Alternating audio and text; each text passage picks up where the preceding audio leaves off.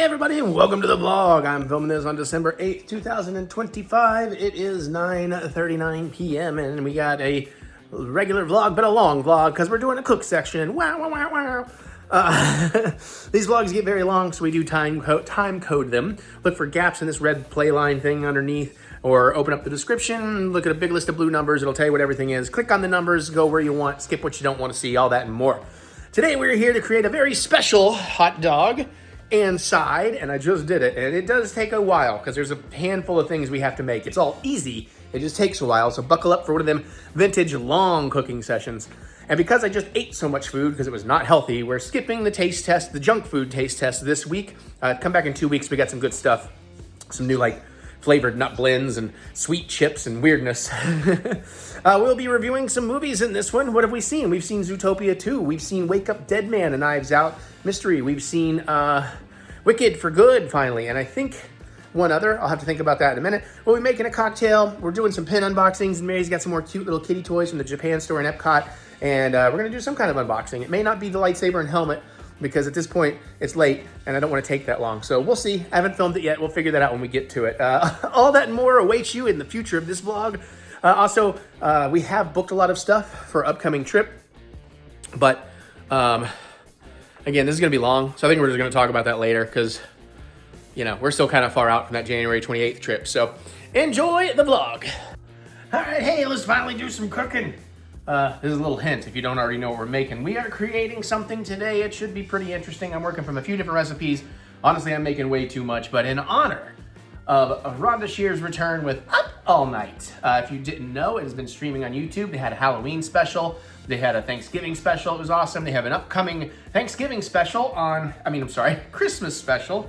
Let me actually give you the proper date of that because this is definitely coming out beforehand.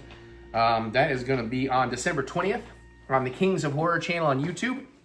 If you loved John Brennan and Yuki from the Joe Bob's Drive-In, they're now on the Rhonda Shear show, doing that crazy antics that I always loved. So I'm very happy for that union. And because of that, of course, I need to do a hot dog in Rhonda's honor. I grew up with Up All Night. That was my hosted movie host, her and Gilbert. You know, R.I.P. Gilbert. So I'm so glad it's back, and it's going to have a variety of movies, not just horror, starting next year, because we're going to have single movies every other week. It's gonna be a good time. So the plan is we're gonna make a special barbecue sauce. We're gonna make a coffee flavored barbecue sauce. And we're gonna make tobacco onions, which don't taste like tobacco. They just apparently look like tobacco. They're basically just breaded and fried, thin sliced Spanish onion, or yellow onion is what I got. We're gonna put that together. We're gonna glaze a hot dog with that coffee barbecue sauce while we grill it up. And we're gonna put a little more barbecue sauce on there and the onions. So you have sort of a coffee and cigarettes theme going for the Up All Night dog. But wait, there's more. You know, I mean, a hot dog, it's kind of just a snack, right? Rhonda's no snack, Rhonda's a whole goddamn meal. So we're also going to, in honor of the Christmas special, make up this thing. I have no idea how it's gonna go. We're gonna call them Krisp Crinkles or Krisp Kringles. I haven't decided. Basically, I've got some crinkle cut fries since we already have the oil fryer out. And I'm gonna make up sort of this play on the Disney Hades relish. I'm gonna use some pickled jalapenos and a little bit of actually I think I'm gonna use Chicago style sweet relish. That's where I don't know if it's gonna work. We're gonna blend that together into hopefully a somewhat neon green sauce. We're gonna put some cheese sauce on those fries. Then we're gonna hit it with neon green pickled jalapeno sauce, and we're gonna hit it with some bright red sriracha, because also Up All Night, it's a little cheesy, it's a little spicy, you know? I mean, so we're hitting all the basics here, so none of this should be terribly difficult on its own. It's just a lot of equipment I'm going to be using because I'm making a lot of stuff at once. So, God, where do we even begin? Well, I guess we begin. Eric will be up all night. I didn't miss the first part, but Mary said something about Eric being up all night. What did you say at first? And this is why Eric's going to be up all night. This is why I'm going to be up all night, because I have to make a whole damn vlog today and still play Avatar. Okay, so first things first, I'm going to make some coffee. Now, a lot of people, if you're a coffee snob, you're going to hate what I'm about to do. I'm not that big about coffee. I've just found it more convenient. I've stopped using my coffee pot for now because, you know, it takes me like 2 hours to drink 3 cups of coffee. I lose an hour in the morning. Granted, now I have orange juice and water with a cup of coffee, but I do instant coffee. Yeah, I know. Shame me in the chat. It won't matter. I don't have shame. So I have 2 packets. We only need half a cup. So the recipe actually says you can use coffee or prefers espresso, but I don't care for espresso. I'm not going to buy an entire espresso machine to make it. So we're going to make a very strong half cup of coffee. I'm gonna use, one of the pack of this is meant for like 8 ounces of water. We need 4 ounces of water. I'm gonna put 2 packs into 4 ounces of water, and hopefully it will dissolve now that I think about it and not be clumpy. But anyways, that's where we're gonna start. We're gonna start with that. I'll run you through everything else as we go because there's so many ingredients here. Honestly, sure, let's do the ingredient list for Eric. We need 2 cloves of garlic. I got 3 big old cloves. We got a yellow, slightly Spanish onion. We got some ketchup for the barbecue sauce. We got some fresh dark brown sugar for the barbecue sauce. It says hot dry mustard powder. I assume Coleman's is kind of hot mustard. I don't know, but it's the only dry mustard powder I've got. Worcestershire sauce. We got some kosher salt. We got some cayenne for the onions. Mary did not bring up the flour. Sorry. We got some ground cumin.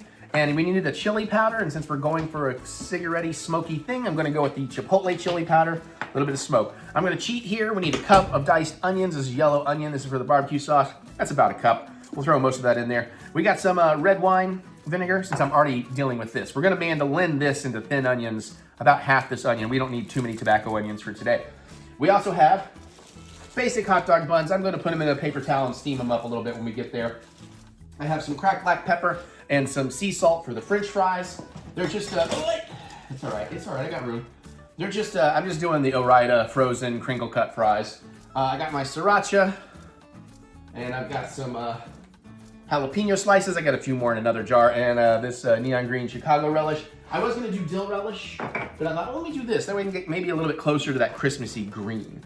We got our oil fryer over there with peanut oil. It says vegetable oil, but I got peanut oil. We'll get that warming up in just a minute.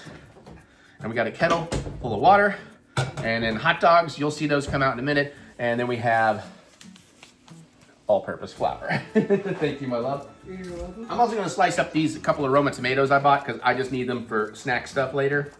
So while I have the mandolin out, that's gonna happen. It is, what is today, 9th? 8th. December 8th, 2025, 7:26 p.m. Let's get to cooking. So first things first, I've got some water in my kettle. Let's get a little flame on that, getting that warming up for that. We're also gonna do slightly different on what some of this recipe says. Shoot, I have not thought this through. Okay, garlic. Let's mess with our garlic. Now this piece has a little bit of rot on it, so I am gonna take that off. Despite being very fresh. I'm gonna take off the little root nubs.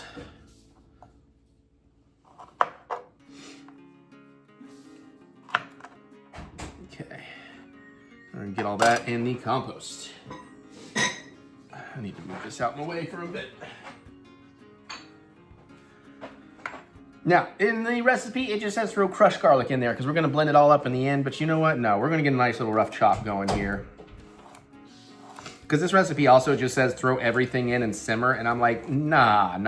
We're gonna soften the onions a little bit, and a little bit of oil with the garlic. And then we'll put in like the ketchup and the coffee and the birds and the bees and the flowers and the trees. Now, I don't have to get super tiny cuts going here. You all good, hun? You need to tell me something or anything? No. You're just thinking. I couldn't see your face, sorry. Yeah, you can't see the thinky face. Right. But I sensed it. Just took me a minute. I love you. I love you too. Mwah. Garlic. Mm-hmm. It is nice, isn't it? Mm-hmm. Okay. I will be back in a bit. Okay. I'll actually get to a bit. Yeah. Running low, and it's that time of year with all the weather changes. Yeah, it's never a good thing when Costco's out. Yeah. All right.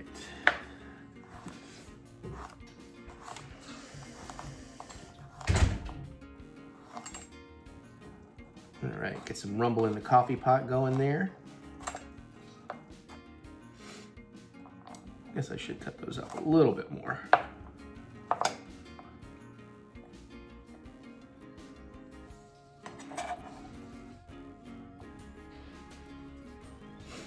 And you know me, I always throw a little extra garlic in there because I do love garlic, and we got to be aware of vampires. Christmas vampires, you don't want that. I feel like that's a tradition somewhere. It's got to be, right? Should be. All right. So we got our garlic mise en place. to get me. I'm thirsty, so I'm gonna get water for the road.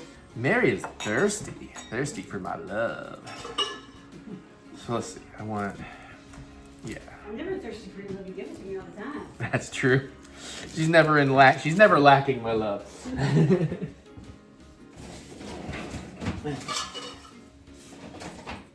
you, honey. I love you too. Let me get some of this onion paper out of my way.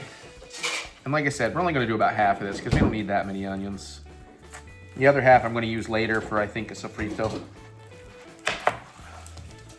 I'll just use this base half.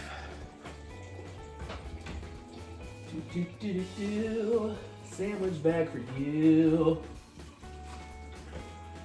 And I got to figure out at what point I want to start warming up my oil.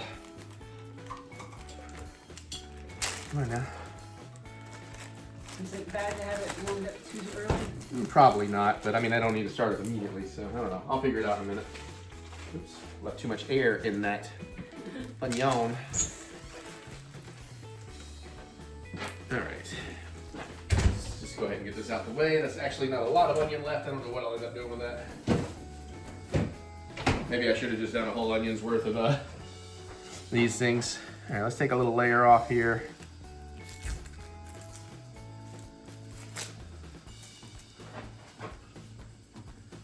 Into the compost heap, fly boy.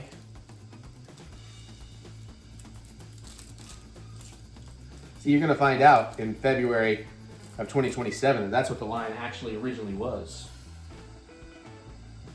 You're also gonna find out that right now I'm absolutely full of shit when I say that. Yeah, if you didn't know, they're actually releasing the original. They have somehow restored. I'm sure there was a lot of AI involved, and maybe not the worst kind of AI, but still, you know. They have restored the original theatrical experience of Star Wars before it was called A New Hope, and they're actually going to do a release of it. So that's going to be pretty cool for 2027. You know, I mean, it feels a little bad because it's completely against George Lucas's wishes, but he sold it. He doesn't get to make those decisions anymore. Crap, this onion is definitely a bit too large for this. That's okay though, I got a plan. I also need somewhere to put these.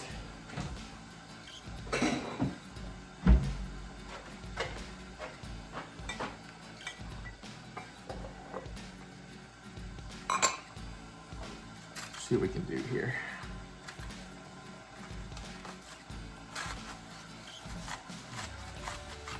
Yeah, okay. Oh shoot, am I on thick? Yeah, I'm on the thick side. Crap baskets. Thin side. That's okay. Those kind of came out thin where they were a little too big to fit, so.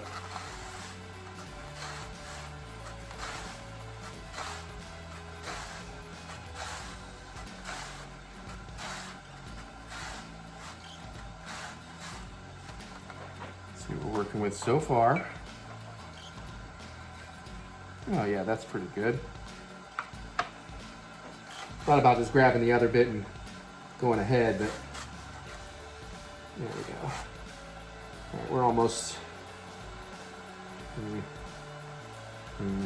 Come on, don't make me. There we go. Oh crap! Almost lost that one. Very carefully, Eric. Okay. Yeah. All right. Whew, let me clean this off.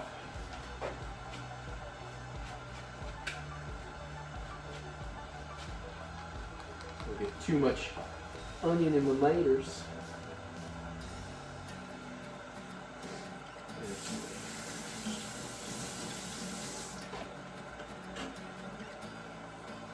Come on now.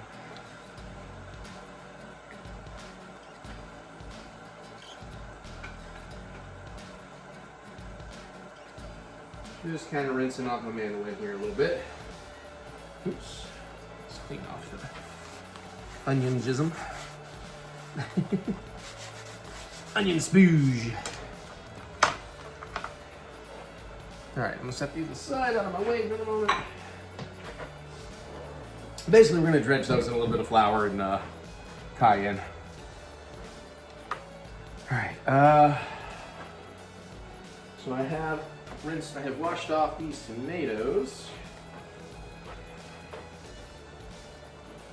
One of them's got a little bad though, but let me take off this nub.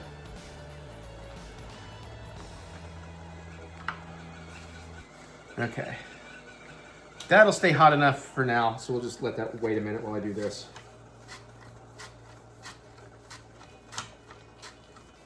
Ooh.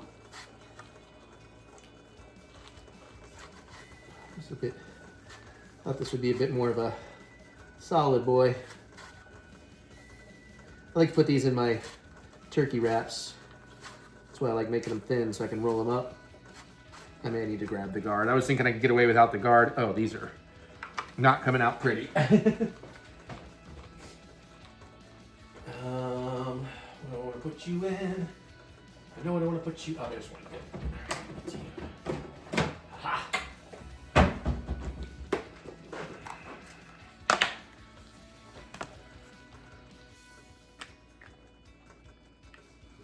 And let me get that guard so I don't cut myself, since these are a bit squishier than anticipated.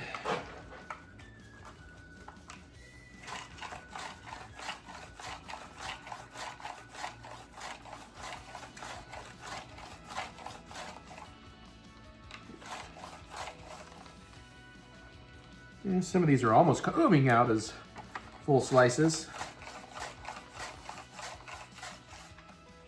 Yeah, we'll stop on that one.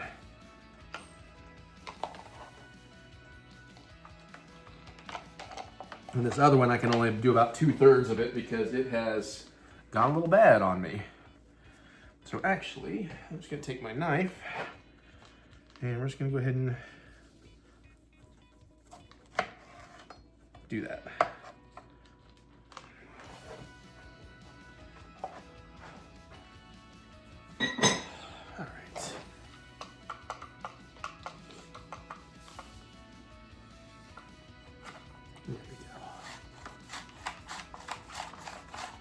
Oops, shot a bit of one out. Now normally I do get nice little circly slices out of this. I don't know what's wrong. I think it's just the ones I'm using today or not. I try to buy very firm ones when I do this, but I think I set on these a little long. All right, so let me clean this up and then we'll get back to our regularly scheduled hot dog making here. Thank you for letting me get that done while I had the mandolin out.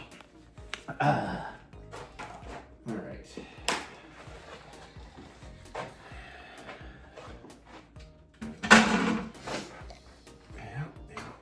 Yeah. And a bottle of chum. Yo ho ho, and a bottle of chum. Okay.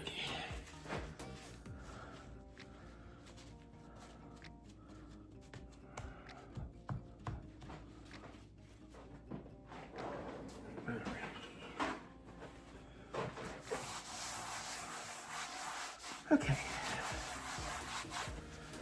A little bit of workspace in case I need it. So now, coffee. I'm gonna start.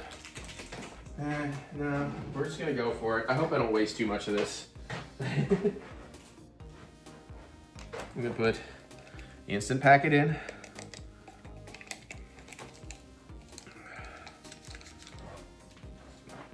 And then let's do the other instant packet.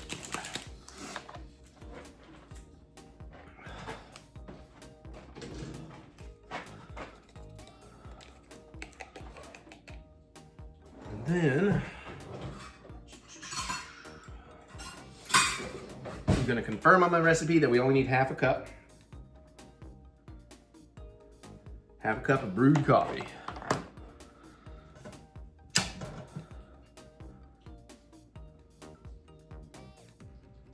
I'm not too worried about heat transfer here because this is all going to happen pretty quickly. And maybe just a tiny splash extra. There we go. And normally I don't necessarily stir this, it usually takes care of itself, but for this specific time, oh, that does smell very strong.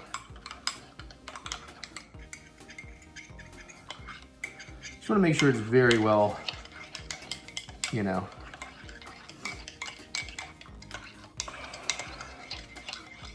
dissipated. That's not the word. Absorbed. I don't want to end up with little grounds in there, which I don't normally. So it'll probably be okay, but I also normally fill the mug up.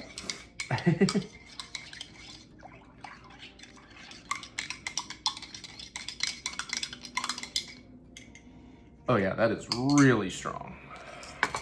Okay, so we can set that aside. Is that all the veggie prep I need to do? I think that is all the, since I'm cheating with these onions, I do think that's all the veggie prep I need to do. Go there right now. All right. So now let's start making our sauce. So I am gonna do a little bit of oil in the pan. Let's get that back on like a medium high. Is that what it wants?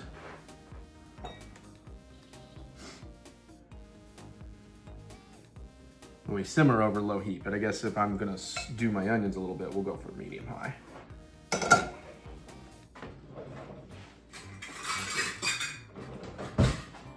And I'm not sure I think there might be more than a cup in here. So let's actually, I don't wanna go too over. I mean, it's a barbecue sauce, you know, ain't gotta be perfect, you know what I'm saying?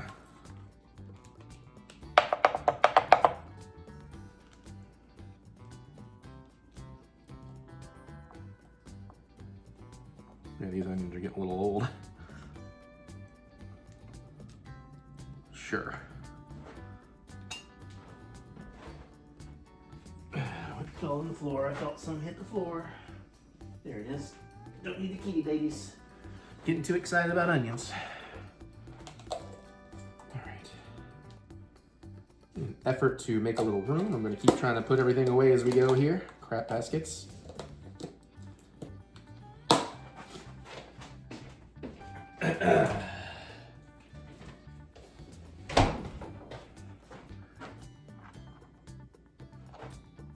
Okay, so there's our onions. And we got our garlic peeled. Oh crap, that was stupid, but I don't think I'm doing any more food prep on this. I could probably get rid of this. Okay. Let me get some measuring tools out here. I need a cup for the ketchup, I'll just throw it in there. Quarter cup for the red wine. Well, brown sugar, we'll do the brown sugar, we'll do the red wine after. 2 tablespoons, tablespoons, tablespoons, tablespoons, tablespoons. Let's grab a couple of tablespoons, we're gonna need a few.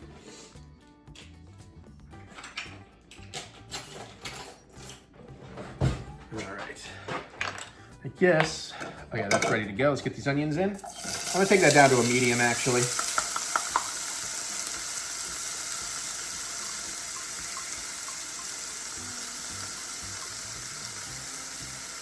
Don't want to burn them.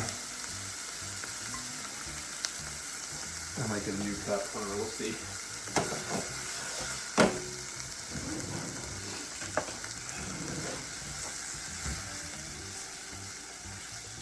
And we're gonna simmer them all the way down, but we're gonna do a few minutes here.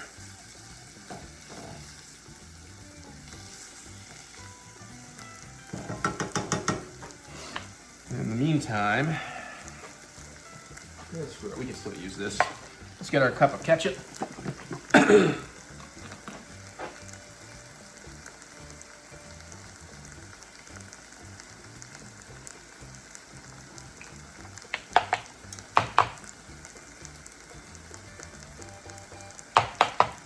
looks good.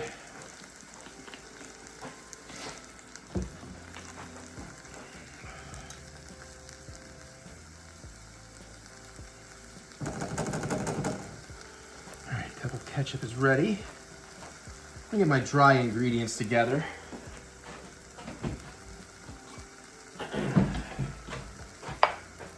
All right, tablespoon of ground cumin. There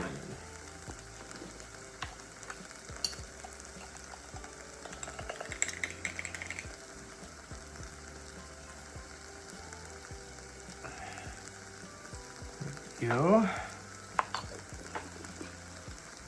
You're good. Oh, I need to get my, well, once we get to the simmer section, we'll get the oil going. Yeah, the longest part of this is really going to be the barbecue sauce. Everything else is going to go pretty quick. Okay, so we also need the dry mustard, 2 tablespoons of the dry mustard.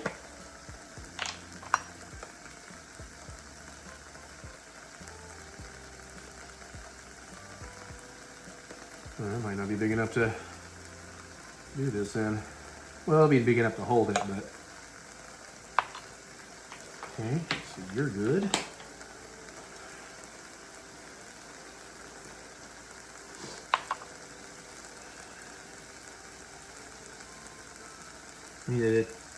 We need 2 tablespoons of cumin. Shit.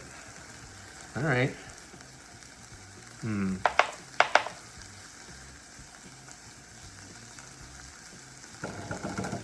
Yeah, it's almost okay. I may have gone a little too fast in getting the onions in there. Oh shit, we're gonna need more ground cumin.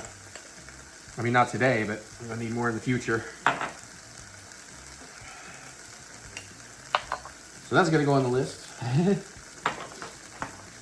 For this, we need 2 tablespoons of chili powder. And again, I'm going with Chipotle. Use whatever chili powder you want.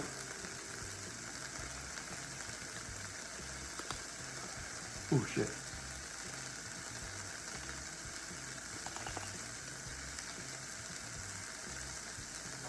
And we're gonna call that there. Okay. So that's my dry seasoning, except for the brown sugar.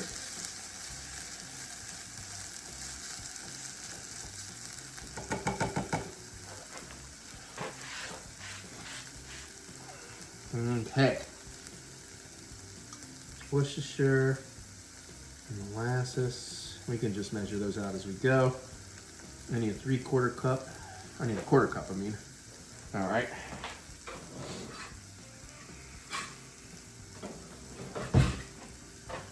Let me get the brown sugar ready for us when the time comes here.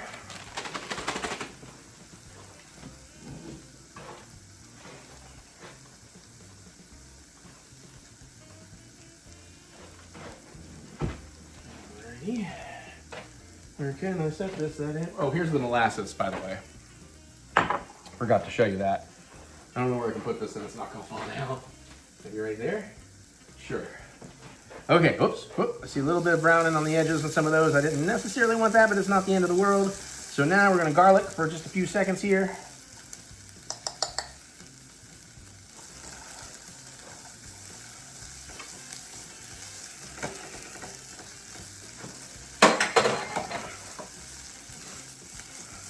Okay, I'm gonna bring this down to a medium-low. Now let's go ahead and kind of flatten out a layer here. And then I'm gonna go ahead and put our dry seasoning in so we can kind of toast off the season a bit. There's a lot of dry seasoning.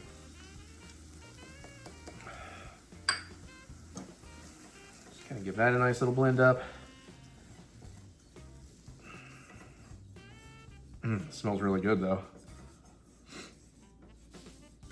All right, let's go ahead and get the ketchup in here.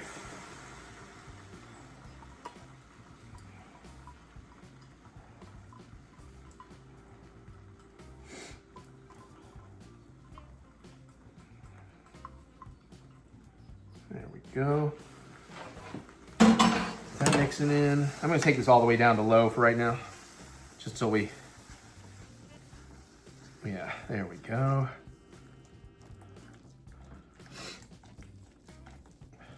Okay, let's get our coffee in there.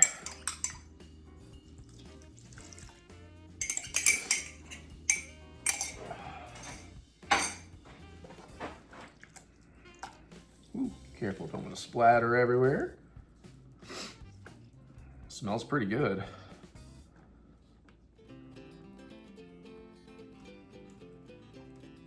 All right, now need some wet ingredients. 1/4 cup of red wine vinegar, coming right up.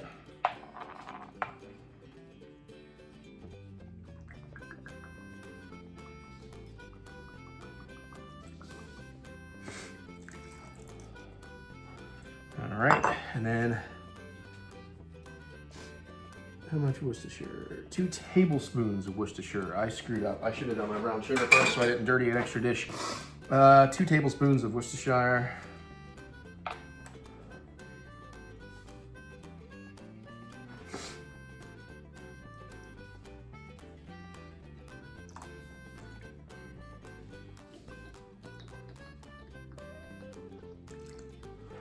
Nice.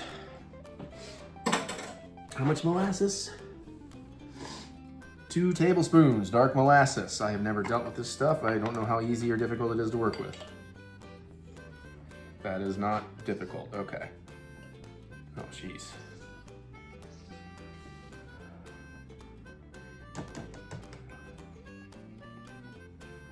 It's messy as hell to work with, though. I'm just gonna pour a little extra in there because I don't think I'm getting that much out of that. Ooh, okay.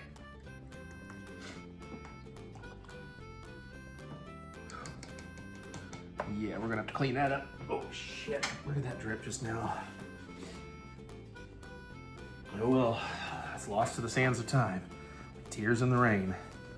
All right, I'll give this a better clean up in a bit. I just wanna keep it from going. Let me stir up. We still need the brown sugar, I think is the last ingredient in here.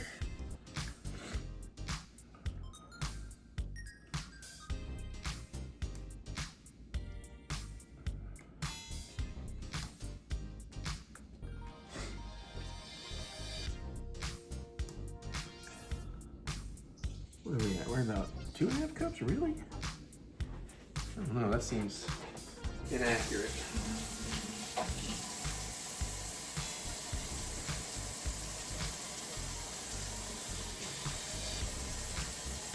Okay, I think I kept my fingers from getting sticky.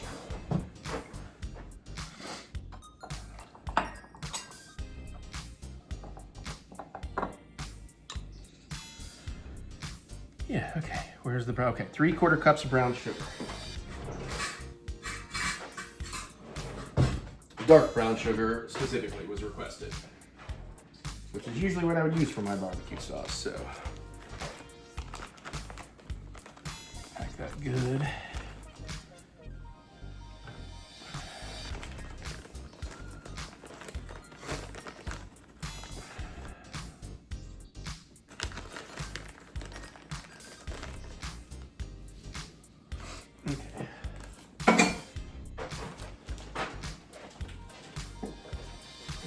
We'll seal that up in a bit.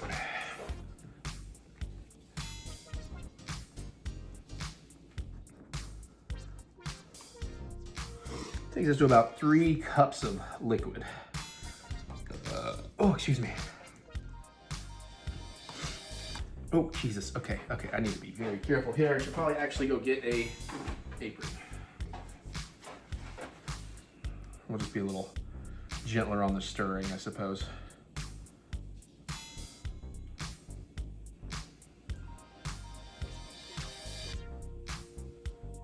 Okay, smells pretty good already. It's got a good color to it already too. But we'll simmer it down for about 20 minutes or so. And then we'll throw all this into a blender and make it smooth. Or I guess a NutriBullet probably.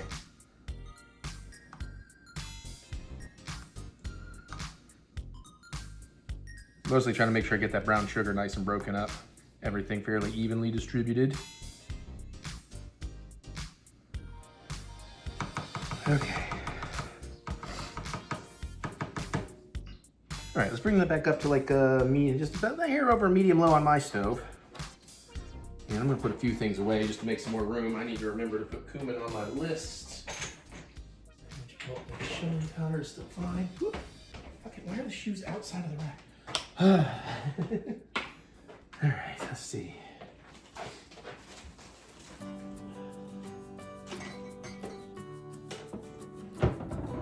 All the oils, all the vinegars.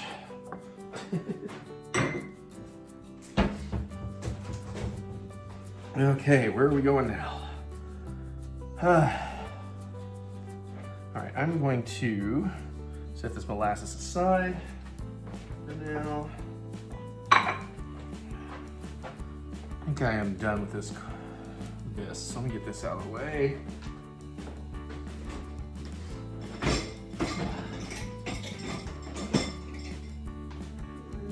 clean up in a bit, and then do it now because I want to make sure we get everything else rolling correctly.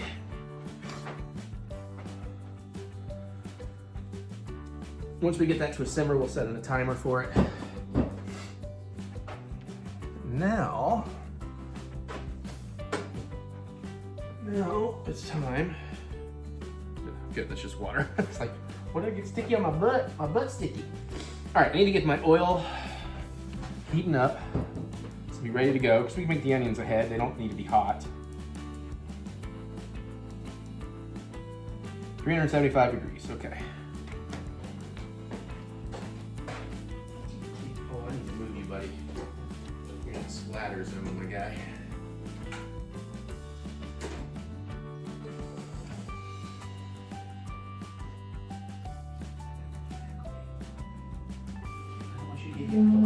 Whoops, sorry.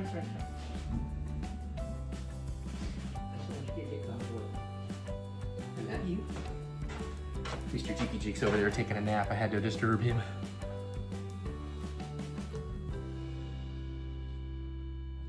Okay, yeah, that's coming together. Obviously, it'll thicken up as we simmer. Okay, so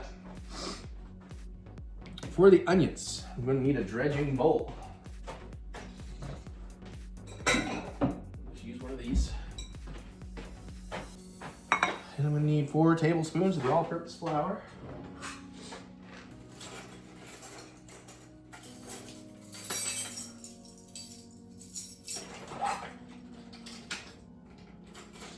Where did that one go off to?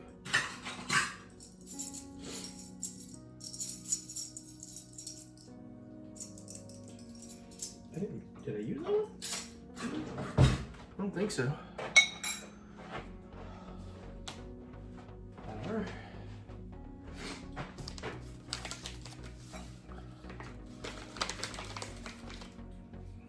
Put you up here for now.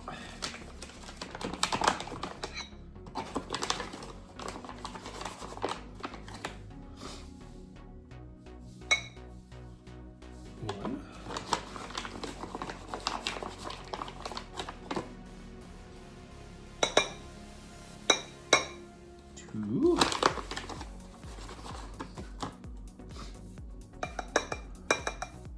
Three.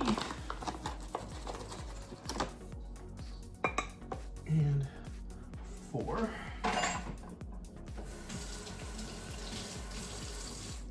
I should probably get my ring off. This part's gonna get messy.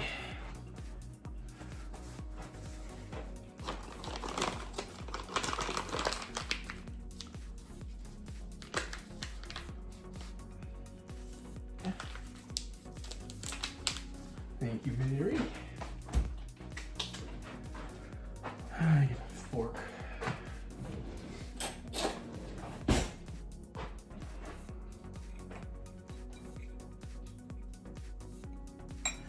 All right, and then how much other stuff? We've almost got a simmer going here. Getting close. 2 teaspoons of cayenne and a pinch of salt. I'll go ahead and do a pinch of salt since I'm right here. And give it a heavy pinch.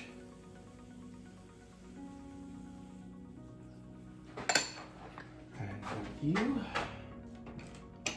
What we do? Teaspoons.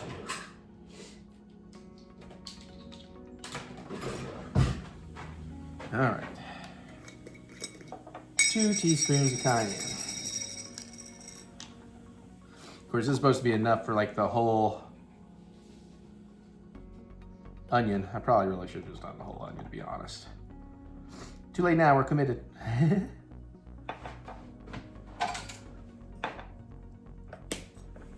Okay. Echo, set timer for 20 minutes. 20 minutes, starting now. It's not a huge simmer, but it's pretty close. So we'll let that lie. And this I'm gonna just kind of, you know, get everything incorporated here.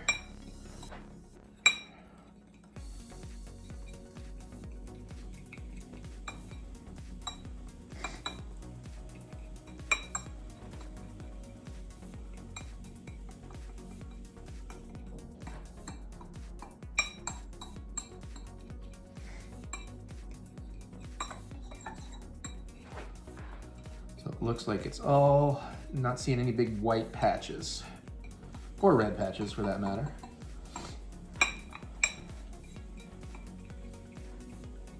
Okay.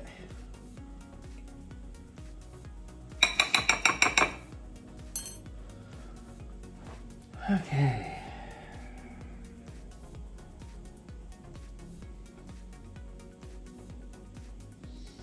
Yep, gotta toss the onions in there to well coated. Oh, we're supposed to do these in batches. Interesting.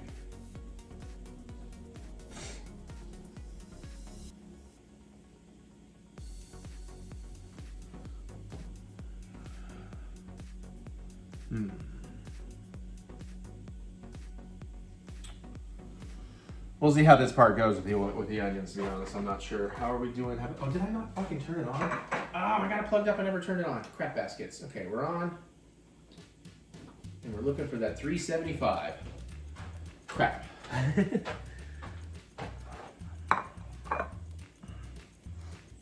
Let's break all these onions apart while we're here.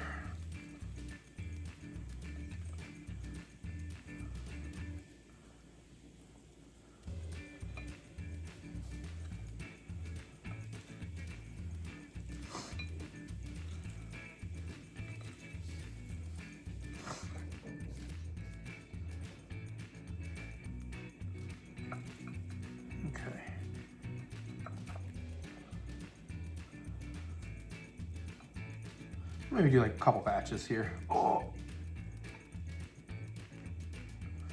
And I should be doing wet hand, dry hand.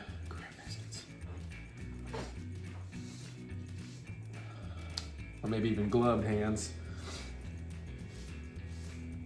So we'll dredge the second run while the first run is, you know, whatever. You know what I'm saying.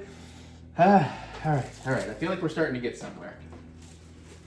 I guess in the meantime, I guess we'll use this. Can I take it off like that? Is there a button? Just need to take the lid off. And I think we're gonna try and mix up our pickle relish jalapeno hybrid in this, because I don't need a lot of it.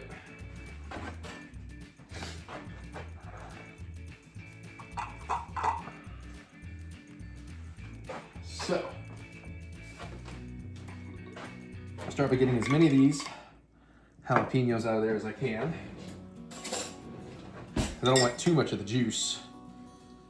We probably want some juice, but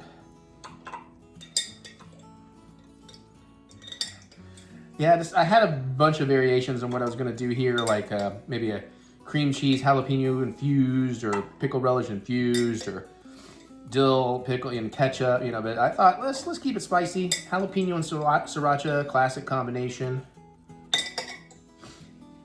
And then I didn't have that many jalapenos, so I was like, well, what if we actually mixed in a little dill? And then I was like, well, I don't have much dill relish, but I do have this neon, and it's like, well, a little sweet heat might work, might be awful. And now the next question is, do I use like a Cheese Whiz cheese, like kind of an American cheese sauce, or a nacho cheese sauce? I think this would be better with a nacho cheese sauce, but I don't know that it exactly pairs the way you might want. Okay. Now let's get a little bit of juice in there, not a lot. Just a tiny splash. We'll reserve that for later in case we want more. And now let's get some of this. Almost blue. Oh man, I guess it kind of stuck the lid together at some point recently. Because it's very sticky relish. Uh-oh. There we go. I thought this would be, my plan was going to be foiled by not being able to get a lid off.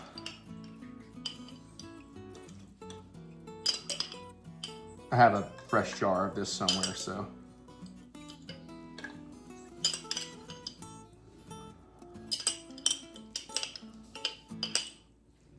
Okay.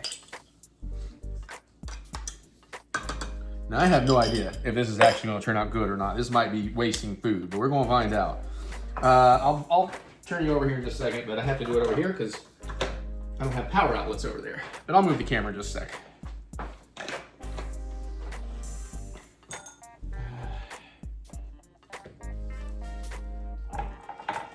much crap over here. Okay, how are we doing here? Still heating up, still heating up. We are simmering nicely. Yeah, you'll be able to see what I'm doing there. Okay. Don't want to make a loud noise.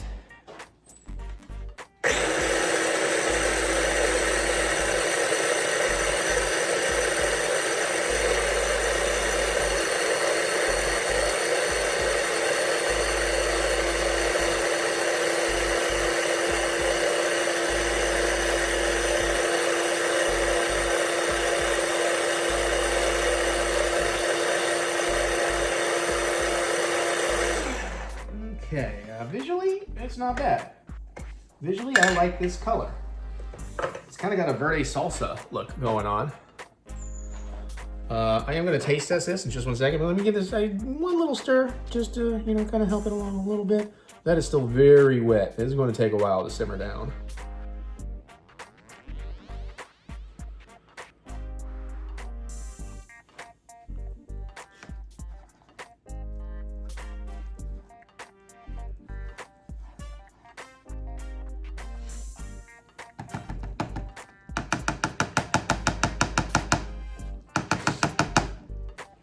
Okay, let me see if this relish is gonna taste good at all.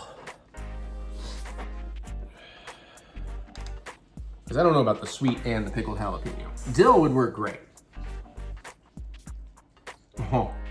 Oh, that's actually fucking awesome. Oh, yeah. Oh, that's like cowboy candy. Oh, that's fucking awesome. There you go. All right. Oh, yeah. Whew. A little bit of a kick going now.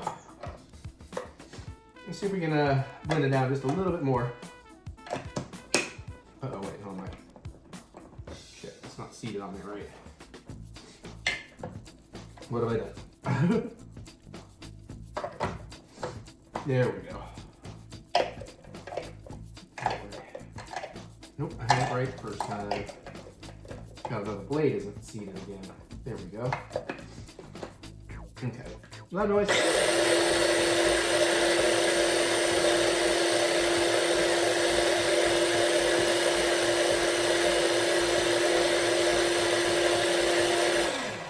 Okay. Maybe a little further.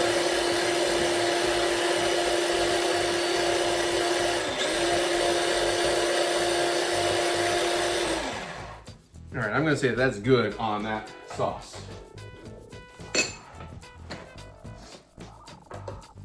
So I'm just gonna set this over here for now. And in an effort to make a little space, I'm gonna get this thing put back away. Where did the twist tie go? There it is. Now the next trick is, do I have a cup big enough for my NutriBullet to blend this barbecue sauce down, because I think both my big cups are actually tied up with old sauces in the fridge that I keep forgetting about and need to get rid of. Okay, well, that's a blade thing. Let me blender part. Is there? Oh shit! Oh shit! No, so there's not more back there. Oh, yes. Haha! Beautiful. This guy's just a little too small.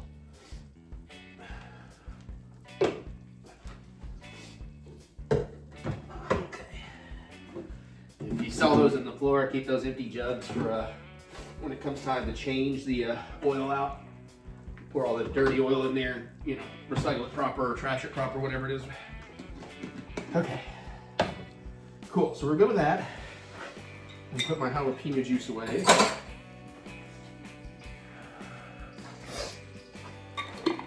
And save that for a pickled jalapeno teeny later.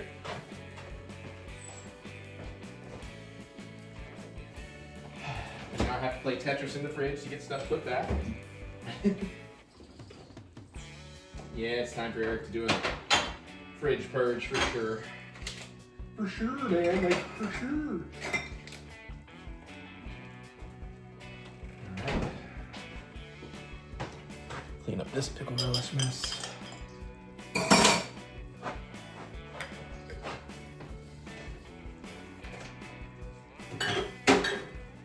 One thing I enjoy about cleaning as I go is you see the sense of progress. I have less stuff out. Okay, I'm gonna go ahead and just, I got some flaky sea salt. This is gonna be for the fries when it comes time. It's just so I can get some more stuff out of the way.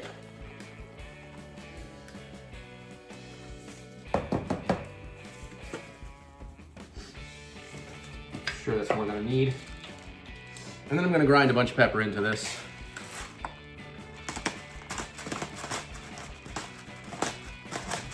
Because I like some pepper on my fries.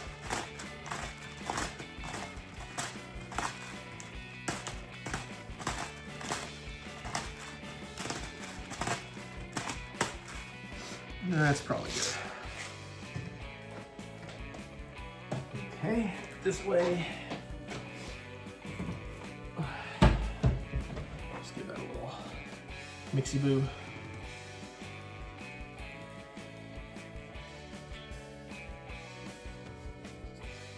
My hands are clean. I cleaned them before we cooked and I haven't been licking them or nothing. Plus, I'm the only one eating these probably. So we got the salty seasoning. Whew. Well, it's smoking. Ugh, okay. Not a huge fan of that. But let's, this is where we hope, this is where we wish Mary was home. In case I fuck shit up.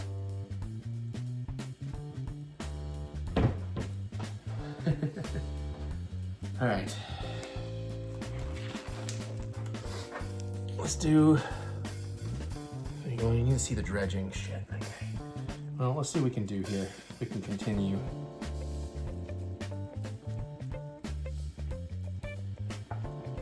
Just trying to make sure everything is nice and coated. It does look pretty good coated, this first batch. All right. Well, in that case, move this over here. I will show you what I'm doing in just a moment.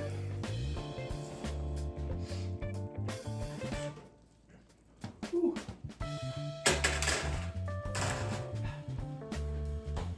Okay.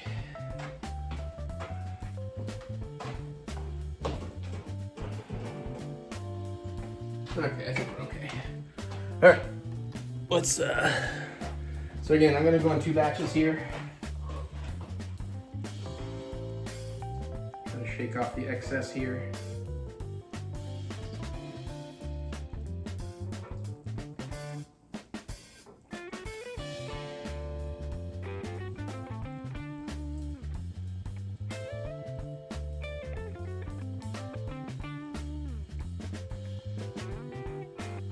Lock my stuff back down to the next round of onions.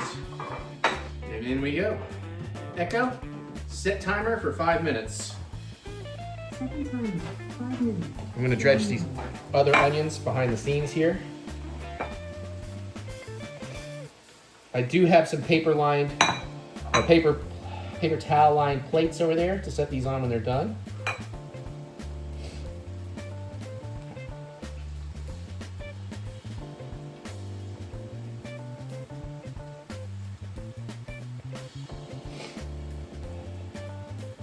I always wanted to make these. This is my first time. I can tell you right now I should have made a bigger bowl for the dredging. It's a little bit cramped. It's not awful, but it could be better.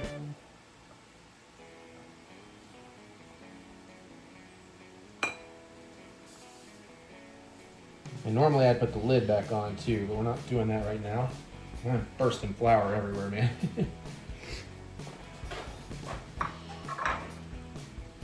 So it's supposed to be 3 to 5 minutes, 375. We'll see how that goes.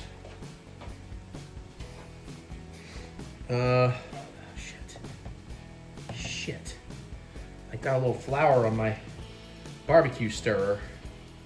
No, that's fine. I'm gonna give this just a little stir down here. It's still pretty watery.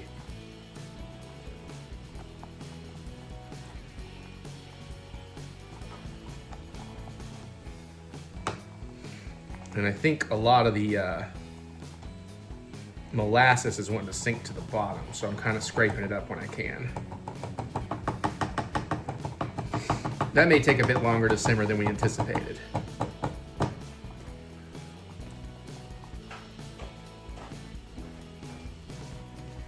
Those are looking pretty good though. Oh, I just realized, yeah, I'm gonna re-glove for this next thing because I need my right hand. I'm too right-handed to. That's fine. That's okay. We'll make it work. But we're getting there. We are getting there. We are through all the hard parts really now.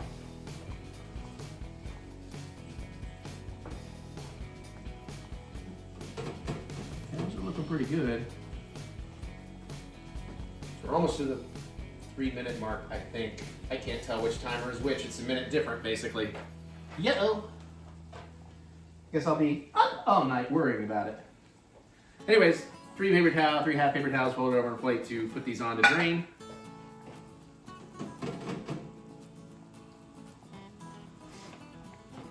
Honestly, they're about to look about right. I think 3 minutes is going to be good. My barbecue sauce is thickening up a bit. It's just not coming on as fast as I'd hoped.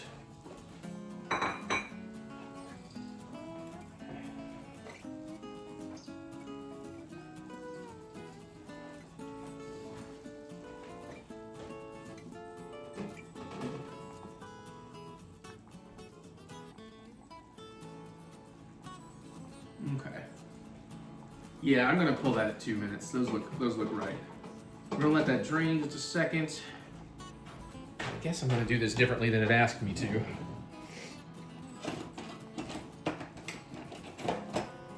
Oh, come on, I found every pair but the pair I'm looking for. There we go. Tongs.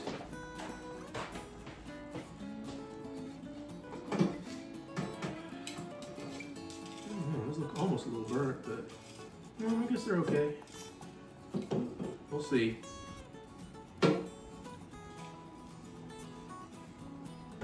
Maybe the next run should go a little less.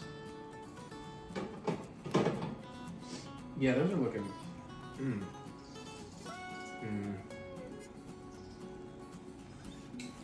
They look good-ish. They definitely look a little burnt. The other side didn't look so bad. We're actually going to run those a little bit less on the next run here,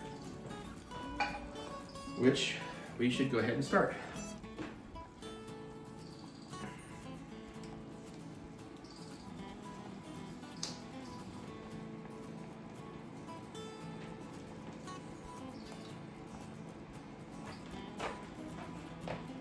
Oh, this is the air quality. We have the air quality thing up in here. I gotta turn some vents on.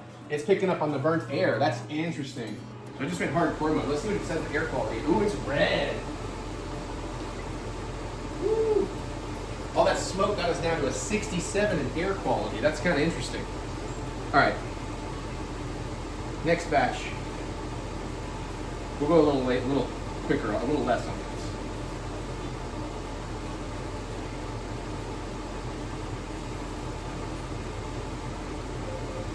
Echo, dismiss.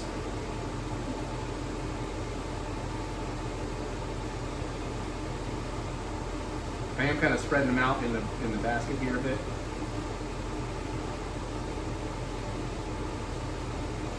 This does have some of the thicker bits in there too, so.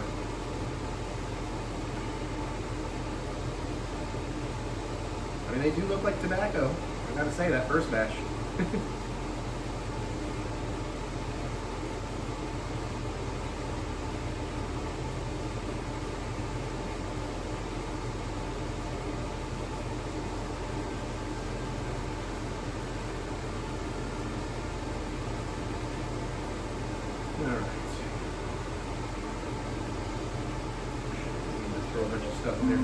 Echo, dismiss.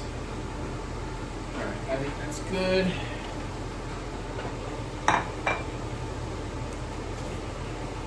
At least this way I'll know which timer's which now. All right, Echo, set timer for 2 minutes. All right, sauce check. Yeah, that's way too watery still.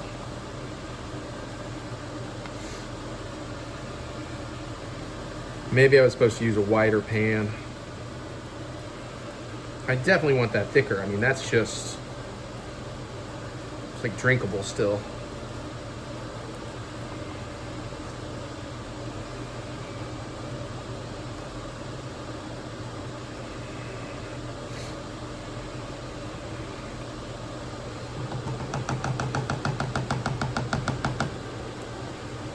You know, just keep letting that go.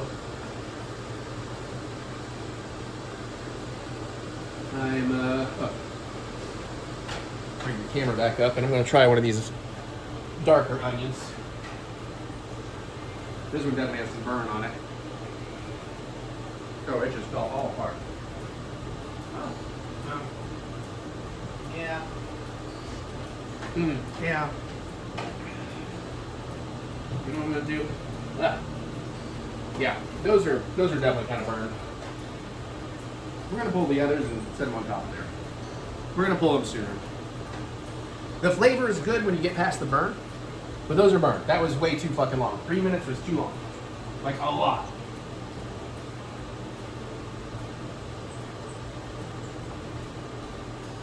I'm glad I did this in batches.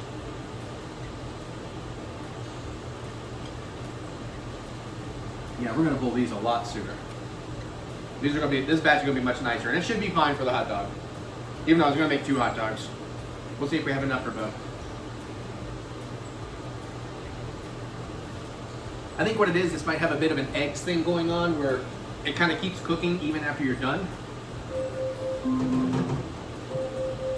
Echo, dismiss.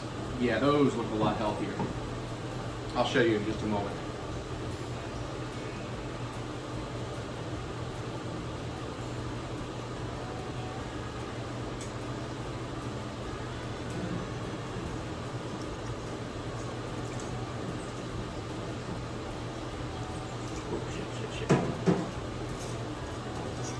Still pretty drippy.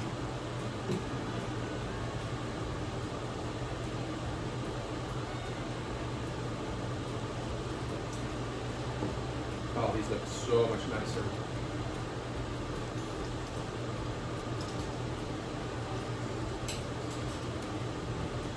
Okay. Now a little on the plate.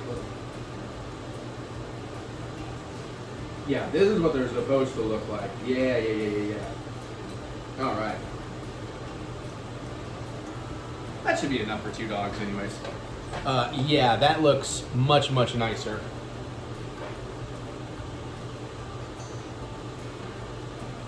Baller. Yep.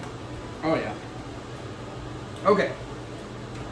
Okay, well, we don't want to do the fries yet. So I may want to, put the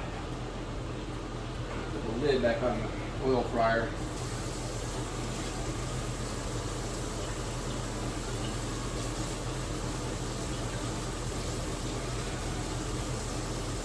Oh, Jesus. Oh. I think it's supposed to do that. Huh. I just discovered a thing.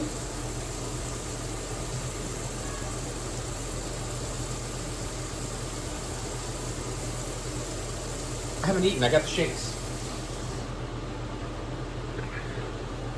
Okay, those are much nicer. How's the sauce? It's still really...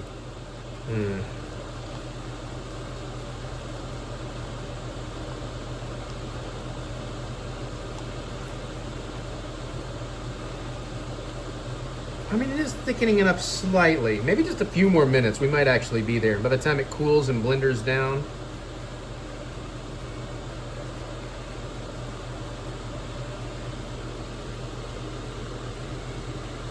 That's quarts. Where's the cups?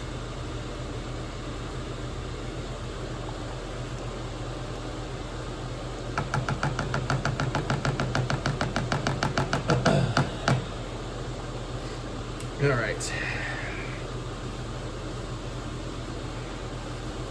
I'm cleaning my space here a little while we let that all finish up.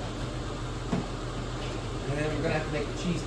There's no cheese decision to be made. I'm gonna, oh boy, I have no top rack room, huh? This is gonna be a double run kind of day.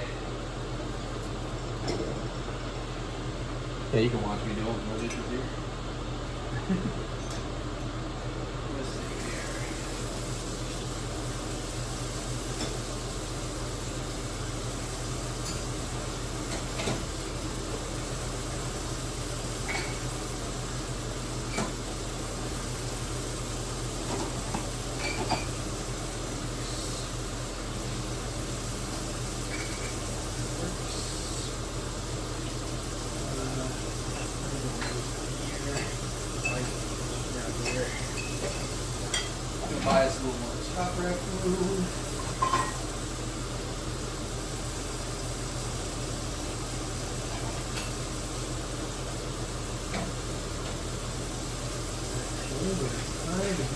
okay here, all things considered. So far. I guess there's still a lot of things I'm not considering.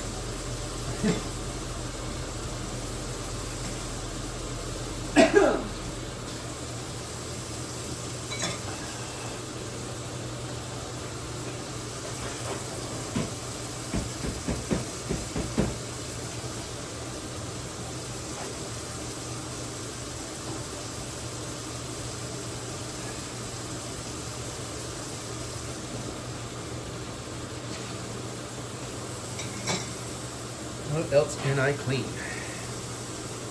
You're gonna get clean. You're gonna get clean. Everybody, almost everybody, not everybody. Most things are gonna get clean. All right, it's already 8:30. I need to run that. Because you know, we need to have Mary's coffee pot clean in time. We're gonna have to run on turbo mode here. About the time I get this done, I think we will be good on our barbecue sauce. I hope.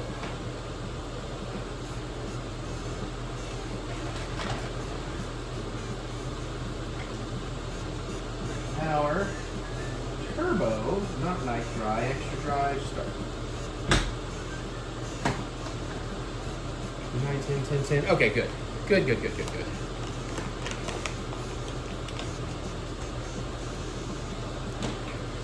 All right, so I gotta clean up that molasses bit. All right, I think I can take this back down for now, just so it's less annoying. Check in on our barbecue.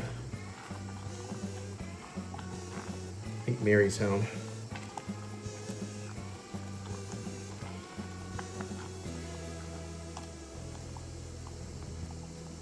Okay.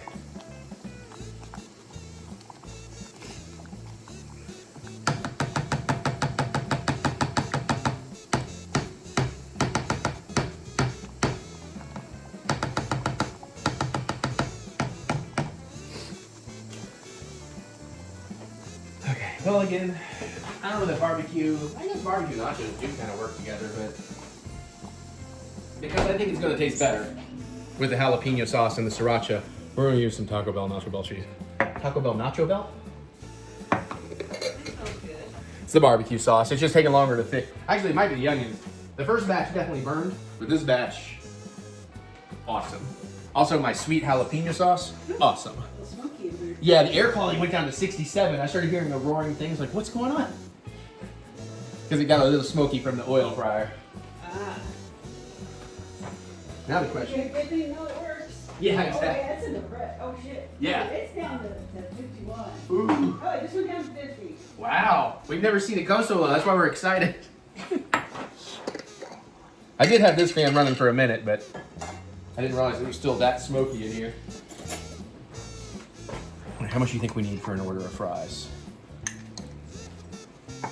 Boom, right? I mean, I don't want to overdo it. Oh, since when did you ever overdo anything? We're just gonna heat that up in the microwave to make it a little melty once we get the fries going. Okay. I gotta stop eating these onions though. But I'm one step closer to making onion rings. Because that's basically all that is. I just cut the onions thicker. Maybe a little panko or something in the breading.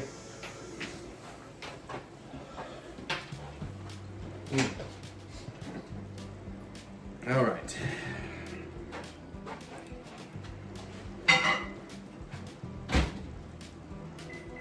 I'm just gonna get the cheese started melting even though we're kind of a ways away from it. Let's take a look at the fries and how long it's gonna need. Because obviously the burger is gonna take longer.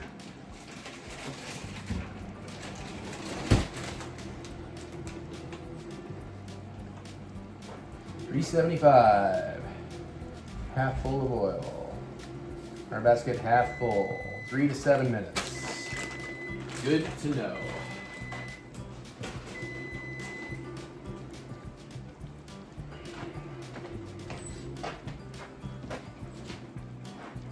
Okay, yeah, that's starting to thicken up nice now. Yeah. Ooh, Mary's trying an onion. Oh, you got like a very chicken one. Ooh, barbecue sauce smells real good up close. Not bad. Mm-hmm.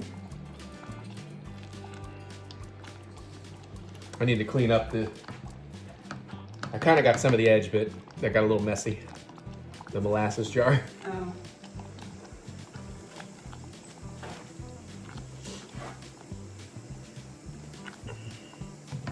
Oh yeah, this sauce is just about where I want it. Of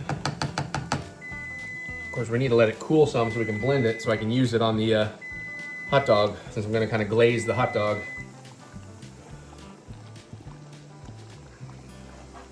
Right, cheese. It's pretty good melty already. We'll melt it a little more when it comes time for the actual fries.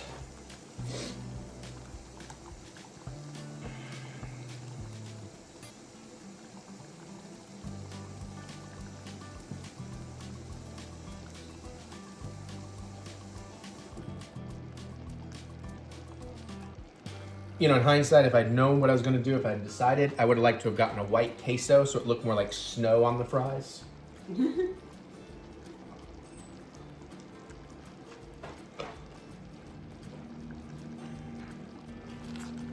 Okay, yeah.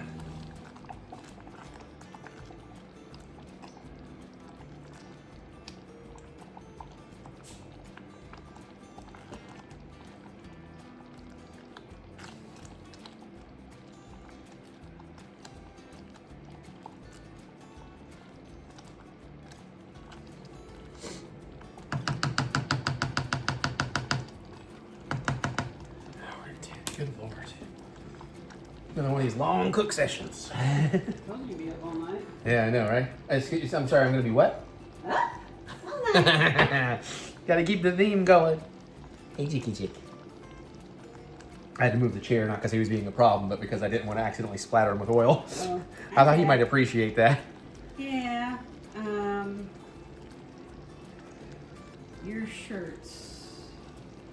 I need to do 20 minutes so I can get them out. Okay, 20 minutes on what hot. Low, not the second low, like not the ultra low, but the low. Okay. So Just standard 20 minutes low. Okay. But the problem is I need to be ready when they're done. So hopefully I'm done here in 20 minutes. I will come up and take care of them if you're not. Okay, all right, thank you. I need the dryer. No, fair enough. So, Oh, well, you don't need the dryer yet. well, I still need the dryer. Well, yeah, but I mean, you don't need it right as soon as you thought you did. This little technically only has 10. Okay. Yeah, now we're talking. Okay. I think that is good. All right, barbecue sauce can chill for a bit. I use a grill clamp. Chill. Chill. Yeah, God damn it. Shut the fuck up. Might as well, since I'm going to be doing more dishes, might as well get an extra cup. You'll see why in a minute. Well, in a few minutes. I'm going to use this because we're going to...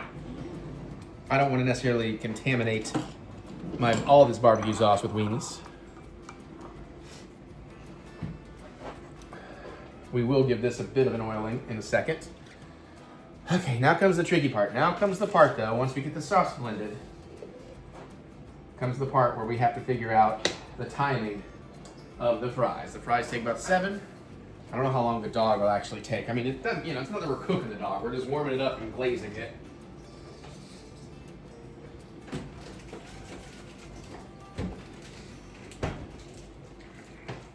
We're gonna use all beef dogs because Rhonda's worth the good stuff. I'm gonna make 2 of them for myself here tonight. I guess in the meantime, while we're trying to get other things and get ahead of stuff, we can kind of get bun plate prepped here.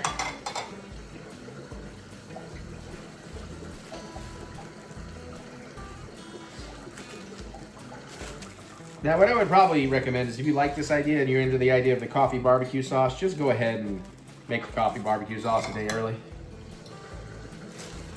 And that way all you're really doing is the onions and the fries or whatever. And grilling up your dog, if that's the way you want to do it.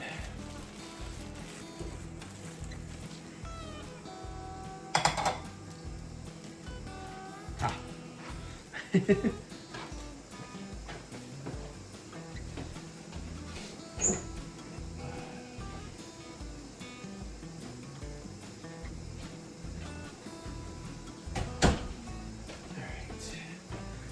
We will wrap that in the damp paper towel just before we start cooking the dog, so we can run the microwave super fast. These are very fresh too, so that's good. Okay. We don't need this to cool all the way, but I do need it to cool some.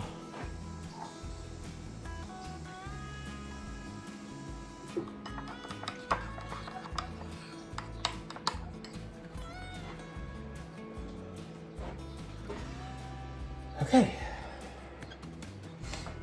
Okay.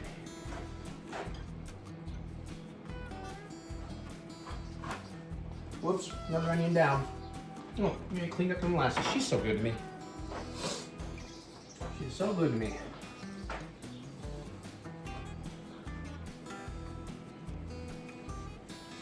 Okie dokie. Well, I guess there's no real reason we can't be go ahead and get this in the jar. Maybe when we get out of the hot pan, it'll clean up a little faster.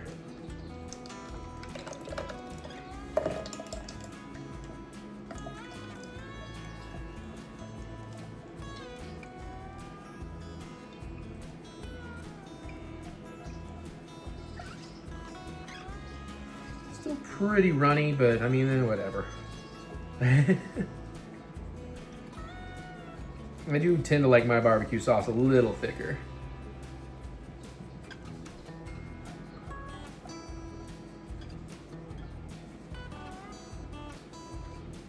And we chose the right tool. That's good.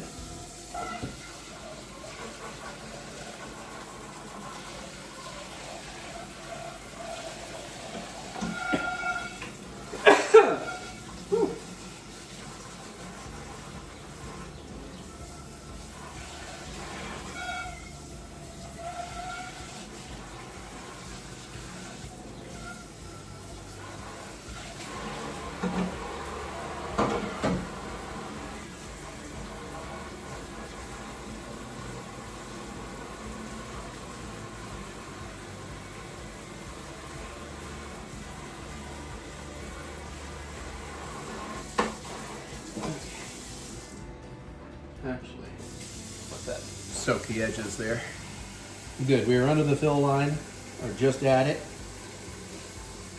Actually, I don't see it. Yes, we're just under the max fill line, so that is perfect. All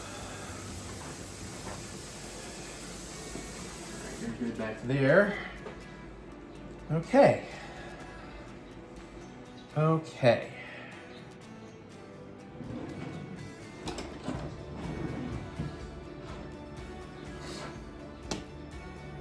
Let's do.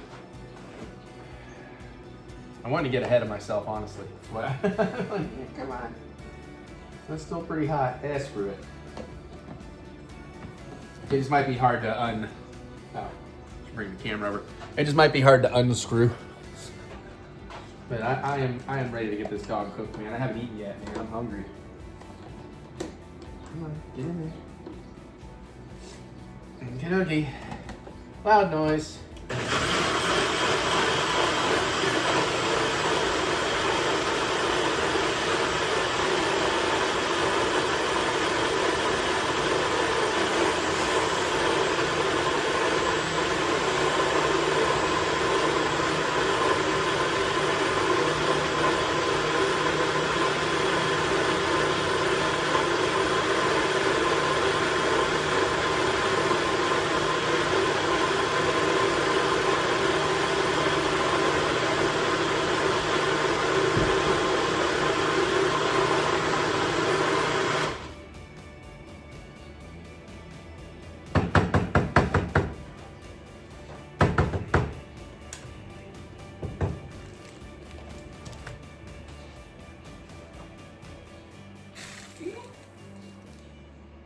Okay, depressurize. Whew.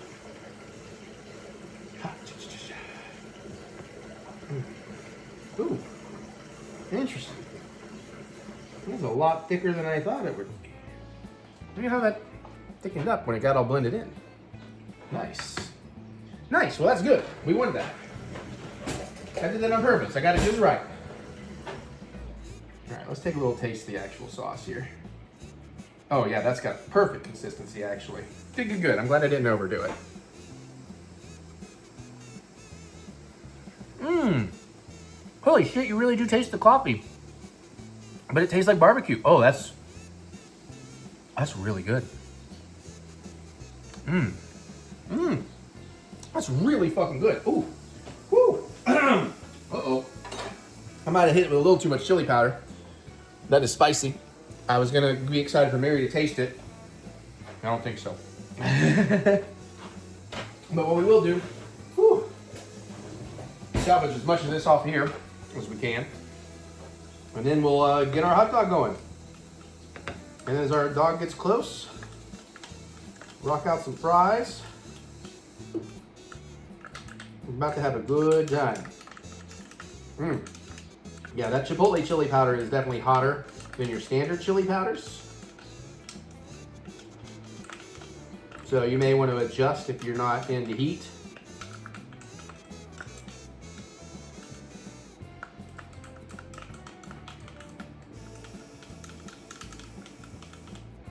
Yeah.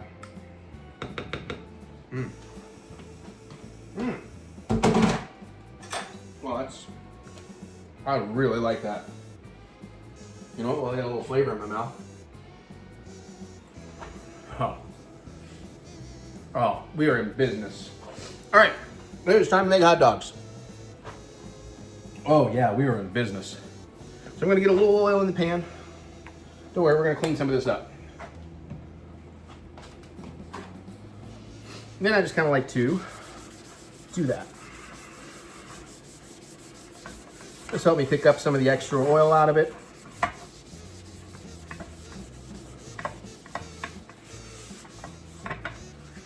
There you go.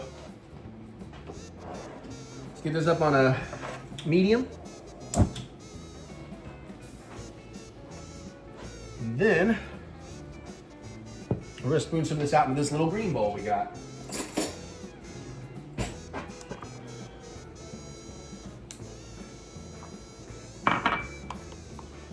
So this is gonna be the glazing bowl.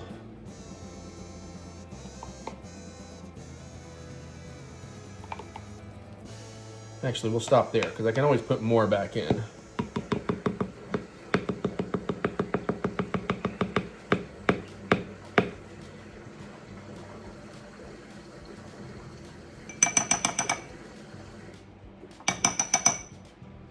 Hey, screw it. I'm gonna eat it. That's wild, dude. You can taste the coffee for sure, but it tastes like barbecue sauce. It's really good.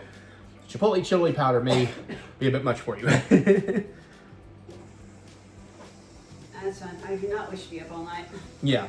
Well, I mean, it wouldn't kill you, but it's definitely like, oh, that's a bit more punch than I was expecting. All right. I'm gonna prep my buns.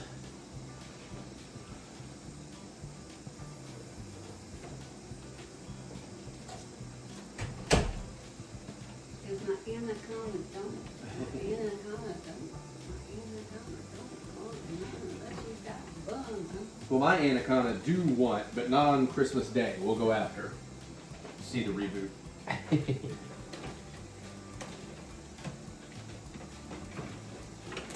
All right, so we got a moistened paper towel, like we do. Wrap our bunny boys up in there. And they will be ready for the steamed heat. Let's get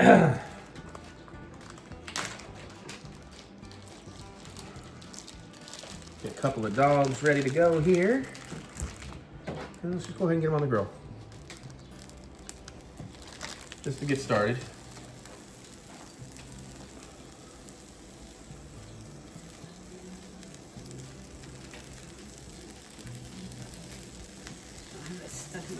Well, you did it to yourself. I can fix that for you. I know some songs. No, I'm good.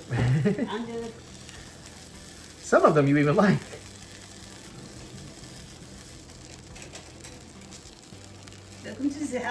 No, I wasn't going for that one. You said they're ones I like. I said some of them are ones you even like. Okay, I think that's a good start. Just gotta get these settled where I want them. Okay, let's get some fries into the oil, because this ain't gonna take too long. The perforated? Oh, look at that. Nice, okay. And hopefully, these are, they still got a lot of ice crystals all over them. Shit. I did try to thaw these out because they've been in, not a deep freezer, but we realized they're in kind of an awkward freezer. So I tried to thaw them out and then, refreeze them, drain some water. Some of them I had better success with, I can tell, as I'm peeling them.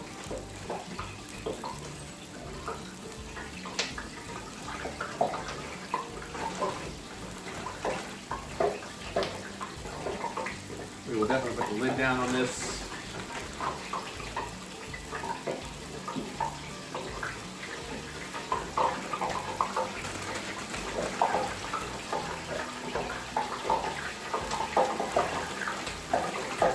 And then that's probably enough fries. Wait.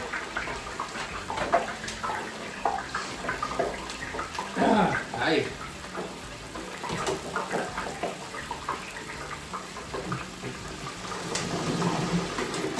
Echo, set timer for 6 minutes. It does say 3 to 7. We need to get that thing back up. Noisy fan.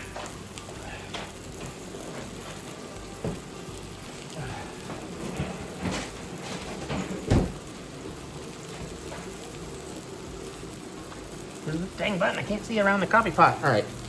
Ah. Cut those.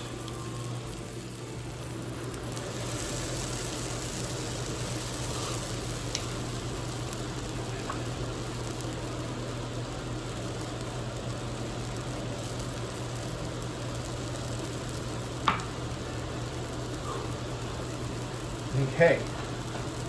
Back to melting my cheese down a little bit.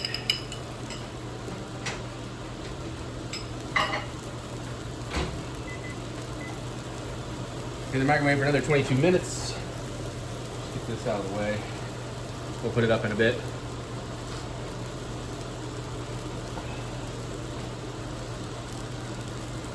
I did 6, right? So at 3, okay.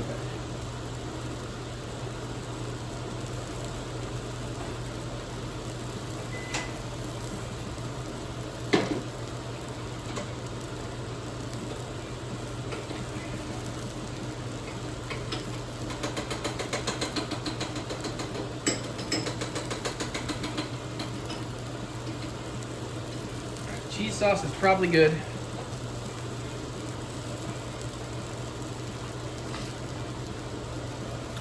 Frantic, hectic time.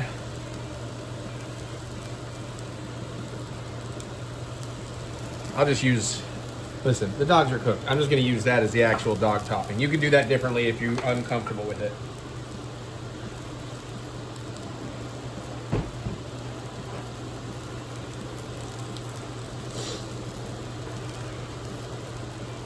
All right, it's been almost 3 minutes on the fries. It's been a little over, just a hair over 2 actually.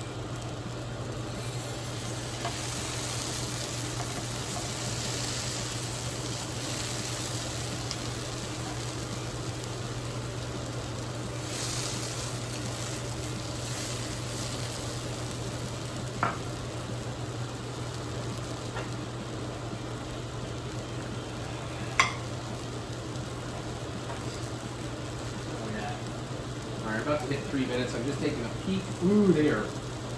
Oh, I've never seen that. That's kind of bad, man. I've never seen my oil have like a layer of foam. I think it's all the water crystals. We'll let those go. We'll give them a good 4 minutes. 3 minutes looks a little too under. I need to start thinking about how I'm plating. Also, we will need to rewarm this cheese a little bit once the fries come out. I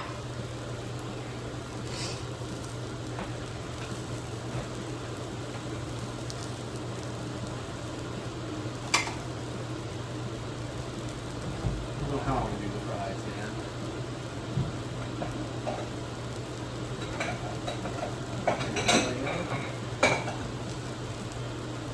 Sure. We're gonna throw fries in this and top it. It's the closest to white I've got, but I wanted something with some ridges to hold cheese and stuff in there. I'll just leave my hot dogs on this plate.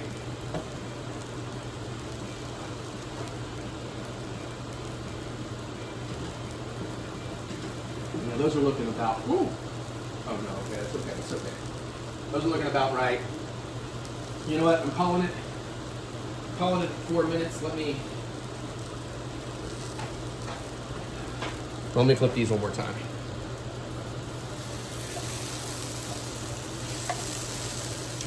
Don't need to glaze them anymore, I think they're fine.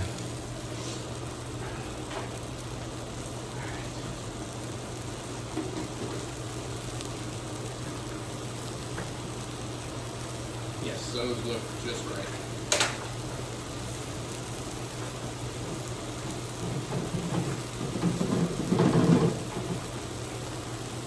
Okay, give that just a second. Where's my salt, pepper? Where did that? There it is, okay. We'll let those drain a second. I'm gonna throw the buns in the microwave, 15 seconds. I'm gonna take the heat off, let the residual do the rest there. And let's try to get these on the plate without too much mustard fuss.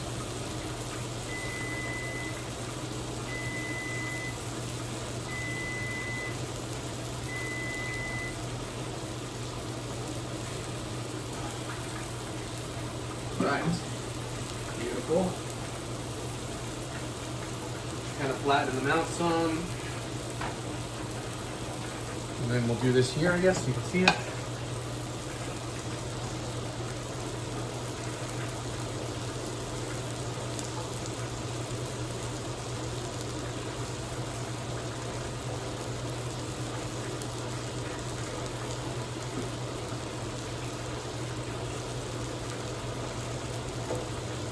Okay, I don't want to go too hard on it.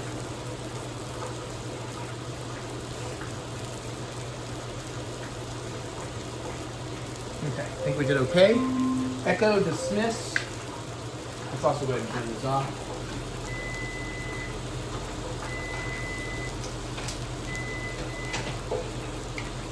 All right.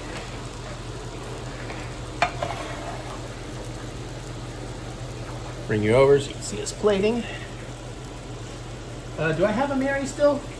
Or did she go to the basement? Shoot. Well, I can do this all myself, I guess.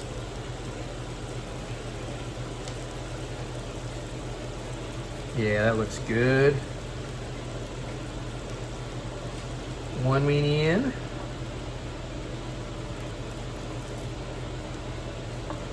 And another. Oh, good. I might could use the help just for like the photo session part. You got a second, I'm still building. Okay, so we got that.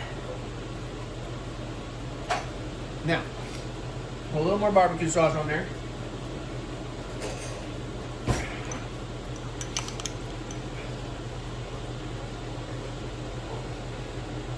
I'm sorry. I didn't know you were coming right that way. I didn't mean to cough it. Luckily, you weren't that close, so I didn't hit you right in the face.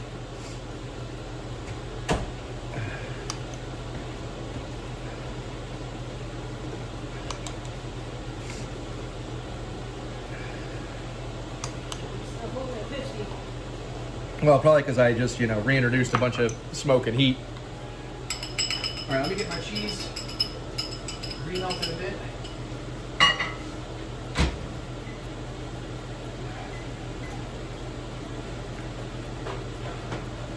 I'm gonna taste one of these tiny fries.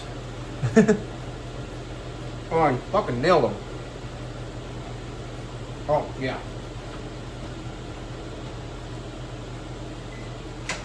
Okay. All right, nacho cheese is, or Taco Bell cheese is good and melty. But I need these onions. Thank you. Just get some onions on top of a dog or two here. Hopefully in a way that looks good for the photograph.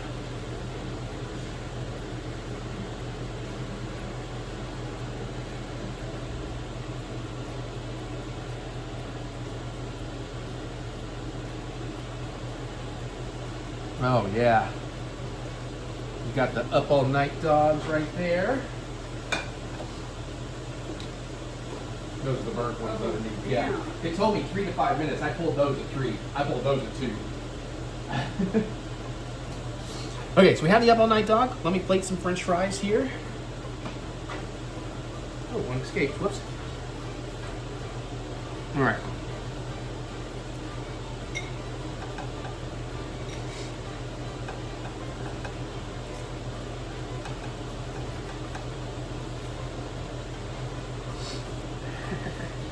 I saw that. All right. Don't want to overdo it here for me. Would you like to eat the whole bag? No. Maybe half the bag.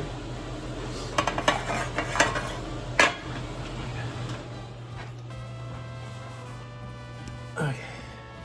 Let's get this cheese sauce hopefully well distributed.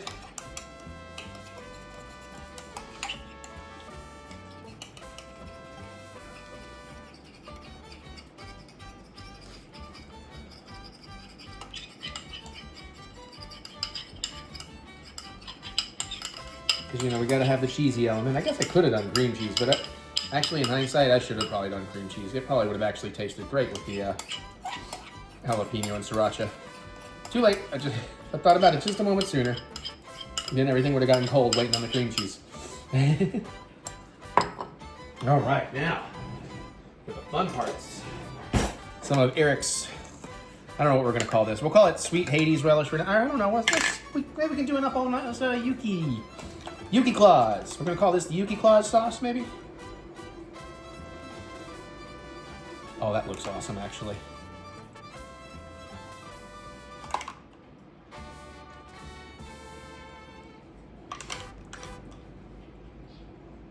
Okay, should be plenty of that. And then a bit of sriracha.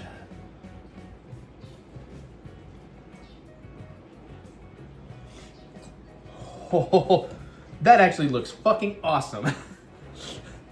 If it had been a white cheese, it would have been perfect. If you'd been white cheese, you could have done like a little picture. You could have like white at the bottom, then make kind of like a tree shape with your green stuff. Yeah. And then like use your sriracha to do like garland, basically.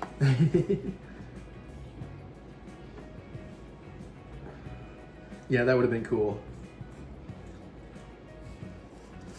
Okay, we're about to do the close-ups and the thumbnails here, folks. I need to go away from your french fries. They are kind of dangerous, huh? Well, I've only had my legs. I was planning on finishing off the Thanksgiving leftovers. All right, I saved you. Hold on, we'll be right back. And we has our close-ups. The onions look good. The doggos look good. Barbecue sauce looks good. These look awesome. That does look very festive. And for just a little closer up of that.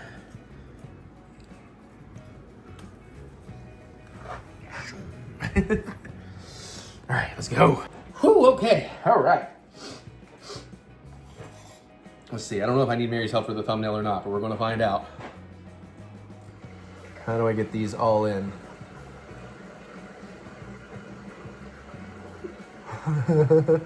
Maybe switch them up a little.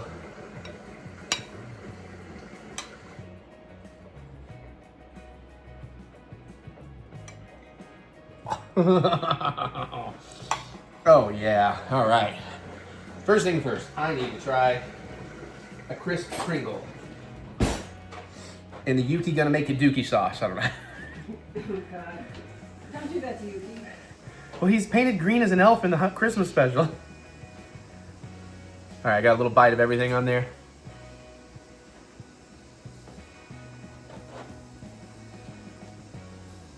Fuck, yes. Fuck yes. Oh. Oh, the sriracha and the jalapeno the sweet relish was like fucking inspired. That works so well. It just kills it with the sriracha and the cheese. Mmm. Mmm. Mm-hmm. Mmm. So I'm freaking thrilled with myself just for that, if nothing else. Oh man. Mmm. Mmm. I think Mary should try one. I think she might be able to handle it a little bit. I might be wrong. I might get murdered. Which one? The fries. Mmm. Oh my god, that's good. You ready to die young? Let's see if we can find you one that doesn't have a ton of stuff on it. You pick one out for me.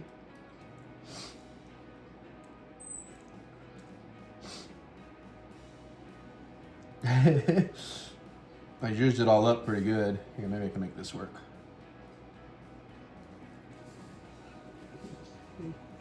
Come on, here.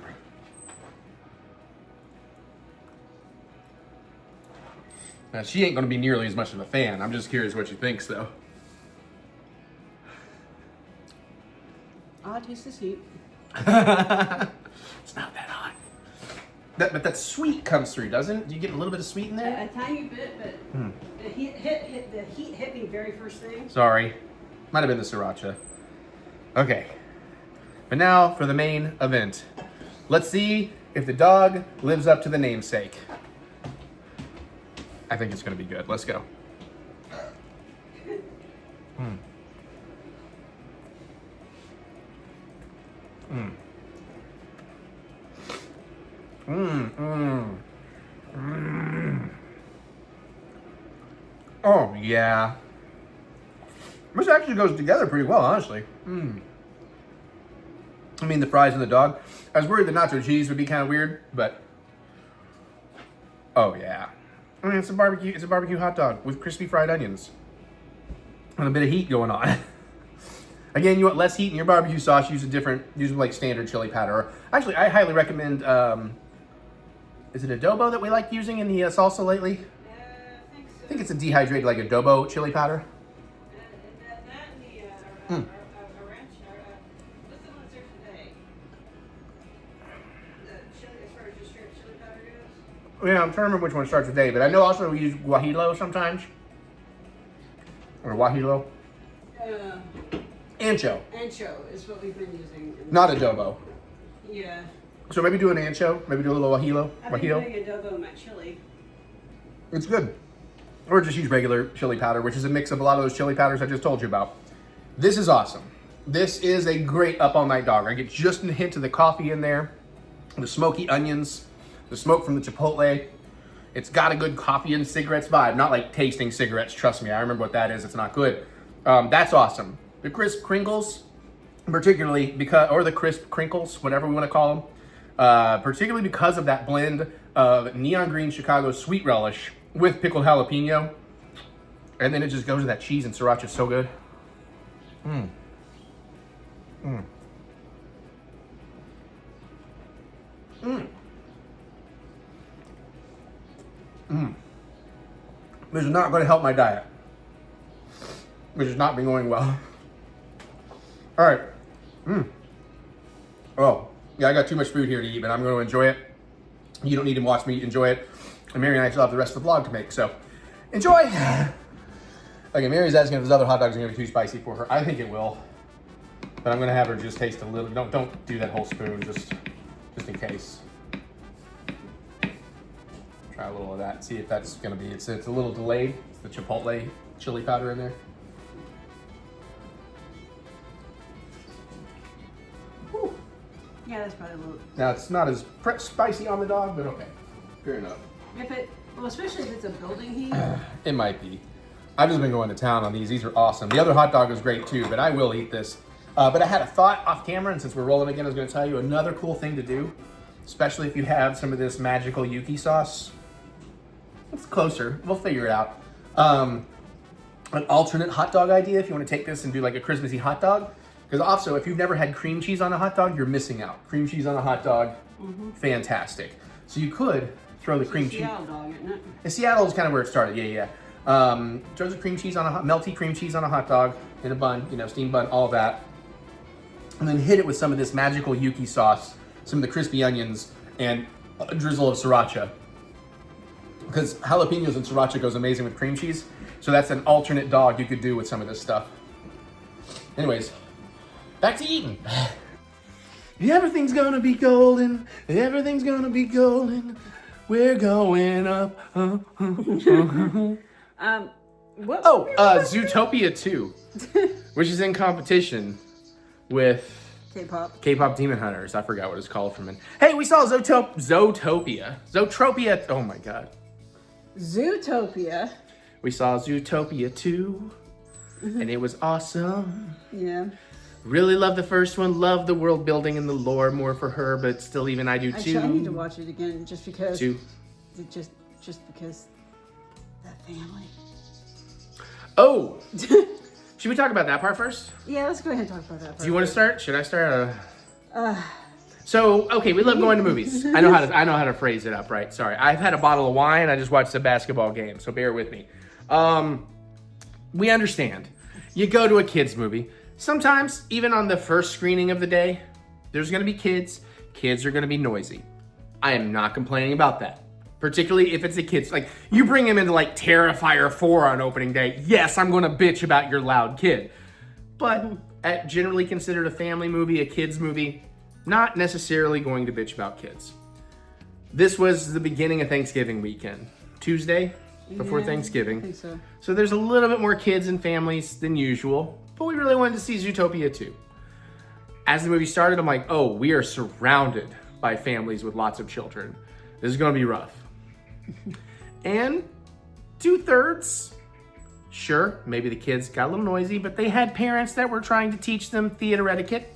They'd shush them, shut them down, or at worst, take them out of the theater. I think that's what happened to the ones on your side. Yeah, that's what, and that's, listen, cool. I appreciate that. I ain't gonna knock that.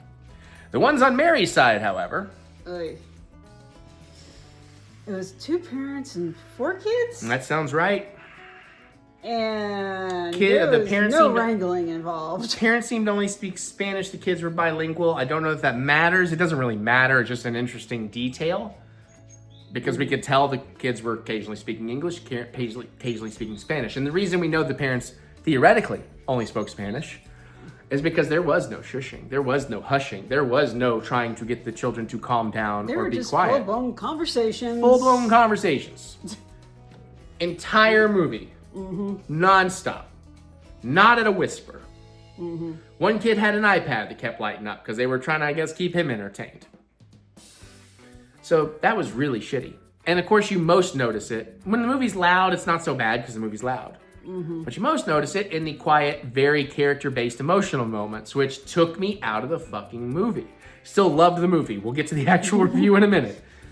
I could take that with a grain of salt and look past it and still really love the movie. But god damn. Movie theaters are not for conversation at all. You should not even really be whispering to each other. Like, it's stupid, this idea that you can't go to movies alone. Go to movies alone, because you're not supposed to. The point of going with people is to then have somebody to immediately react with after the movie. You both just shared an experience, you can discuss it afterwards. Great. Don't do it in the fucking lobby with spoilers for the people walking into the next screening. That's a whole other issue.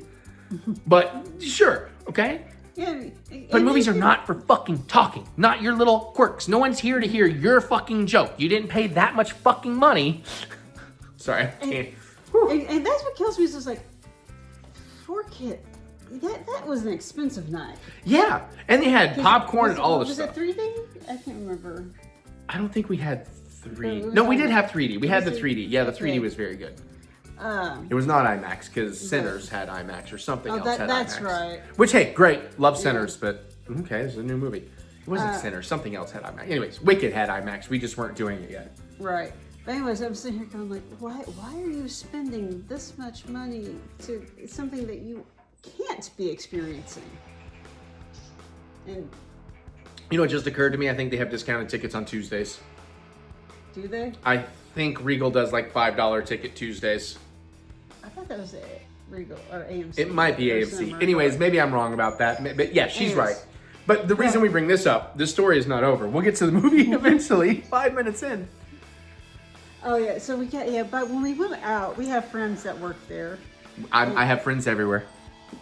And we were talking to them, and we were like, there was this the family was still there in the lobby. Yeah, they were there in the lobby, and I was like, yeah, there's this family, and I was like, oh, actually, they're over there, and one of the people were there was like, oh, them. Yeah, basically, yeah.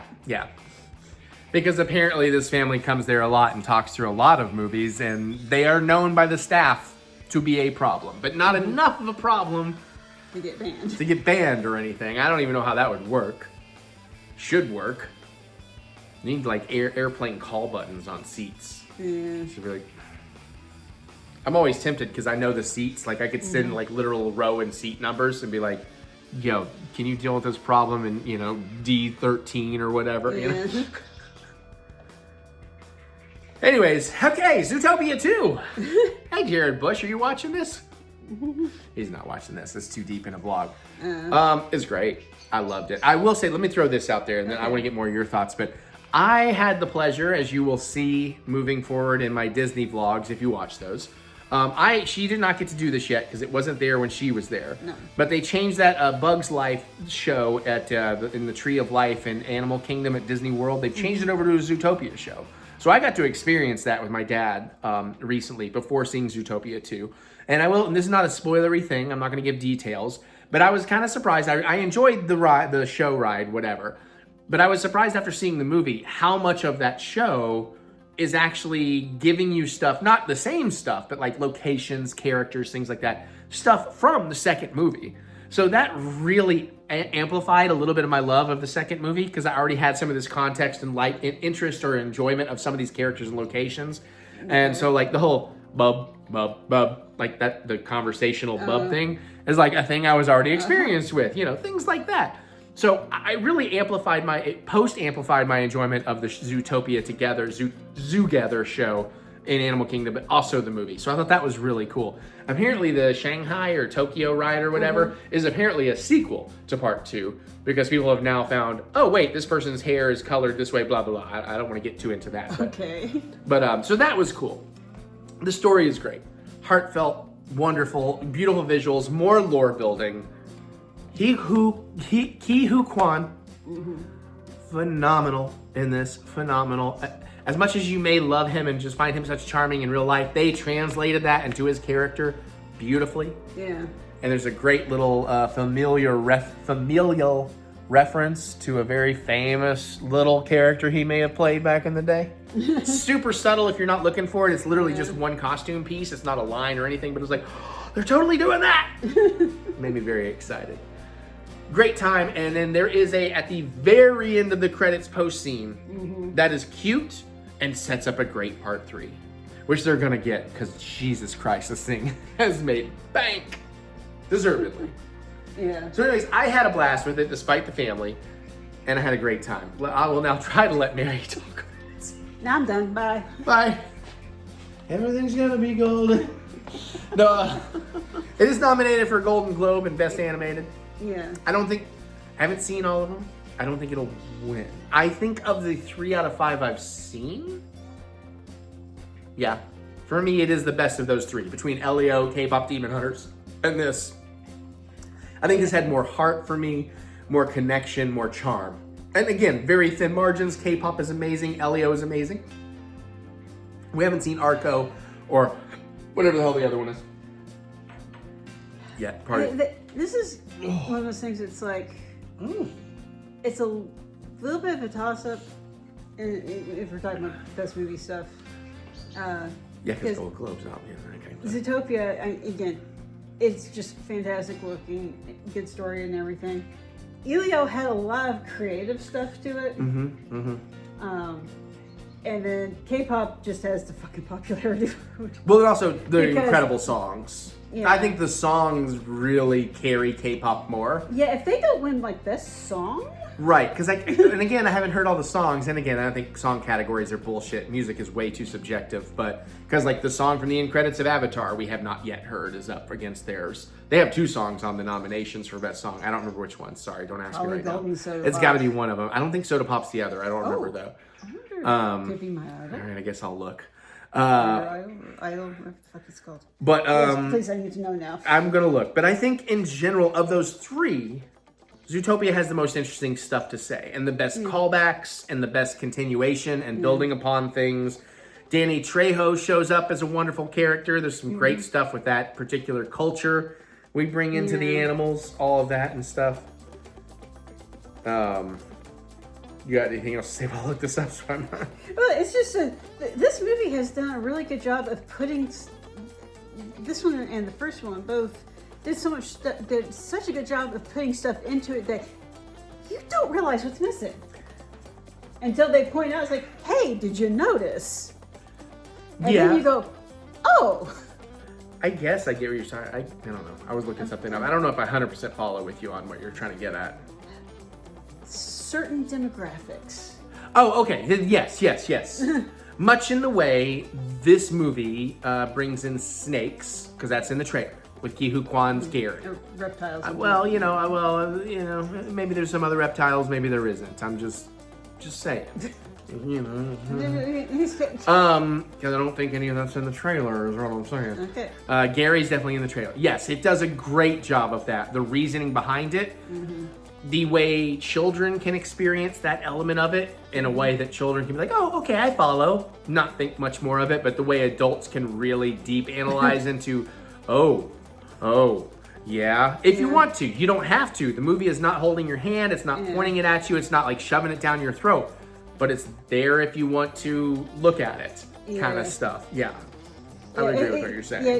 Here's the thing. You do anything based on animals living in a human-type society, and there's no way you can escape parallels to certain social ills. That's any storytelling. Everybody's like, these movies are woke. It's like, we're just telling the human experience, which guess what? Is mostly woke. Unless you're an asshole. Unless you're a selfish piece of shit. Unless you're a shellfish piece of shit. Be a hypocrite. A hippo? Oh, you fucking one-upping bitch! I love you. I was so proud of mine. I was so fucking proud of mine. You get a double. You get a double on that one. Holy shit. But what I'm saying though is, this is like when you do animals and you have species that have berries, and you get you start putting carnivores and herbivores and everything. And that just ultra amplifies what would, amongst like just a normal human population, be relatively minor.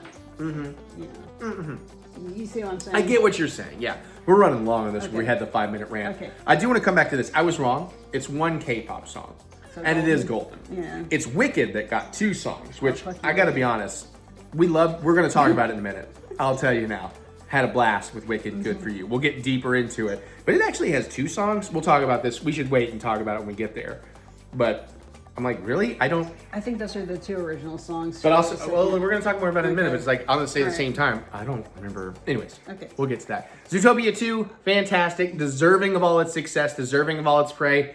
Cannot wait for part 3. Okay. Because not only are they going to definitely get one, hopefully it won't take 9 years like this one did, but not only are they going to get one, but when you watch that end of credits, actual end of credits thing, it's like, oh yeah, they haven't done this yet. I do wonder if it took 9 years, because if you go behind the scenes behind the first Zootopia, they reworked that story so many times. But that's what's great about it. And this is why I'm so glad Jared Bush, who was not at the time of the first Zootopia, but is in charge of Disney animation, all of it. And that's why we're going to start getting some 2D style stuff again and all of this. This guy, not only did he support me during the Star Wars video of mine, and like, I still can't believe that he has like 100,000 something followers. He follows like a few hundred people, and I'm one of them still. I appreciate it. We don't necessarily interact all the time, but every once in a while, cool.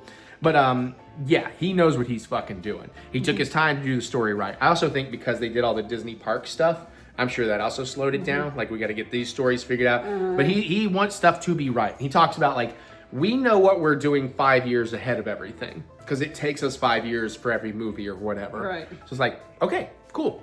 You got a plan. You're not rushing stuff. Yeah. I appreciate it. So anyway, Zootopia 2. Holy shit, 15 minutes. But 5 of it was theater etiquette rants. Stop being assholes in theaters. That's the real reason theaters are dying. Anyways. Because fuck snack prices. Bring your own. Or guess what? Watch a movie without a fucking snack. It's not that hard. That's like the go-to for so many people. Movie theaters are expensive because snacks are so expensive. You don't have to have a fucking snack. Yeah. You can just watch a movie.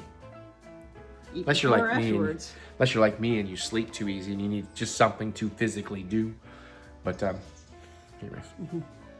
Next movie.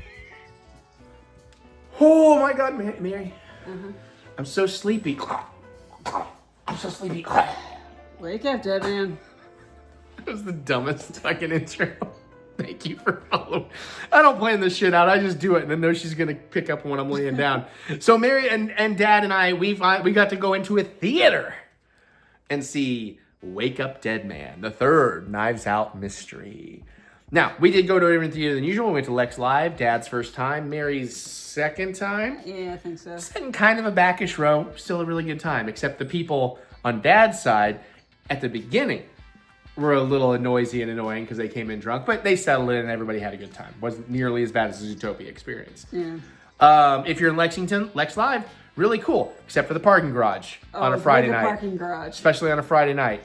Holy shit. That was a clusterfuck. That was a clusterfuck.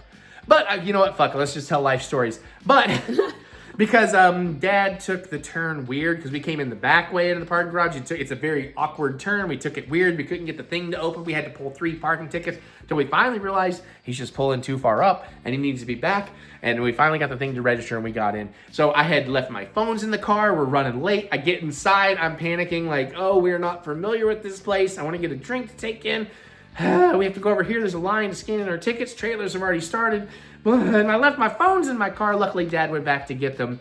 And while I was trying to catch my breath and Mary and I was hanging out and she was trying to chill me out a little bit, a long-lost friend of ours from Regal, our buddy Floyd, apparently he's still working his news job and having a great time, but he's doing some side work. And he's working over at Lex Live. And he was so happy to see us because he was not having a great night. And he's like, that's where we'll leave it. We don't want to go too deep into stuff.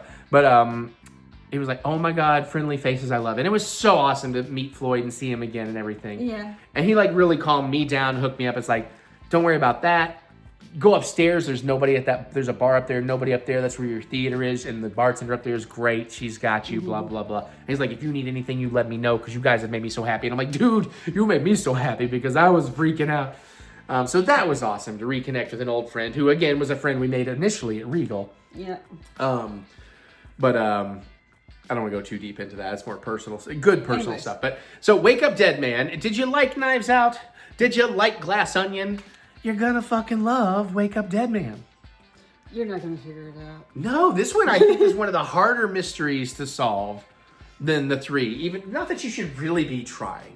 Well, I mean... You should just be going for the ride. You can have your suspects or whatever, but really, like, people are always like, well, I figured that out in the first act. And it's like, well, no, not just these movies, movies in general. It's like, no, you just guessed. You didn't know until later. I'm going to disagree with you. Some movies, maybe.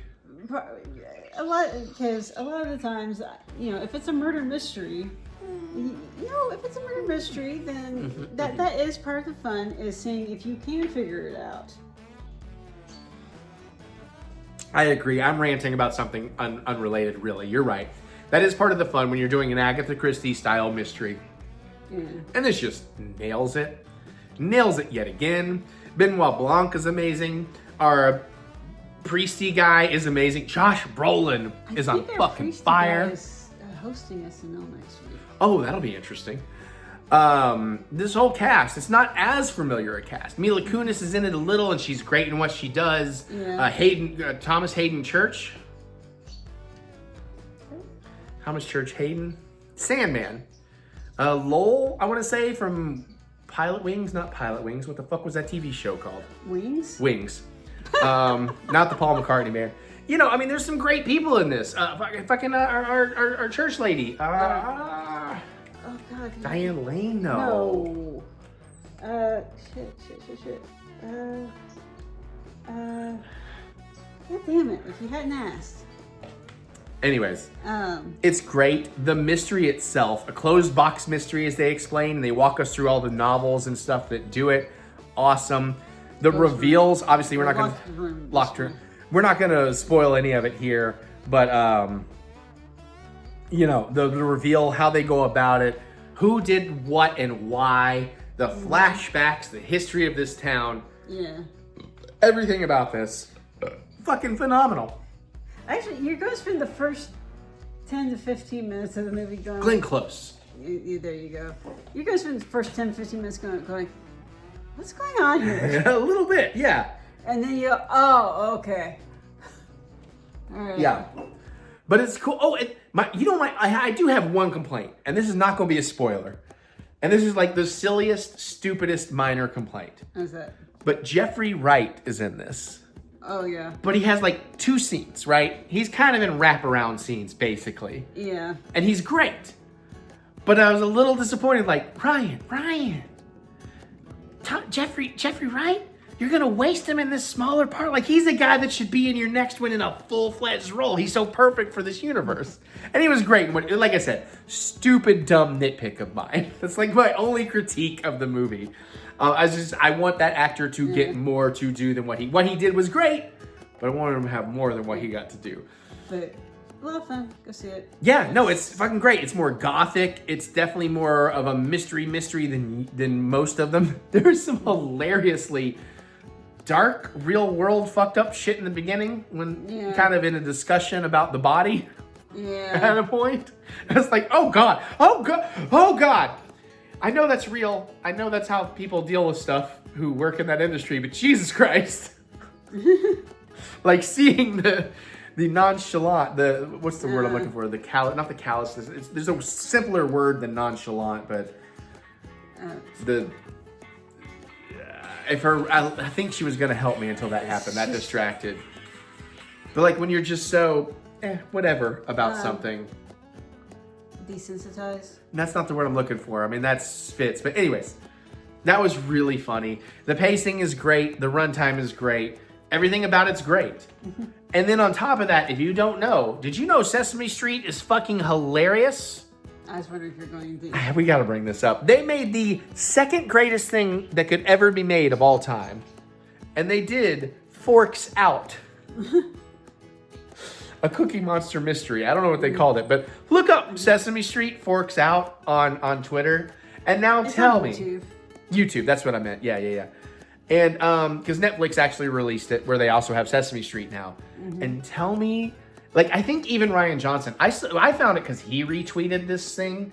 And he said, okay, message received or something like that. To the point where it's like, oh, did we finally convince him? Because he's been talking about he wants to do a Muppets movie, like a Muppet Caper type thing. And everybody's like, we've been asking for years. Benoit Blanc is a real human.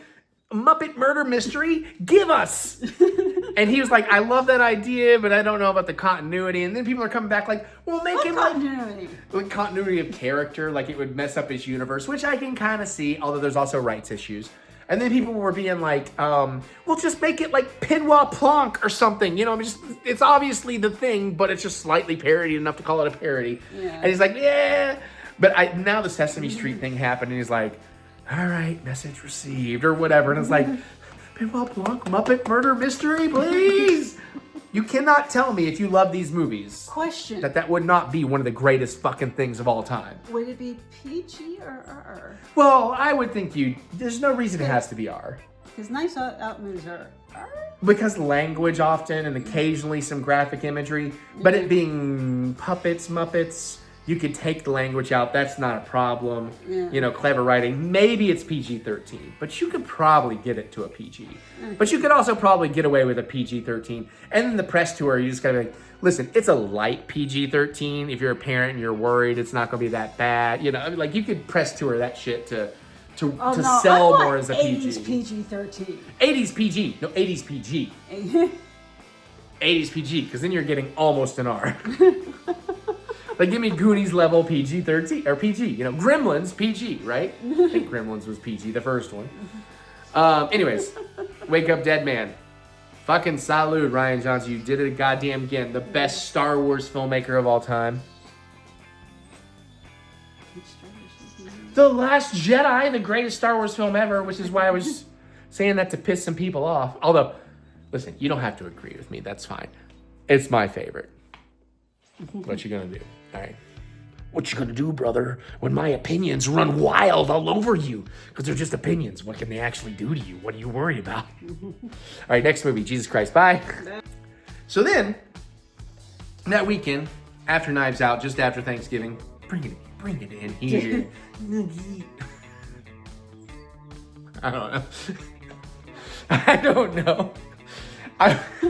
I really don't know. That was too weird. Anywho, we watched something that we thought we were going to love. Because we had kind of missed it over a few years. When it came out, we were excited for it. It's horror. Last year. I think it's like a couple years. It's at least a few years back. 2 years? It's been a while. It might even be 3. Hold on, I'm gonna look it up.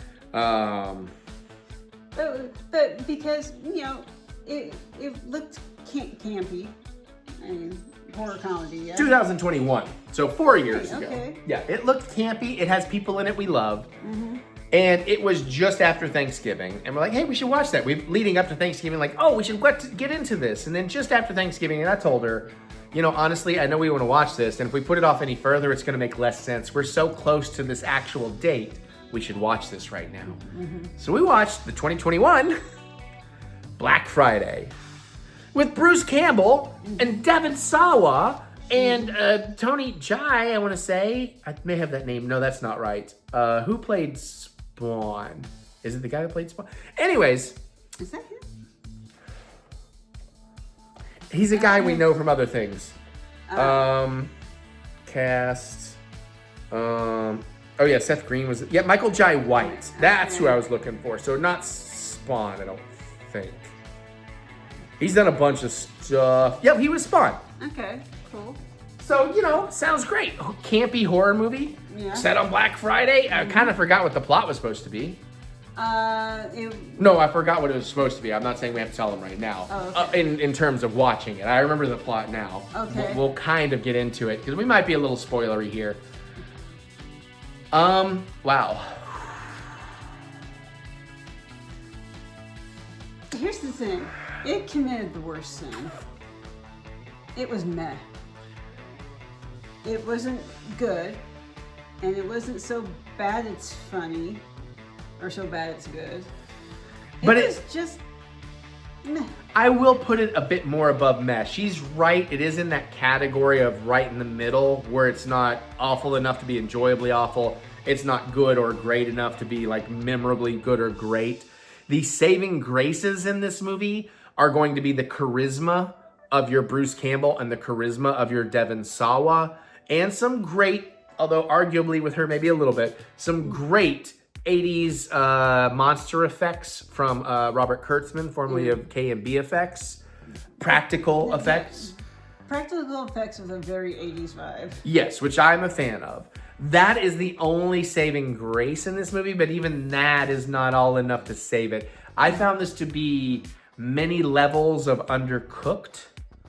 It's not like it needed one more script pass. It needed like 3 more script passes. I do believe maybe some of the actor improving may have brought a little more to it. That again, if that could have been more developed in development, it might have taken this movie somewhere further. Yeah. The premise is not as... It doesn't land as well as you would hope with a horror movie with a semi-comedy horror legacy cast. You know, there's so many ways you could go on a Black Friday. Like, honestly, I like Eli Roth's Thanksgiving more in regard to how they handle Black Friday. It's more horrifying and realistic in a tragic way. This is, with you know, I guess it's in the trailers, I would assume. It's an alien invasion type thing. Zombie alien, like they turn people into zombies that become giant alien kind of stuff. And some of the effects, very cool. Some of the characters, way too cliche, over the top, not really landing. I don't care about anybody in this, except, again, I just love Devon Sawa and Bruce Campbell. So even if they're supposed to be shitty people, like Bruce Campbell was kind of supposed to be in this, Devon was supposed to be slightly shitty, but they're still lovable because I love the charisma they bring as actors. Right. That kept me just enough engaged. But literally when the credits rolled on this movie, I said to Mary, oh, that was not very good. And immediately was like, no. Yeah. And that's when she brought up, like, that wasn't bad enough to be fun bad, and that wasn't good enough to be good. I was like, yeah. So we're going to have to leave Black Friday on a, I don't know if it's our expectations. Sure, maybe that played in a little. But have you seen it, y'all? Do you kind of agree, like, oh, there were some nuggets of something that had it been further developed could have been good there? I also feel like the movie didn't appropriate its budget correctly, because where perhaps they spent on some more name actors and spent some money in the effects, other stuff suffered. There's some logic things too, in terms of, wait a minute, so there was this big, when everything broke loose, but then people are over here, but we still have all these employees we didn't even know exist. We were never even shown, not introduced to, but just never even shown there were employees we didn't meet. And they're still out here being a thing. No, we got to go shut this door. Wait, there was a door there. Why is that door even open? Wait, why are we hiding in the back? It's a lot of that kind of stuff. That's like, what? Yeah. We don't like to shit on movies, so I think, we'll leave it there. Yeah. I mean, it just... Do you think it was hurt by the fact that Bruce Campbell was not being action-y Bruce Campbell? No, I don't think that was a problem, because he can do many roles. And I think he was enough... I mean, the role he was doing was done well. I was going to say, I think he did well with what he had, and it maybe could have been a little more into that, but he doesn't have to be action guy. He can be loser guy, he can be snarky guy, he can be heart of gold guy, he can be multiple versions of those things that twist and turn throughout a movie. He can do that well. I think he's a very underrated actor. I think a lot of people do just think of him in just Ash and want that from him all the time, but I think he can really do all kinds of shit. He's got great comedic timing and sincerity and heart and, charm, but there's always going to be this bravado behind that. I don't think he could play sincere bookworm emo kid in high school, even if he was that age. I'm not saying on an age range, but I don't know that that's in his repertoire. But so I don't think he was hurt by any of that. I think he was hurt just by a script not giving him much of anything that interesting to do. Same with Sawa. I think he was given opportunities to maybe have something interesting to do, but he did the most he could with it. He probably cooked it more than what the script gave him. Same with Campbell. Same with Michael Jai White. Michael Jai White is probably honestly the most underutilized in this versus what he could achieve and what he was given in the script. Because he was really wasted in this movie. Because again, he's also very charismatic and he has a screen presence that you would expect him to have been more involved. Like, you would almost want him to be like the guy that he ends up like kind of being third banana in the story when it starts, but by the time you hit the middle or whatever, he's like, I've got this, I've got you all, we're good. And like, you never really got to any of that, Yeah. I don't know. Anyways, much like Black Friday sales in 2025, this movie was very underwhelming. Unless you're like a Bruce Campbell completionist or whatever, I really have nothing else to do. I probably you're not skip it. Yeah, you're not going to miss out if you miss this one, unless, like you said, you're just a film nerd completionist kind of person. You're not missing much. But maybe we triggered you to be like, well, let me see what I think. Go ahead. Maybe we set your expectations. But I don't think this is an expectation thing. It's certainly ours were a little too high, but I still think you're going to come out like, yeah, I get it. It wasn't awful, but it wasn't. If I remember correctly, the trailer looked good for it. Particularly at the time. This is like now I'm being almost tempted to rewatch the trailer now that we know just to see. Maybe we'll do that, but we do have one more really awesome review to knock out. Okay. So we'll see you all in the next segment. All right. Started rough. The end wasn't awful.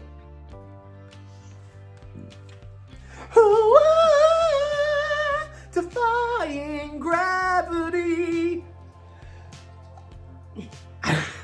Like if that was the thumbnail. So we finally, before we missed our chance to see it in IMAX, we went and we saw Wicked for Good in IMAX. Context. Mary and I got to see the play, a traveling play. We didn't see it on Broadway, but still, you know, very, very quality. Yeah. Because like the set pieces, the wizard, all that stuff, very expensive, very high end. Yeah. Great actors, no real issue with the play other than we didn't care that much for it. I think we were whelmed. We were whelmed. We weren't underwhelmed, we weren't overwhelmed. It's like, okay, we saw that. I can see there was a spot or two that I really enjoyed, but for the most part, the play, Okay, so here's the thing. I feel like if I had come across Wicked when I was first discovering musical theater, okay, yeah, I may have very different feelings about it. Right. Coming across it as a probably 45-year-old at the time. When the first one came out, that sounds yeah. When we saw it. Because we saw the play long before the movie. Yeah. I was like, sight. Yeah, like I can see why people would connect to it, like you said, if you saw it at the right time and blah blah. Yeah, but I'm kind of past that phase in my life. Right. Yeah. And I will also say that in the play itself, I think you agree, but the first, it's 2 acts, right? Like the movie is part 1, part 2. It basically splits the same way the play does. The first act of the play, and most people agree with this, is vastly superior to the second act. On the stage play, the second act is fine, but it's nowhere near as strong as that first act. The build up, the leaving off on defying gravity, all of that. In the second half, it's like rushed. There's so much going on. There's no memorable songs, and it's fine. It's still a good time. But it's like, okay, I was so hyped after that first act, and then coming to the second act, like, eh. But then we saw the first movie, and the first movie blew us the goddamn hell away. Yeah. Like, I had massive emotional reactions. Oh, it's like, as you like to put it, it was old school Hollywood. Old school, very old school Hollywood. Production, set design, dance numbers, cinematography, all of that. And I said, this thing is gonna, I think I said win, but still, I'm kind of right here. I said, this thing is gonna get like 12 to 14 Oscar nominations, and I'm not gonna be upset if it wins every one of them. That's what I said. And I was right. It got 12 nominations. It did not win that many, but I will also say by the time the actual Oscar nominations came out, we saw everything. I said, it deserves those nominations, but I can see that it's not gonna win as much because I don't remember specifically what at the moment, but I thought a lot of other stuff was stronger. Yeah. That said, we went to see part 2, and obviously we're a couple weeks late, but it's like, hey, if we go this Thursday, it's the last time it's in IMAX, we can still see it in IMAX. And we both went in with like, it's gonna be good, but it's the second act. People were underwhelmed. In the movie, people were underwhelmed. And I knew that they added 2 new songs to the second. Okay, I feel like you're jumping ahead, going to that. All right. Were you going somewhere with it? I was just... Well, I feel like I wanted to get to what our thoughts of this were before we got into specifics. I was going towards your point of the second half in the musical. Okay. Yeah, okay. It is rushed and undercooked a little bit. Yeah. In the musical, in the play. So, but because they needed to make a whole second movie, because the second half of the show, I think, is also much shorter than the first half of the show. There's 20-ish minutes. There's definitely fewer songs. Yeah. So I can see where they're trying to pad it up. But, sure. They definitely gave lots of things time to breathe in the movie. I think they did. I'm going to strongly disagree, and we can get more into that, but let me finish my thought. So going in thinking I didn't like the second act as much, well, I will say I don't like Wicked for Good quite as much, but I like it, again, way more than the play, and I liked Wicked for Good way more than what I thought I was going to like it on that. I still had massive emotional reactions to it because the beauty of it, the cinematography, the performances, the design, the mixing, the dances, the color, all that stuff. Like, it really hit hard. And I was just an emotional wet mess at the end, like just tears of joy and greatness and kind of stuff. So I loved part 2. And I walked out of part 2 and I said, not quite as good as the first one. I'm not going to be surprised if this one gets 9 to 10 Oscar nominations. Judging by Golden Globes, I may be over predicting a little bit, but I did have a blast with this, and I'm thrilled I got to see it in IMAX. I think watching them back to back is going to be impressive. That's a whole day. No, it was 4 hours. That's not awful. For me, that's a whole day. That's true. Now, kind of going into what we were just talking about that I do want to disagree with, and maybe I misunderstood, but I came out of it also saying I understand why the play did the book into 2 acts the way it did, because that's plays. They have 1 intermission, it's a 2-act thing. I honestly think the movie, they should have trilogied this. There's a point basically right at the middle of this movie that feels like it would have been a great end to an actual like 3-act structure second act that would have left you on a wonderful cliffhanger. And then you could have really expanded on a lot of stuff more than the play does. I don't know if it's in the book or not. It's not. Okay, but still, you could have just as a creative endeavor as a filmmaker said, I'm going to take all these things that we've been making so wonderful work from the play translation and the book translation and do a little more with it. And maybe even basically remake Wizard of Oz to some degree instead of just throwing out the cliff notes at you in the background, basically. And I think it could have been an amazing trilogy. Let me finish my trilogy thought, please. No, stay with me. That's why I was asking politely. I feel like it could have been an amazing trilogy. They could have been, because that's my biggest complaint with the second half of this. Listen, the songs aren't as strong. I don't remember a single song from it. I know I felt the songs when they're happening, like in the moment they're great, but they aren't clicky, catchy like the other stuff. But I also feel like, whoa, this is rushed. We're hitting that beat. We're already to this beat. We're already doing that beat. Oh, we've already resolved this issue that we barely even set up as an issue. It would have been neat to dig more into that, even though they would have had to add a lot of their own stuff to do it. And I'm trying to figure out a way to talk about this without spoilerizing it. But I guess in a sense, a lot of how they play the book ties it in to Wizard of Oz without but at the same time, we don't want to step on the toes of Wizard of Oz, so we're just going to kind of background a lot of that. It's I don't know, I just feel like you could have gone into this more, and it would have been spectacular on this budget, this old school Hollywood style. I feel like I've gotten my pieces out, so I can maybe shut up for a minute and let you go. Let's see how far I can get into my counter but then there's before he completely runs over me. Oh, if you're gonna make a counter argument, that's different. I do love to argue. Nope, you're wrong. That was it. I'm done. I'm not making. That's the last. If you do it again, I'm leaving. Just FYI. No, you're not. Yes, I am. No, you're.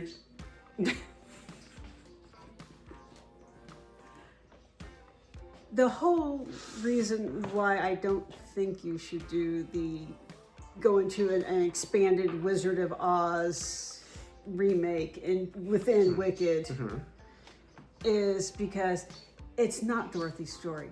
It's not really tangentially. It's more Tin Man and Scarecrow's story, and to even lesser degree, the Lion's story than it is Dorothy's story. Dorothy is a MacGuffin at this point. Careful for spoiling stuff for people that don't know the story, but go ahead. But the thing is, if you go into too much depth with them, that is taking away from Glinda. It is taking away from Elphaba. This is their story. We all know that at some point, Dorothy and them have to get involved. That's because that's how the original story went. Okay. But we don't need to have a whole bunch of backstory and everything on Dorothy and that crew, because we already kind of know it, and we got the more interesting version of how a lot of these people got to be where they are with Wicked. But there is not so I feel like if you start trying to expand out the whole Dorothy thing. Can I give one slight interjection? No. Tiny. I'm not saying make it their story. That's all. I just want to be clear. I'll explain it more in the future. I'm not. That's what you're arguing against. I don't disagree with, because that's not what I'm saying. I haven't explained myself clearly. But every time you tell me about it, you're just like, but I need to go into the Dorothy thing and everything else. And that's an oversimplification of what I'm actually trying to express, and I've not expressed it properly. Please continue. I just needed to get that out. But I think I appreciate how they did handle it in the movie. Like I said, it's like, we don't really need to go into all of this because we basically already know. But not everybody knows. There are people that are watching the Wicked movies, never watched Wizard of Oz. No, don't know that story at all. We're old. People, that's how it goes. So to what I'm saying is I'm not disagreeing with what you're saying. I don't want them to give me more of Dorothy's story in a way that takes away from their story. Honestly, I wouldn't mind if you make it more that Dorothy like actually go deeper into painting. They're actually the bad guys. And then twist that to say, oh no, they're being manipulated too. And then maybe the Galinda and the Elphaba have more of a motherly, like, no, you're being played kind of thing, you know? Or even just, again, without trying to spoil, the Cowardly Lion. So fucking undercooked, especially if you're using Coleman Domingo in the voice. He has like 2 fucking scenes in the whole thing. One in the first movie that you don't even, you can assume is him, but you don't really know. And then 2. He's just a covenant. I was trying to keep it vague and not be spoiler. I was trying to be vague. But like, he needed more scenes. I'm not saying it has to be about him. I'm saying we needed more scenes to see his story play out, to bolster when his stuff matters, to make it matter more. And there's more to explore in there. Same with, okay, now the Tin Man is probably the lesser example, because I feel like even though they did it quickly, they did a very good job of explaining, but you still could have played into his, once things happen, the boiling rage of everything. Because he does go from 0 to 100, and I feel like with that character in the story they told, we could have explored that more. There could have been more manipulation to really... The sister, you know? Again, I felt like that was shorted. Like, I would have liked to have seen that there's enough of it in there to know what's happening. There's a lot more in the book in that regard. See, but that's what I'm saying. Like, you could play more into that. I would have liked to have seen it as a trilogy in that regard. And just the flow of it would have felt better. Because part 1 feels perfect in its pacing and its length and what it takes to get to where we end. And we end on a wonderful place. Part 2 feels like it is 2 movies smashed together and we aren't taking as long. This is my only critique. Because when you get to that one Elphaba song, Necronomicon, and the way that ends, you go out on that cliffhanger, like you've given me 2 hours of building to that. Like, it works in this movie, but it could have worked so much more deeply if that was more built out. Because I didn't realize till I watched videos that we have a 5-year time gap between part 1 and part 2. I knew there was a little time gap. I had no idea it was 5 years. That feels like that could have been expounded upon. And then you bring in the Dorothy elements of it. And you don't have to focus on the Dorothy elements of it. But there's like, in a 2.5-hour movie, or whatever it is, there's like 10 minutes of any of that through the whole thing. And I'm not saying you have to make her a star or any of that. But I would, even if you still never see her face, I'm sorry if that was a spoiler, just the people and the manipulations of it. And then watching their progress and how they get to here and how they go to here. Like, it's so skipped over. And that could have been a great 3rd act. Like, okay, you got the 1st act. You see how these great, happy, excited children come to learn the real world fucking sucks and they become jaded. And then you have this 2nd act of, okay, maybe there's still hope. Maybe, you know, they're in their teens, they're in their early 20s, they're idealists. Okay, maybe we can still work really hard and we can make change, the change we want to see in the world. Nope. All right, well, fuck that. I'm going to burn this shit down. And then you have the 3rd act of, I want to burn this shit down, but do I really? Look at this poor girl being manipulated. Look at these people getting manipulated. Look at these people that are getting destroyed in the wake of me trying to do this. That shit down. Yeah, and then they come to the realization of, no, there's got to be a better way. We can find a way to make this right, and we want to break. And that's like the trilogy. So, wow, I'm really getting passionate. The filmmaker's coming back out, man.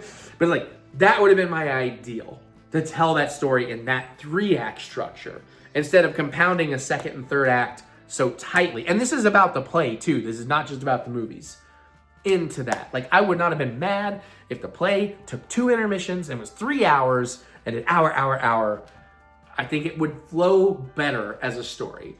Because there's so much, like, and part of that is because of how much I love these movies, unexpectedly love these movies, that I want more. I want that couple extra hours. I want some expounding upon some of this stuff that is just madly rushed over in the 2nd act.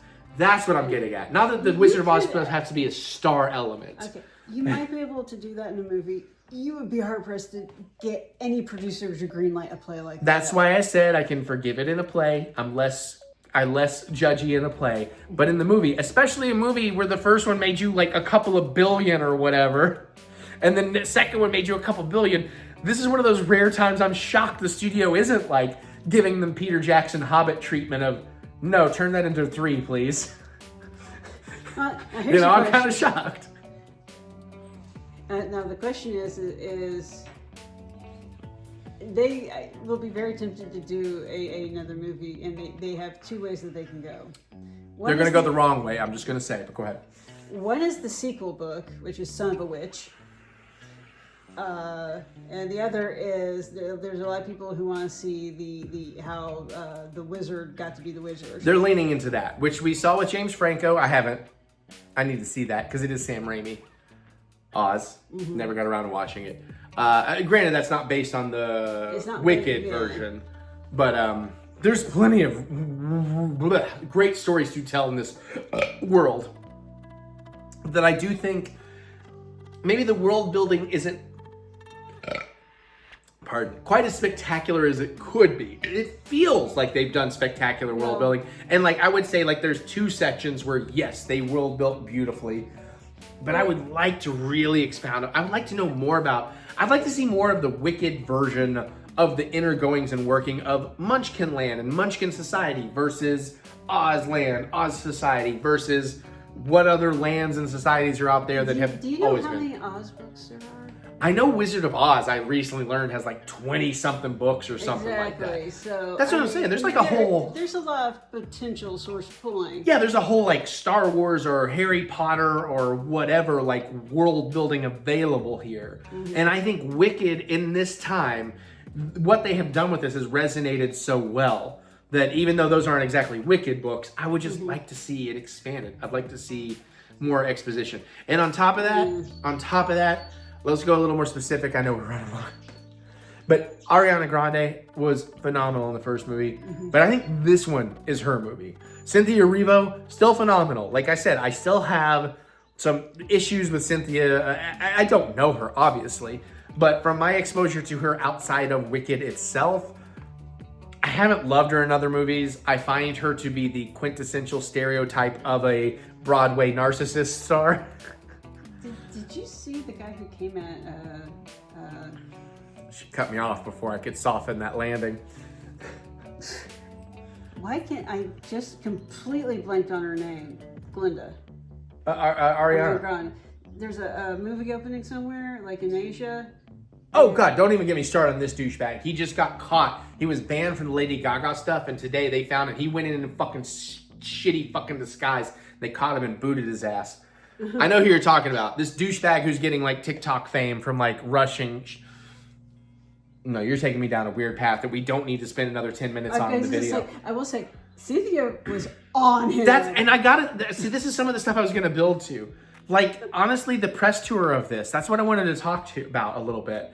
The start of the press tour, you know how like we were seeing like what initially looked at these almost charming but just kind of awkward, weird interactions with Ariana and Cynthia and how protective they are of each other and how loving. Like in a way that normally doesn't feel that weird or cringy, for lack of a term. I like cringe, but it felt a little like, oh God, oh, okay. I'm not going to say anything. And the only reason I'm saying so, because go with me on this arc. You know what I'm talking about. All those interviews and like, I'm holding space for you and all this kind of stuff and the little pinky touches. And it just felt like a bit much until I saw this movie. There is literally a moment in this movie. And knowing that they sing, they're doing live singing on set to the music and all that kind of stuff. So whether they replace it or not doesn't matter. They're singing these songs passionately, emotionally to each other. And you have to feel that for real to sell it as real as they're selling it. There's a couple of moments near the end of this that watching Ariana and Cynthia sing this to each other, like in their faces. And I'm about to get emotional thinking about it. My attitude completely changed on all that press tour stuff. I didn't see. I know you didn't have that vibe. I know, but you're not as tuned into that the way I am. I didn't see any of that press tour stuff. Oh, that's right. I just saw the one thing. Okay, yeah, but well, yeah, you should have because it makes so much more sense in context. But I saw that and I thought that, you know what, the way they were acting press tours, because I think this was shot back to back, makes total fucking sense. Like if they were on set for a day, 2 days, 3 days to do this one number, and they're having to, fake it necessarily, have to make it real enough to be believable, but they're forcing themselves to make this feeling real to each other, and they're doing this for 24, 48 hours. And I felt so connected to them. And now that stuff on the press tour, I'm like, okay, I can't look at that weird anymore. I can't make fun of that anymore. Not that I was making fun of it, but I get it. Like, I fucking get it. As somebody who has been a performer, as somebody who loves performers and directing, that connection is like, ugh. And I just, yeah. So, which is why I like watching that Cynthia protection. And again, what I was going to say about Cynthia, this has changed my tune on her a bit. I still think she has some of that extreme narcissism in her, where it's about me, darling, I'm the Broadway star kind of thing. Diva, very diva-y. But it has tempered a lot of that because I see it. I fucking see it. I fucking get it. And Ariana, as much as Cynthia, the first movie was absolutely hers. The second movie is absolutely Ariana's. While still at the same time, they are both amazing. Jonathan Bailey, fucking incredible in this. Everybody. Did you want to talk about the songs that got nominated? Sure. Because you were saying you didn't remember them? No, I know. Well, I don't remember any of the songs. Even when I saw the titles, I'm like... I saw the titles, I can tell you where they're placed in the movies. I can't see any of That's what I'm saying. Like, I can't even remember where they're placed in the movies. So you definitely have a one-up on me on that. But why if I click back, did it skip that one thing I did actually look up? But I understand where you're coming from. Yeah. One is, I think, There's No Place Like Home. Well, there's the Follow the Yellow Brick Road. That one I remember for sure. God, we got so many fucking movies we got to watch now. And don't get me started on Golden Globes television and the snubbing of Andor. The Girl in the Bubble and No Place Like Home are the songs up. Okay, so not what you thought. Girl in the Bubble, no, I said Yellow Brick Road. Yellow Brick Road's not the name of the song. It's no... I don't know. There's no place like home. I don't know how I did that. You're absolutely right. I know The Girl in the Bubble is the new Ariana song she wrote, and I will give her props before you go deep into it, just real quick. I will give her props. Watching the movie, I had no realization that was a song not written for the original play. Felt completely at home there. Please, No Place Like Home is the song Elphaba sings when she's trying to convince the animals not to leave. Yeah. Even that stuff, I would have liked to have gotten so much more into some of that stuff. That stuff could have been really fascinating to expound upon for a 2 and a 3 movie. Show me that animal underground railroad. Show me where they go. Show me how they make the decision. Make an animal character more crucial to the plot than they were outside of the monkeys slightly. You know, and again, this comes from a place of I loved it so much, I wanted that a little bit more. But sorry, back to the music, sorry. And of course that's, sort of a weird homage to, There's No Place Like Home, Dorothy's clicks her heels, yeah. Girl in the Bubble, do you remember where that song is now? I remember the whole song, the routine. I'm trying to place where exactly in the movie without spoiling if you can. I feel like it's in the the end of the first third of the second movie. It's towards the end. Towards the end? It's when she's having her realization of going like, I can't keep doing this life. Because she is doing kind of wrong in a way that she thinks is the right for the lesser of evil's choices. Yeah. And then she's finally realizing, no, even the lesser of evils is just too far wrong. Yeah. And that's where she ends up going like, I need to go see somebody. Yeah. But yeah, no, their friendship's amazing. The romance in this is amazing. The way it twists, because, they kind of jump to the future at the start of the first movie. Mm-hmm. They show you kind of from the end. But, and again, when I'm smiling, hopefully, I like how this eventually gets to that. But then it continues that. It's like, oh, there was more. Okay. Yeah. That's all I'll say. I don't want to go too deep into that. Yeah. But yeah, no, it was awesome. And I'd love to see more of this. And I like the ending. Can I say this without it being spoilery? I'm not sure. I know. Can I say my hashtag that I gave you at the end of the movie? I'll just say this, and then yes, maybe we'll whisper. Hold on one second. The way they handle the ending with these characters in a very almost cinematic trope, but a beautifully done cinematic trope. Crossfade. I'm trying to be super fucking vague, but also if you know kind of way. So fucking beautiful. And honestly, again, without spoiling, Elphaba, a continuation of what all that is, would be really fascinating. Yeah. That's like Well, I can't. That'd be too spoilery. Okay. Can you blah blah blah blah blah blah blah blah blah blah blah blah blah.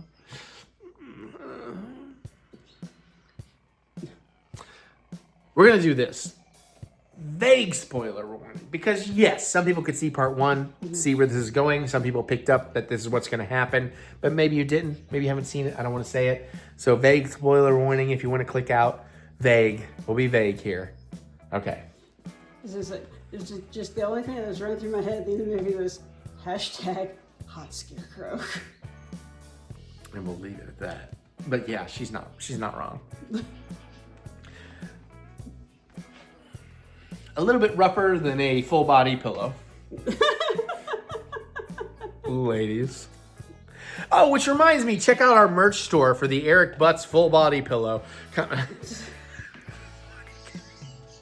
I'm just kidding. I've only ever made one of those for Mary for Christmas. Oh, shit. Oh, God damn it. Don't worry, there's one gigantic bulge.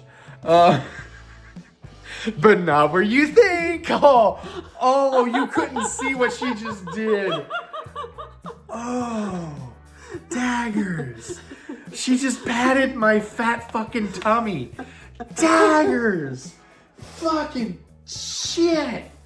I mean, I don't want to give you that, but fuck, that was, goddamn. Like if I was watching you did that, you would get a full fucking, but it being me, I'm like, how dare you, madam?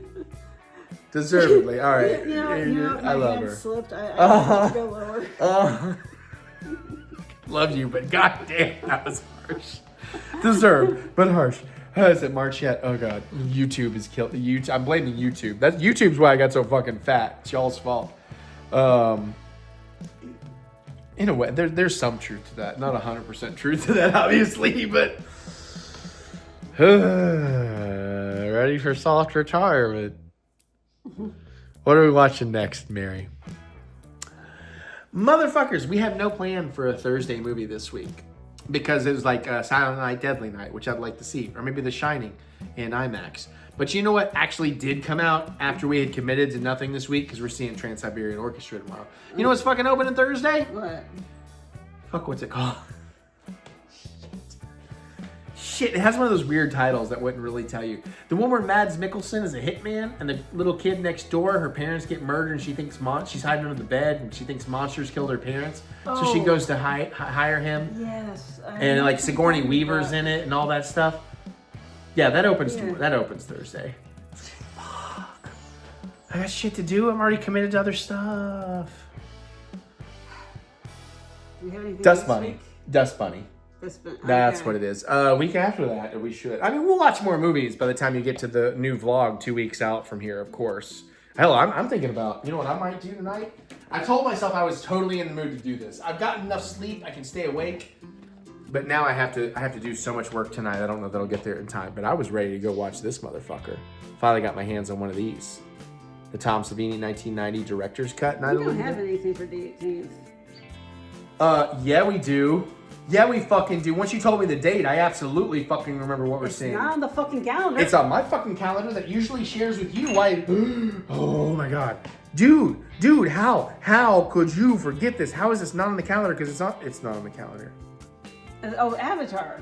Avatar Fire and Ash. Oh, yes. I'll fucking put it on the calendar right now. Why is it not on the fucking calendar? I don't know why it's not on the because I'm fucking shitty and I suck at this. I suck at being a human being. December 18th, Fire and Ash, IMAX 3D, 6:30. 18th. It's going on the calendar right fucking now. Is it though? Jesus Christ, because part of what I have to do tonight is go play some more fucking Avatar. I don't have tomorrow's or later today's video done yet. Avatar. DLC for the new movie? There is, there's a DLC coming out for that game too. By the way, the third person version of the game update just dropped. And listen, I was enjoying the hell out of the game in first person, but holy shit, yeah, third person was missing. I'm glad I waited to start. Although at the same time, the game I don't like first person too much. And the game is so goddamn deep, and I'm still watching videos and trying to learn things, and I keep yelling at Mary like, play the fucking game so you can teach me how to do it right. A lot of what is how it tends to go. a lot of what you taught me for Dragon Ball Kakarot is really coming into play here. Pay attention to when they actually tell you shit. Well, there's also that's one thing. The Avatar game hardly tells you shit. Oh, really? It's frustrating because it's like I keep learning new things, and I'm like, thanks for teaching me that game. I've been side questing like a motherfucker unintentionally because it shows up under main story quests. But now I've learned there's a little icon that's like, oh, that's a side quest icon and that's a main quest icon. Why is it all listed under main quest drop-down menu? But then there's like cooking and like different ingredients and levels of ingredients and how you collect ingredients and that you'll get a better version of this ingredients if you collect it in the rain or at night or at day, and how you collect it makes a difference. And now I've just learned there's things you can turn on in the advanced settings that will help you identify when you scan stuff. That's a fine version, that's a superior version, that's an exquisite version, so don't even bother. I'm like, I'm 10 hours in. I saw a video last night that said you should just hustle through it. You'll get your Ecron about 5 hours in. I'm 10 hours in. I'm nowhere fucking near that. But you can cook like a motherfucker. I can cook like a motherfucker. And I still fucking love it. If you love Avatar, it's a great fucking game. I'm more excited for her to play it because of just the excitement of existing within it. It's so fucking cool. The reason why I haven't started playing it is because I have not had any time to sit down and fucking play anything. I thought you were going to bring up finishing Stray. But I also want to finish Stray. But at the same time, I'm like, I feel like Stray's a fairly short game. I need you to take a week off so you can finish Stray and catch up on Avatar. Yeah, with all my... Take a week off. I can't. Fuck Christmas. We don't need a tree.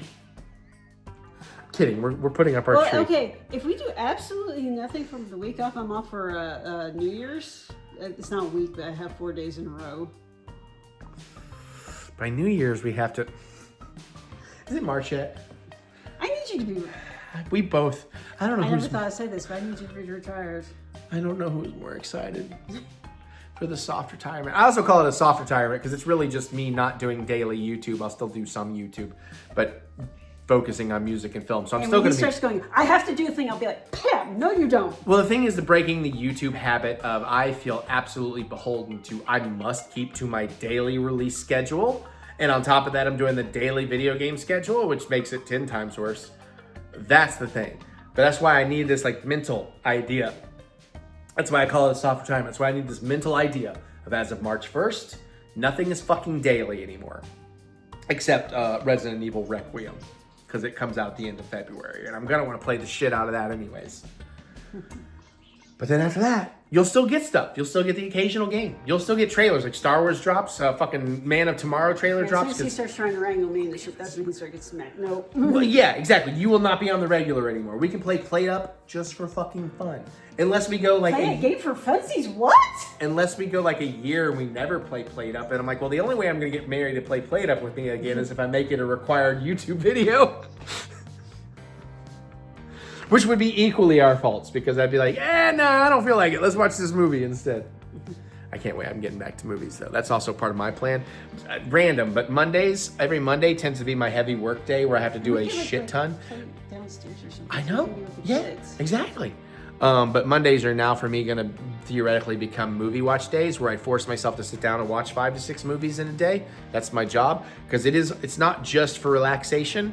It's also for information, education, inspiration, getting back to filmmaking and stuff. Part of the reason it's been so hard, other than time, for me to go back to making film and movies and working on all that shit is because other than we go to theaters, I mean, we're lucky if we get 1 or 2 movies in a week. Lucky. And there's so much great fucking TV we're so far behind. Like we're what? Like not even halfway through season 3 of Star Trek Strange New Worlds. So good, though. And it's so fucking good. I remember loving it. But my God, I was like hesitant. I was like, okay, yeah, we'll get back into that. It'll be cool. I know I liked it. I'm like, oh my God, this is so good. It's the best track. And I'm so ready for them to give me 5 years and then give me 5 more with Star Trek Kirk crew, which is apparently their plan. I'm like, yes, please. As long as they keep up the wackiness. Yep. And the cast is really good. That without spoilers, that holodeck episode where they're testing out this new technology of a holodeck. The wedding episode, we won't say anything more about that. Yeah, that was great. And the reveals at the end. Yeah. Holy shit, we still have to do an unboxing. Bye! Bye. The grid. Agree. A digital Frontier. electronic Information moved across the computer. What did it look like? Ships, motorcycles, just like cars moving through the freeways. I kept dreaming of a world I'd never see. And then, one day, I got in.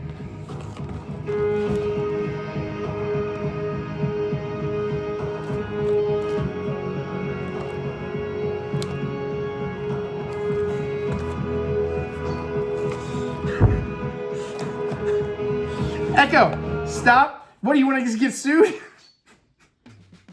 That was not my best performance. How?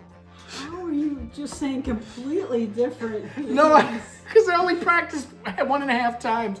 Hey, we're here for our unboxing. I don't know how well that worked. But we're going to open this up. I got this spoilers for the Disney trip, by the way. I was killing time in the Tron store. It's not what it's called. The store by Tron, Tomorrowland. And I thought about, I kind of wanted one of the Tron Legacy identity discs before.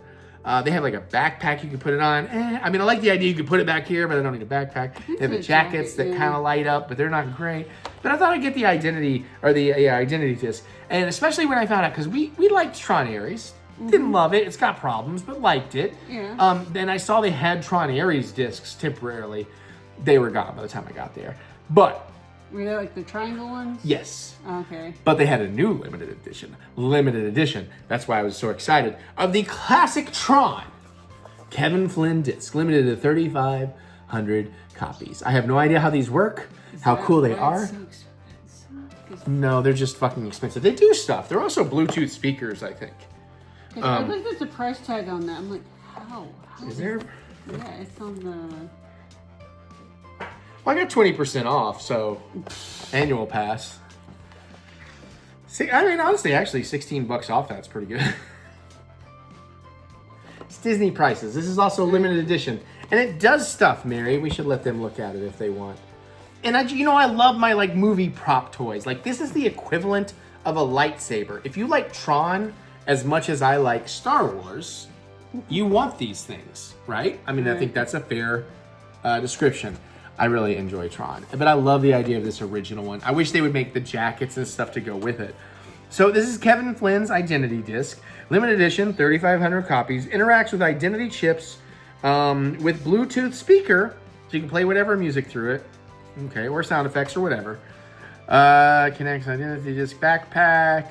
Lights change color when identity chips inserted into identity disc. Motion activated lights and sound. See, now that's where it gets interesting. These are not numbered. So they're not numbered limited editions, so they suck.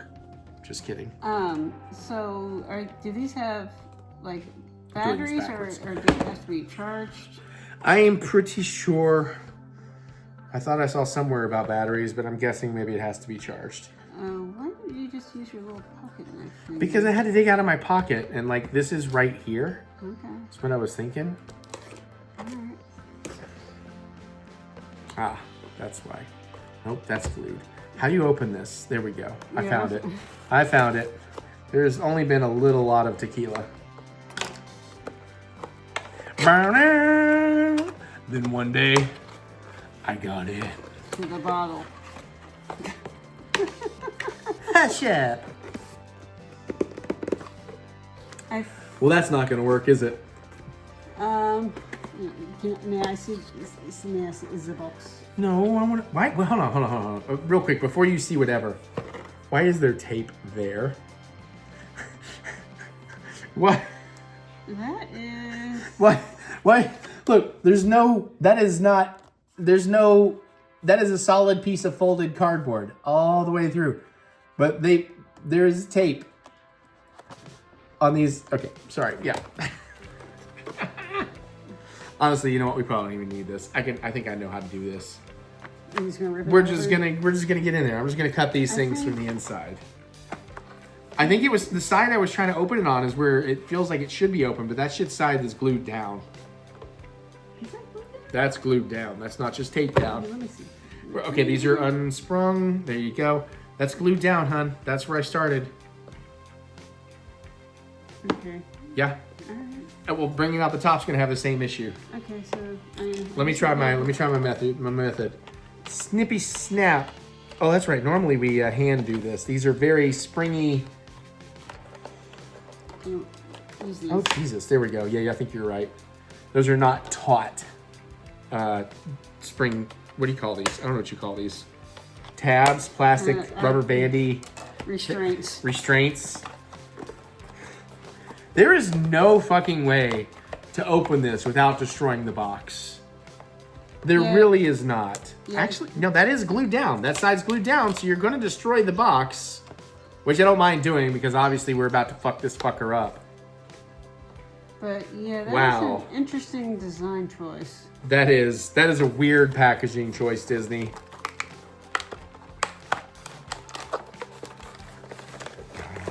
Oh! You okay? I'm very ready for a serious diet. I did my Cartman face, and it was way more horrific than I anticipated. Look, I'm Aaron in the new cat treat.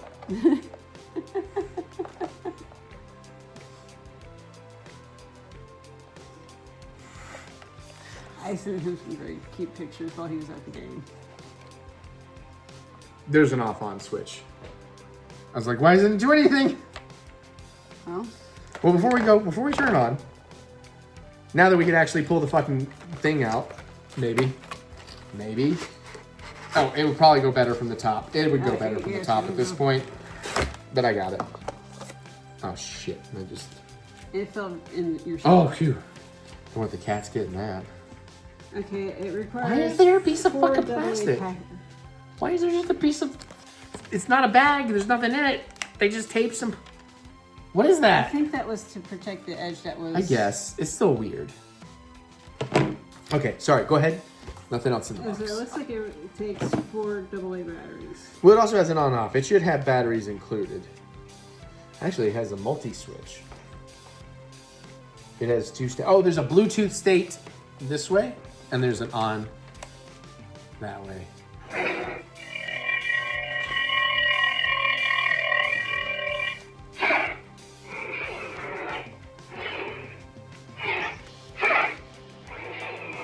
All right, Mary. Here we go. We're gonna play. You ready? Where's your disc? You don't have a disc, you're screwed.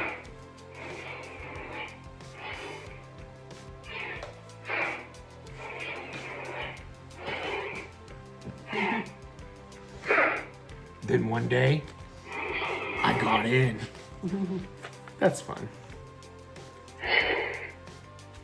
This feels pretty good. This actually is pretty dope as a prop. It's not gonna do that much. Okay, that's where your chip goes. Yeah, that's what I figured. We got that to look at too. Hold on. But what I love about this is it's not black and light up. It's old school Tron. That's why when I saw, they released a limited edition original Tron, I didn't, it's like, okay, if I'm gonna get one, I'm gonna get this. And if I love it, I'll go get the Tron Legacy one. Because I like Tron Legacy more. But aesthetically, I don't know, there's something about old school Tron. I would like to see the quality of Tron Legacy with the old school Tron colorations, if that makes sense. Okay. You know, like, yeah. Which, you know, Tron Ares. Not gonna say more than that. In a special edition original Tron where you get this same looks and everything, but it just upgrades all the visuals a little bit. Yes, I would take a Lucasified Okay. Tron Legacy if that's kind of the hint, what you're kind of Well, getting. not at. Legacy, the original. I mean, yes, original Tron. Yeah. Here's all this. The Bluetooth stuff I think will be really neat. I guess honestly, the Bluetooth stuff only interests me if you're playing Tron music. I don't know why. What the hell the point of it being Bluetooth is if you're not doing that. Unless it can somehow play our character voices from our action figures. The action figures suck. I can see why the Avatar action figure stuff is kaput. They've actually removed it now. I was hoping they were upgrading it. So Tron stuff is probably next. Probably.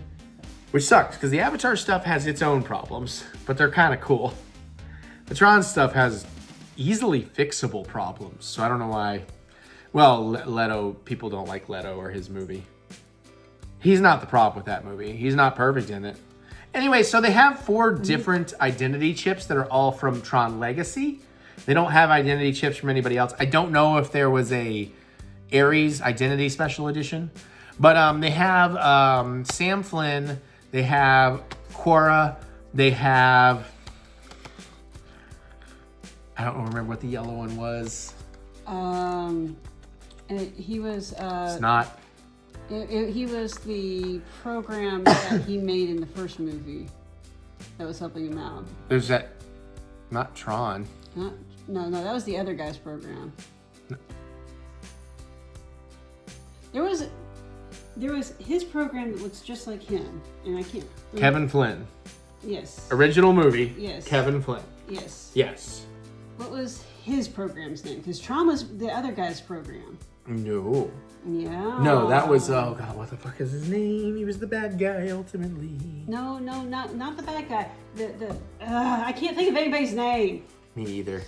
Anyways, while she's figuring that out, of all the chips to buy, I thought, you know what? Since I'm getting the classic Tron, let's do the closest I can get to the classic Tron. Spoilers, by the way, spoilers for Tron Legacy if you haven't seen it.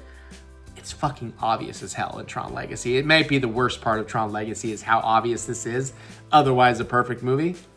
But I got the Rinsler. Bruce Boxleitner. That's who Tron was. Right. No, now I remember what you're talking about. Because Bruce Boxleitner is not Tron. Oh, well. Crom, I guess, is the Bruce Boxleitner. No. I didn't think so. Crom sounds like from Conan. So we're going to see what happens when you put another chip in this. And I definitely do want the other chips.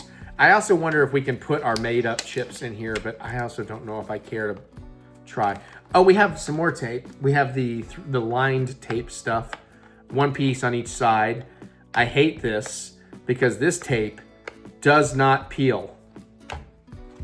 I mean, it peels, but it does this stuff where it leaves the lines behind. Oh, that's so good. That is super fucking annoying.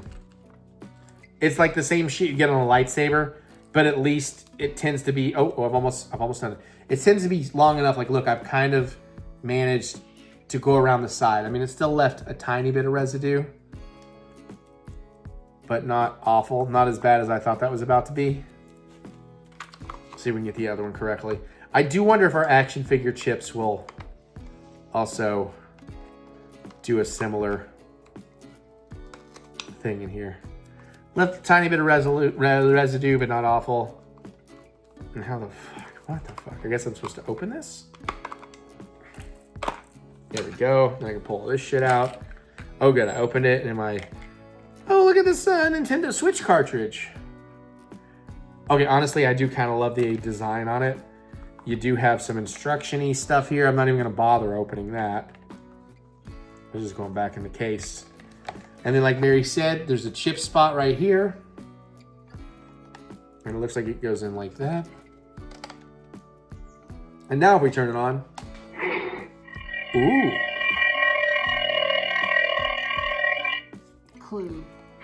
Clue. And that is the young-looking version of Kevin. Bruce Boxleitner. No, of Kevin. Who the fuck was Kevin? Of Flynn? Not... Oh, is Clue young Kevin? Yes! Remember Really De-Ageified? For Legacy? Yeah. He was... Wow, my brain is not connecting this. I just enjoy the movies. I don't remember things. That light is much... I know the camera's not going to show it as well. Although the camera's doing pretty good. That light is way more orange than red, is it not? It is. It's almost a yellow orange. I guess this is, but it is not anywhere near that color. This is a slightly oranger than it probably looks. Yeah, because Rinsler was red-based, yeah? I feel so, because there was blue and red. That was all that was in Legacy? It was all, I don't know. I think, well... Oh, it does dialogue. Stranger and stranger. That it clips off way too soon. Let's move out. The thing is, Rizzler doesn't talk in. No, I know. What the fuck? So maybe is it I Tron? fight for the users. This is the key to a new order. This code disc means freedom. It is blue when he's talking. Yeah, so maybe. Flynn, go! Yeah, that's So it's, that's old school Tron. No, you're good. You're good. You're good. So when you actually hit the dialogue button, it's old school Tron. User. Except for the one Rizzler line. I love saying Rizzler. We just got. well, It did not. It stayed red, and he went user, which I think Rinsler does say. Let's move out. Stranger and stranger. I guess he is orangey. Flynn, go! Yeah, maybe orangey. Okay, I do want the other. That's, Mary, I'm not. We haven't talked. Well, no, you moving it just made it. We haven't talked about this on camera yet, but I have not scheduled a lightsaber build for our January trip unless they advertise new pieces. And this will be much cheaper than a lightsaber build. I'm gonna buy the Tron Legacy disc, and I'm gonna buy the other 3 chips. I wish the figures. I know, you're an angel. You're a Halo angel. Oh crap, there's so much stuff on top of this. yeah, I'm not sure you're gonna be able to safely get anything. I'm not going as deep as you might be concerned. I just want to show them off in the box. For the people that don't know, we did the Tron action figure program thing. And these were very disappointing. They're very cool in some regard. You have to unscrew the thing. I know, that's what I was looking for. I don't know who I'm going to open. I'm going to open one. I think that's yours. And then, where does it start? Okay, good. We know where that went. I believe it starts. Ah, from the back. Okay. So you flop over the back. This and the front kind of comes. Whoa, no! Okay. So it opens up. Very strong stuff.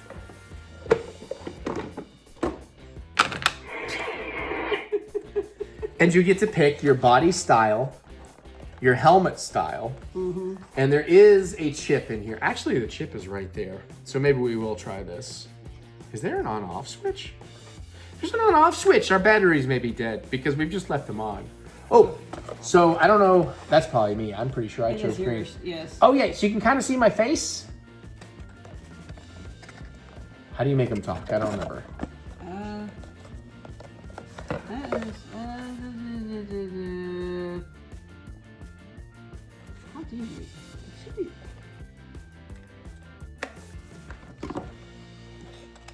Oh, the disc will actually maybe pop off as an accessory.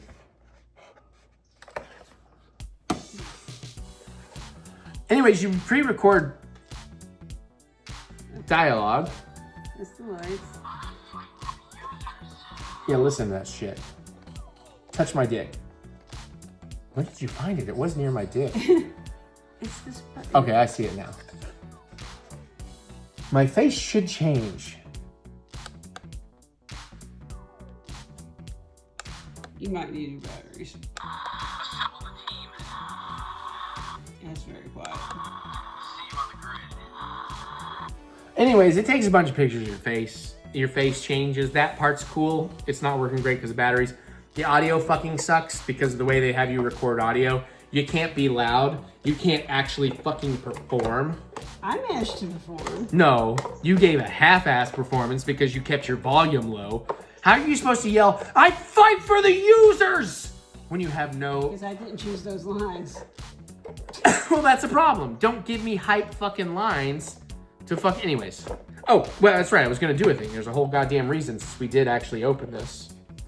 All right, well, first I'm going to turn me off. Very difficult to do.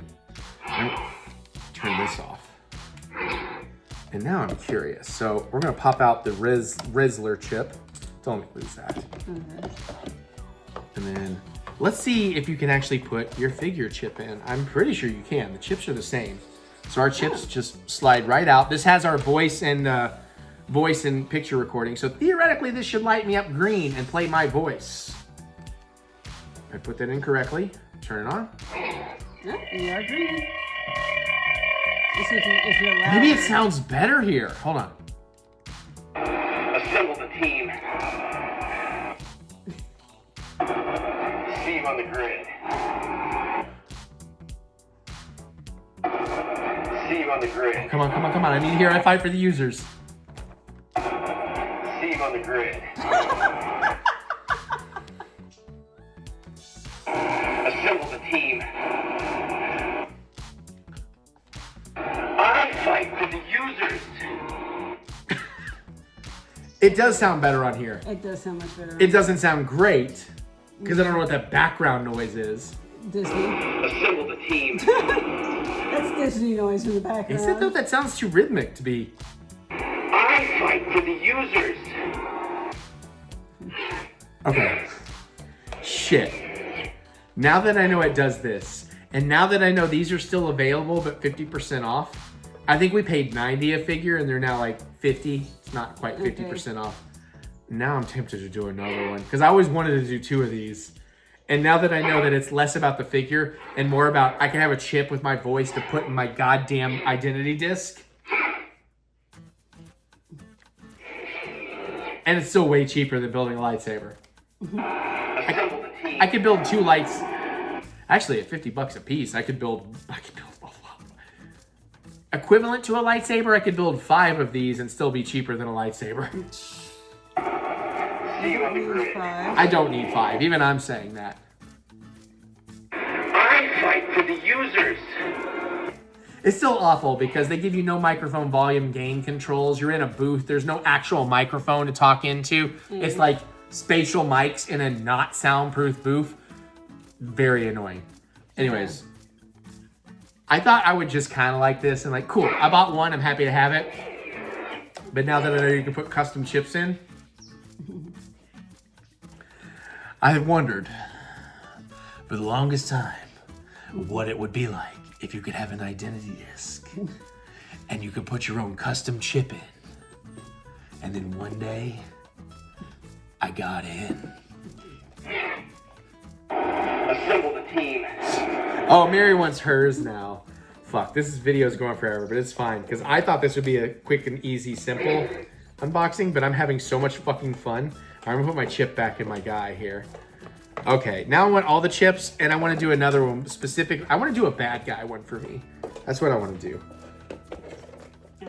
And I'll talk to the attendant ahead of time. Like, is there a way to do better audio? Because my God, you guys. And these boxes are like nice hard plastic. Like, honestly, I don't know how long this is still gonna last in Disney. Is that way? Yeah, the ledge, the slight ledge should be on the bottom, facing up to you where you have it. I'm gonna talk to team members, but if these are still available when we're going in January, I'm doing this. I'm doing this at least one more time. As a matter of fact, I'm gonna go look into figuring out what day, and I'm gonna book it because I want, yes. Oh, she's got the purple, which would look sweeter on the black, honestly. Mary needs her own, I got it. Mary needs her own identity disc, y'all. We're gonna buy 2 legacy identity discs. Okay, let's see. Initiate light cycle run. Yours sounds better too, hon. Greetings, user. Yeah, you can hear it. Mine's distinctly Disney. I noise. recognized on that clip that is the music playing in the store. You are right. Which tells you how are you going to have people record dialogue for these things and the booths are not soundproof at all, that you're hearing the music and the people? That's the biggest frustration. See you on the grid. Well, she got all sexy about it. I'm not your average program. That's not bad. See you on the grid. Yeah. Was it 3 lines or 4 lines? I think it was 4 or 5. I think we only got to do 3 or 4. I think there's like 8 or 9 you can choose from. Yeah. You get to choose like 4 or 5, maybe 6 colors. You get to choose 3, I want to say 3 lines out of however many, like 9. I think there were 9 options of lines you can choose. So I think conceptually, and the thing for the hologram takes like 3 pictures of your face and it says, make this kind of face, make that kind of face. And the hologram face could be better, but it's still pretty cool. So keep in mind, those are going to latch into the side bits. Okay. Ooh, careful back here because there's some oil on this thing. You maybe. Sorry, we haven't. I've washed the components, but I haven't cleaned the oil fryer. Okay, this is. I'm getting a fucking legacy disc. Now I want to go watch the Legacy again because it is the best of the 3 Tron movies. Ares is fine. I enjoyed Ares. It's undercooked. It does continue a lot of stuff. There's some things that could have been better. Don't hate Jared Leto, but I think we mentioned it in our review. I feel like Leto doesn't have quite the gravitas that needed to be there for the finale of the movie. He's great through the first 2 acts. 3rd act, he's fine. Great act 1, great act 2, fine act 3. Anyways. Okay, we need to wrap this up. I know, this is way longer. We should have opened the lightsaber and the helmet. It would have taken less time. But I'm so fucking excited about how cool this is. I want to go watch Tron. They sell helmets. They sell Legacy helmets. I kind of want the Legacy helmet. If they make a Tron version 1 helmet when I'm there, if there's a limited edition.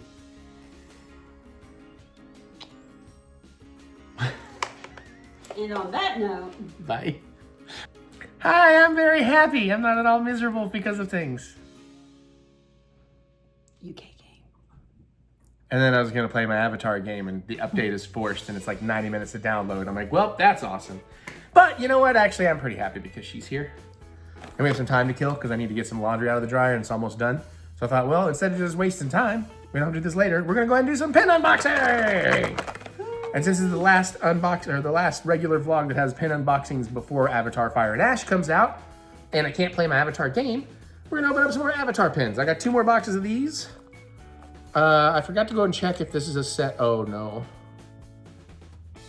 I just realized this might be a set we've completed. I can tell you real quick, hold on. Yeah, you know where one is? Okay, I was gonna go look at my stash over there like, uh-oh. Maybe Eric's about to get some more bad news.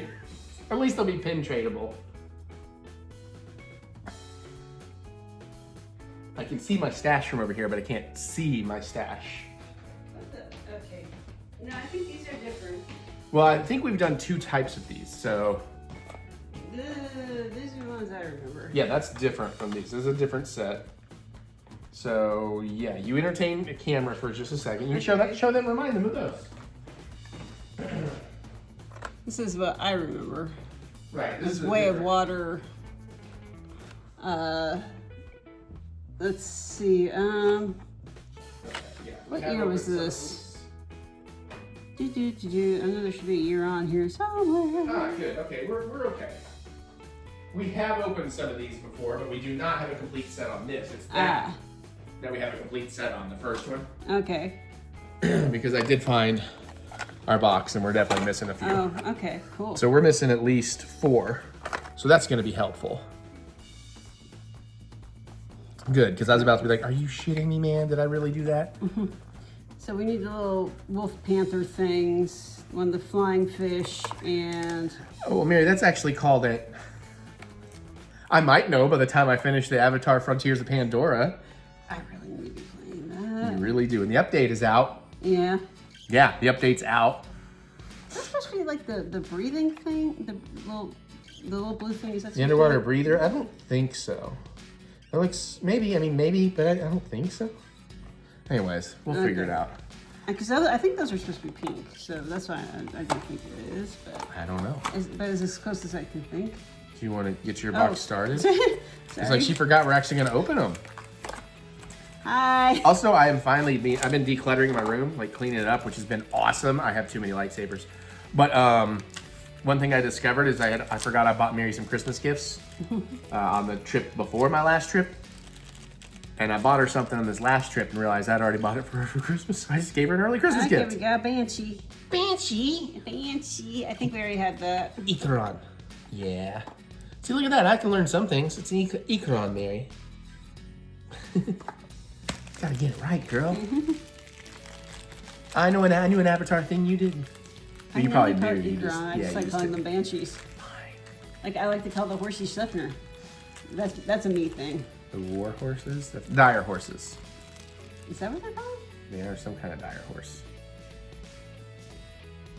I got a banshee! Banshee! Banshee! Cool. Not getting all four, are we? I guess we already weren't getting all four. Do you want to bet we have duplicates again? Quite possibly. Alright, watch out. Let's find out. Don't stab me, bro. Alright, I got the weird deer thing. Oh, I think those are dire horses. It's like a cross between like a deer and the Spitting dinosaur, Dilophosaurus? I don't think that's right. I don't know. I used to know. I do like the little wooden background they put these on. Yeah, that's a kind nice of little nice. touch. All right. The good news is I don't think I have the same one.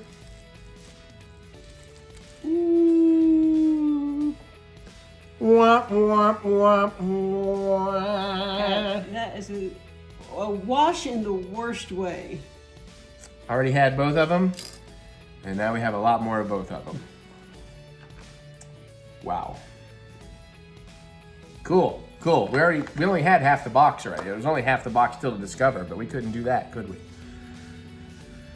So, so did you pick these or did you let the... I believe I picked these. Dad was there, so we're gonna blame him.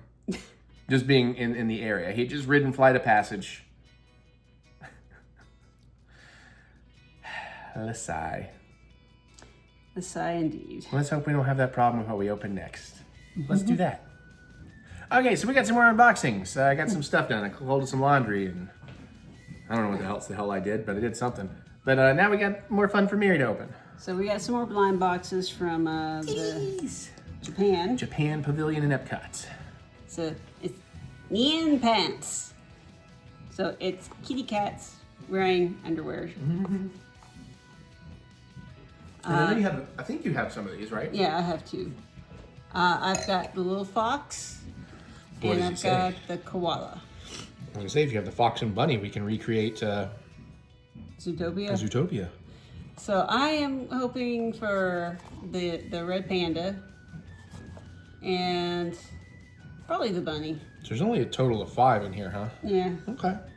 So if I get extra, why is red panda crying? Oh, he is, isn't he? Oh, he's sad.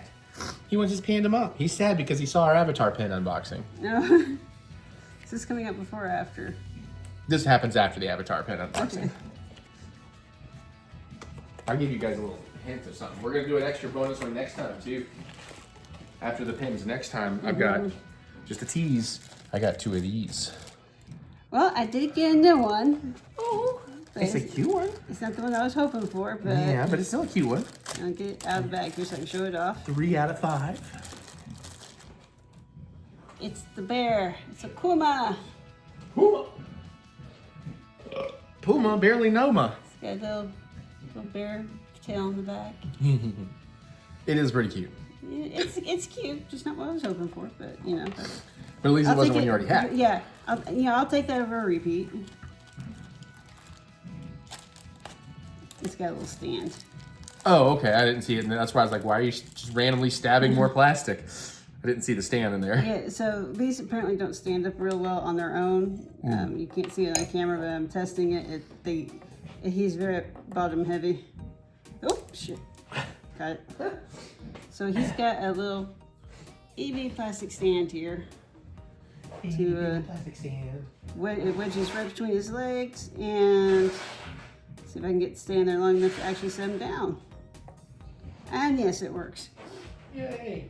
It's got a little plastic butt now. Plastic butt. Plastic poop. What do you even eat? That's right. too many microplastics in your diet, friend. And then, okay, opening box number 2. Hopefully it's not number 2. Hopefully it's not Dookie. Okay, let's see. Poopy dookie.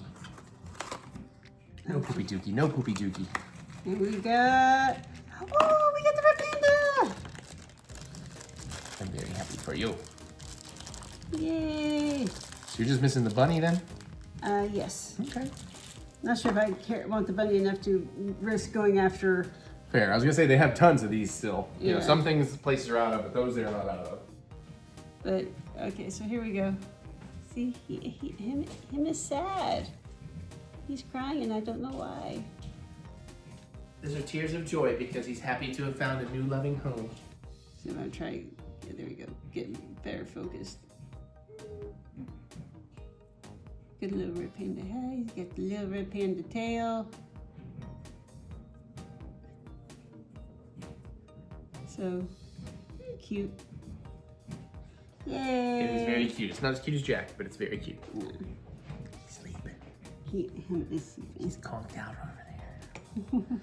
Well, cool. Mary got the one she really, really wanted, so at least somebody got some satisfaction today. and no duplicate. I guess Gonzaga got satisfaction today.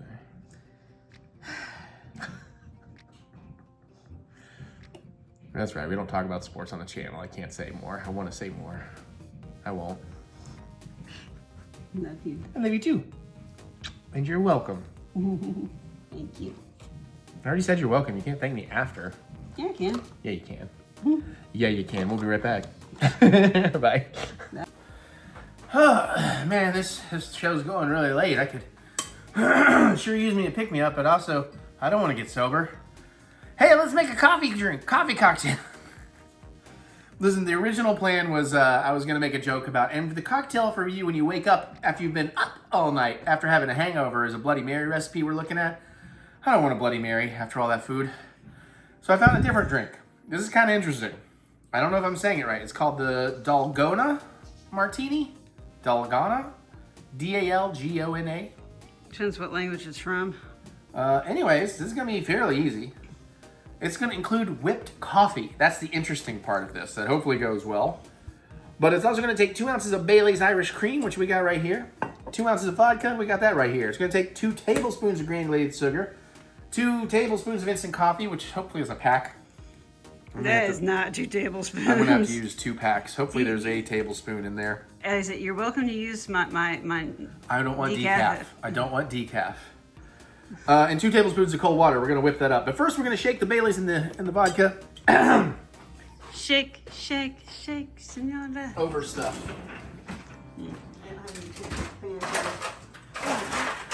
Yes, I do. Hi, Jack. Oh, he's a handsome boy.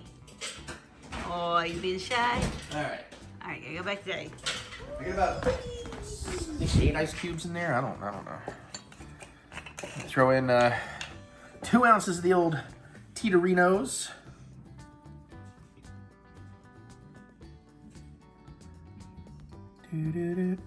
Ah! That did not stop as quick as I wanted. That's all right. A little extra vodka never hurt nobody.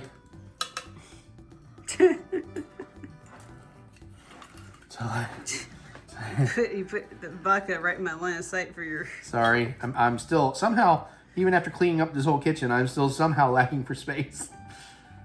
A little extra Baileys just to balance it. I have to buy new Baileys soon. We've been doing all these Baileys cocktails lately. So this is a nice 4 ounce of alcohol drink. Let me put my vodka away. And while I'm here, I will grab my chilled martini glass. Yeah, you're gonna need probably 4 of your packets if you need 2 tablespoons. Oh, that's concerning, but I'll do whatever. It's all for science. Gotta chill the vodka in the Baileys. I mean, this right here should probably be pretty tasty, but Yeah. just fucking Baileys and vodka. So just extra alcoholic Baileys. Uh-huh. When Baileys won't get you drunk enough. Okay. Yeah, I'm a little concerned about you having 4 cups of coffee. I have a lot to do, Mary. I have to go play 2 hours of Avatar. I think I'll be okay. So is this a single or a double? This is a single recipe. Okay. So yeah, you're probably right. It's gonna take at least 3 packs probably of this shit. It's just, you know, it's not cheap. Because you said 2 tablespoons, yes? Yeah, I'll confirm. This is Now, equal teaspoons- parts. Teaspoons, my Table. Oh, Jesus Christ. Granulated sugar, instant coffee. Actually, I'm gonna go ahead and do the sugar.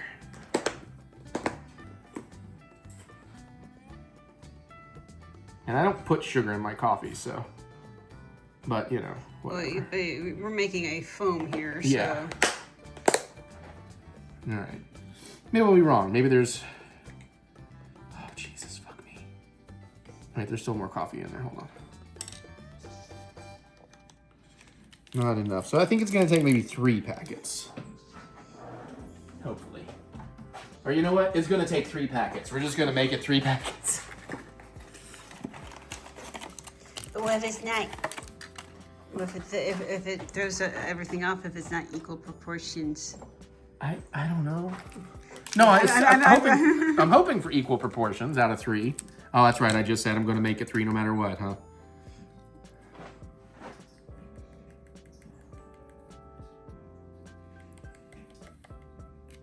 So, you know, that's 1. More or less.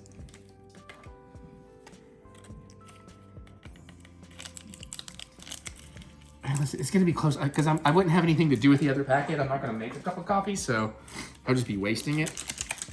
I hope I'm wrong. I hope this is one of those times where I can get away with having less than I should.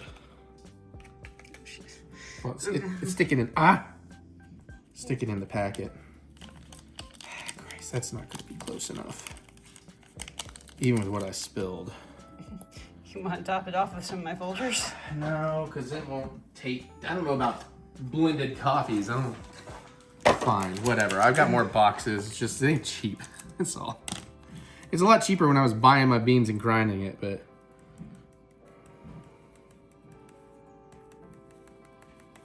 At least I'm a little less worried about making a mess now. Sure, there we go. How much did I waste? Yeah, I mean, not that much. Sure, you just don't want to throw it in there? Well, then we'll be messing up the balance, Mary. I'm not sure your first one was completely full, but Well, it was close. Dang it, why'd you have to say that? Now I'm all paranoid. I guess we'll dump in what's on here. And then I need 2 tablespoons of cold water. thankfully the water is really cold right now. Is it?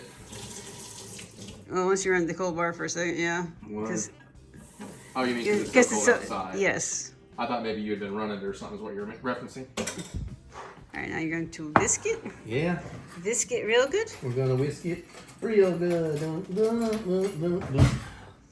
Find the big tiny whisk. The big Oh, time. this bowl is too big. I guess once we kind of get it all.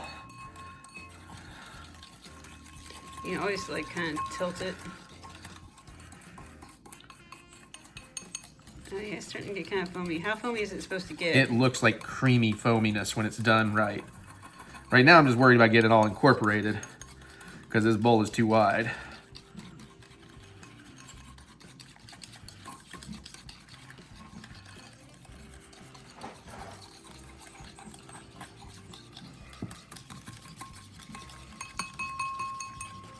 I hate whisking.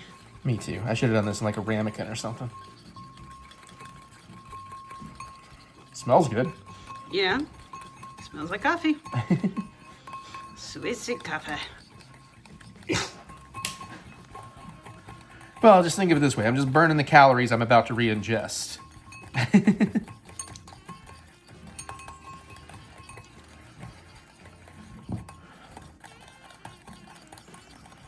Yeah, it's supposed to almost get, ideally, like a whipped creamy kind of, maybe denser, but at least kind of that, you know, that kind of thing. Yes, I'm not sure you can introduce as much air as you need to introduce doing it that way. Yeah, not in a bowl this big, at least. Well, maybe we need to transfer it. Well, I mean, it's coming along. It is a lot of effort for a cocktail, though.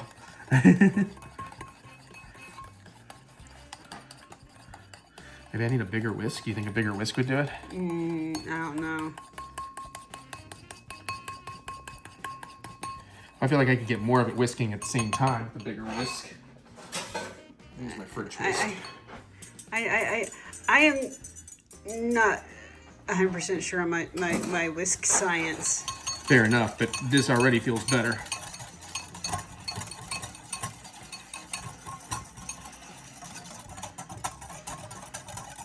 Oh yeah, no, that's foaming up. I mean, it's creaming up. It's thickening.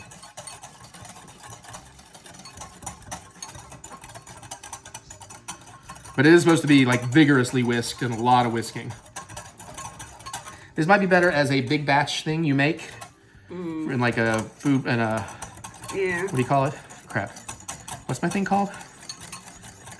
Stand mixer. Oh yeah. Or even using a hand blender. Yeah, you definitely want a deeper shell, a narrower, deeper bowl for doing that with a hand mixer. Just otherwise, you're going to have stuff flying everywhere. Yeah. That depends on how much you're making too. At this point, I wish I'd made the Bloody Mary. Oh, it is coming together though. Do you need me to take over for a minute? Nah, it's my responsibility. My circus, my monkeys. I'm not putting this on you. Besides, after all those fries and those hot dogs. Now, apparently it'll still work and taste good this way. But boy, I should have done this before pouring in the drink because it's going to warm up. Yeah, again, whisking is of the devil. That's why I bought a stand mixer. That lives behind the coffee pots. Well, I haven't been baking lately or grinding meat. Remember, there was a period I used the hell out of that thing. I know. I mean, it's getting there.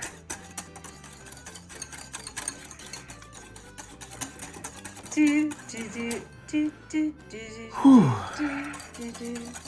you can see, it's already getting slight. It's liquidy frosting, but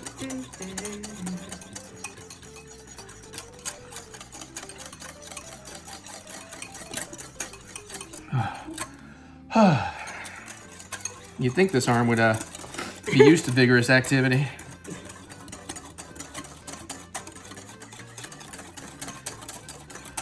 All that back and forth. That's right. Especially after all the Rhonda Shear's lingerie commercials you'll find on Up All Night. And Playboy sex toys and all kinds of stuff. I was a little bit worried watching the episode on the plane. It was on my phone. I kept kind of covering the screen. I'm like, somebody's going to look over and like, what the fuck is that guy watching? Like, I swear, I don't mean to watch this in public, but I have to watch it for my friends.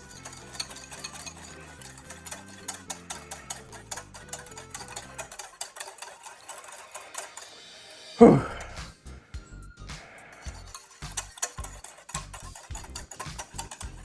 It's almost got a melty ice cream vibe right now. Yeah.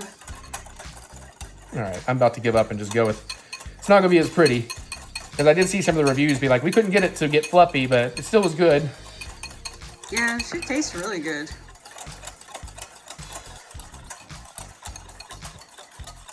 But also, Amir's got to go to bed at some point. Yes, I do. I really do need to go. I know. Imagine if we had actually feed finished the whole vlog tonight. What was the big plan? But I was nice enough to say I'll change my entire tomorrow plans and do it late.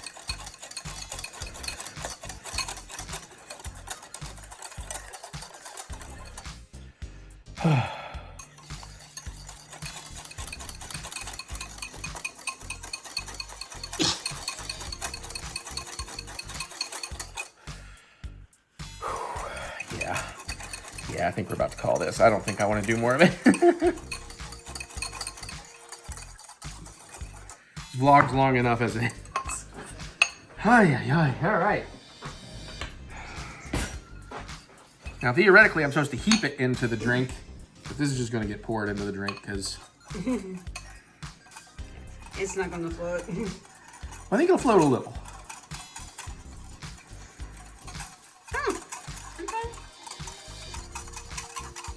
It's actually staying above. So good job with that. You actually made a later drink. For once in my life, we're gonna end up leaving a lot of this behind in the bowl too, because I don't feel like scraping it all out. I think you probably have enough. I'm actually excited to try a drink for once. Who said you get to try this one? No, I'm just messing with you. I will taste that on its own in a minute. Oh, you're right. That does look pretty nice. Mm-hmm. Sponge-worthy. I mean, photo-worthy. Sponge-worthy? Yeah, you're not a Seinfeld galley. Okay, the bologna cocktail. What is it? The Dalgona Martini. Dalgona. Dalgona. It sounds like a Star Wars drink. Should have made it in a Star Wars glass. All right. Cheers. Cheers.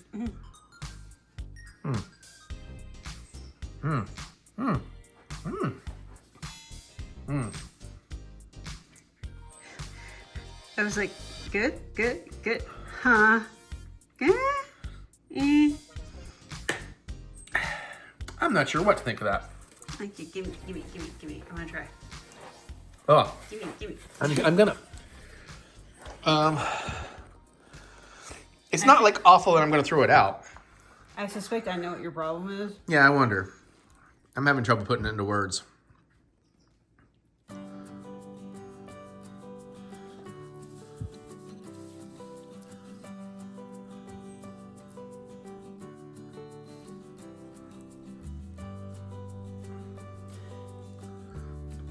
Okay, two things.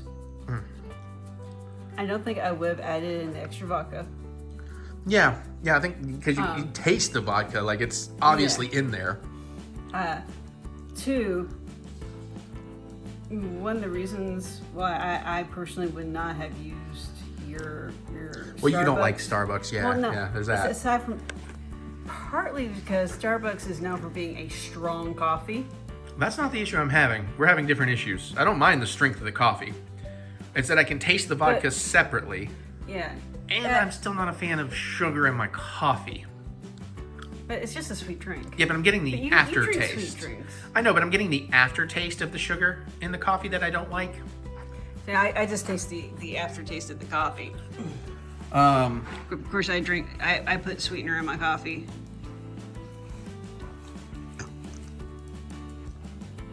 yeah, you drink sweet coffee. I don't. So I think that's my first issue with it. Because it's very sweet. Oh. Yeah, Mary, yeah, she just tried some of the bowl too. No. Again. For you, it's the coffee. For you, yeah, it's the coffee. No. Because that is an extremely strong coffee. Yeah. I like the viscosity of that top layer. That's kind of neat, the texture. Uh-huh. I think you're right. I almost wonder if just, once you whip it, if you just stir in Baileys and just go that way. So now I kind of just want to stir it up. See if it's better. Because maybe it just needs to be better blended. Does that make sense? Maybe. I said, I'd be tempted to try it with basically just Baileys. Mm-hmm. And then make it with like my Folgers. Yeah, only not decaffeinated. Go get some real shit. I mean, the point is it's supposed to be a caffeinated cocktail, so that's why. Kind of defeats the purpose of an up-all-night drink. I was just thinking about flavor, because flavor-wise it would still be the same. Yeah, milder. Okay, I think you are pretty well blended. Yeah, pretty much.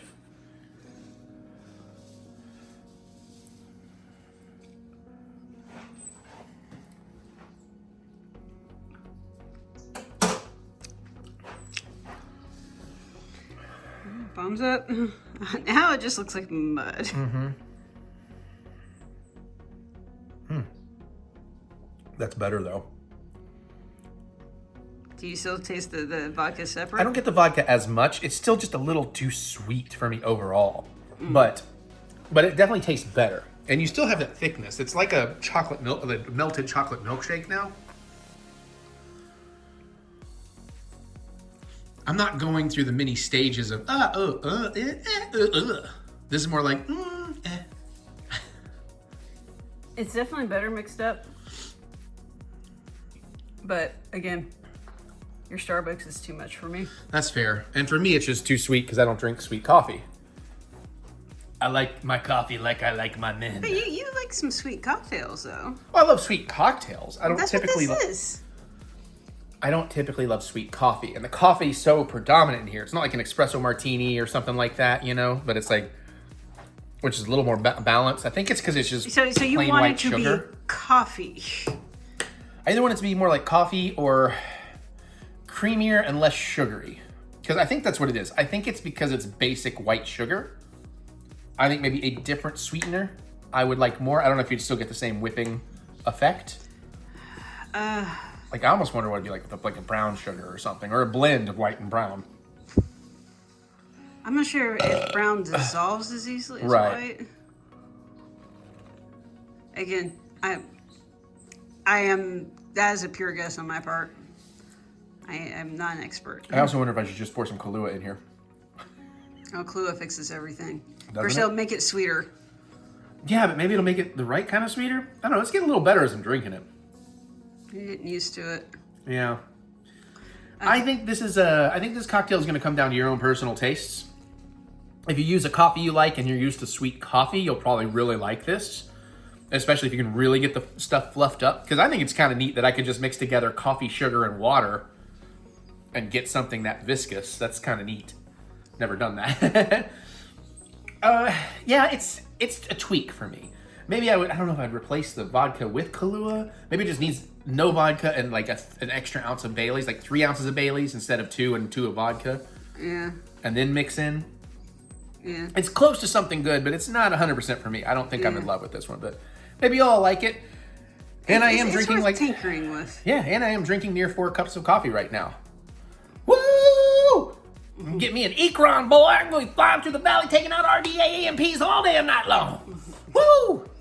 Woo! Oh, God, I think I'm not even playing it up. I think it really is kicking in that hard, that fast. Okay. Wah! Kung Fu! Kung Fu grip! Ka-chow!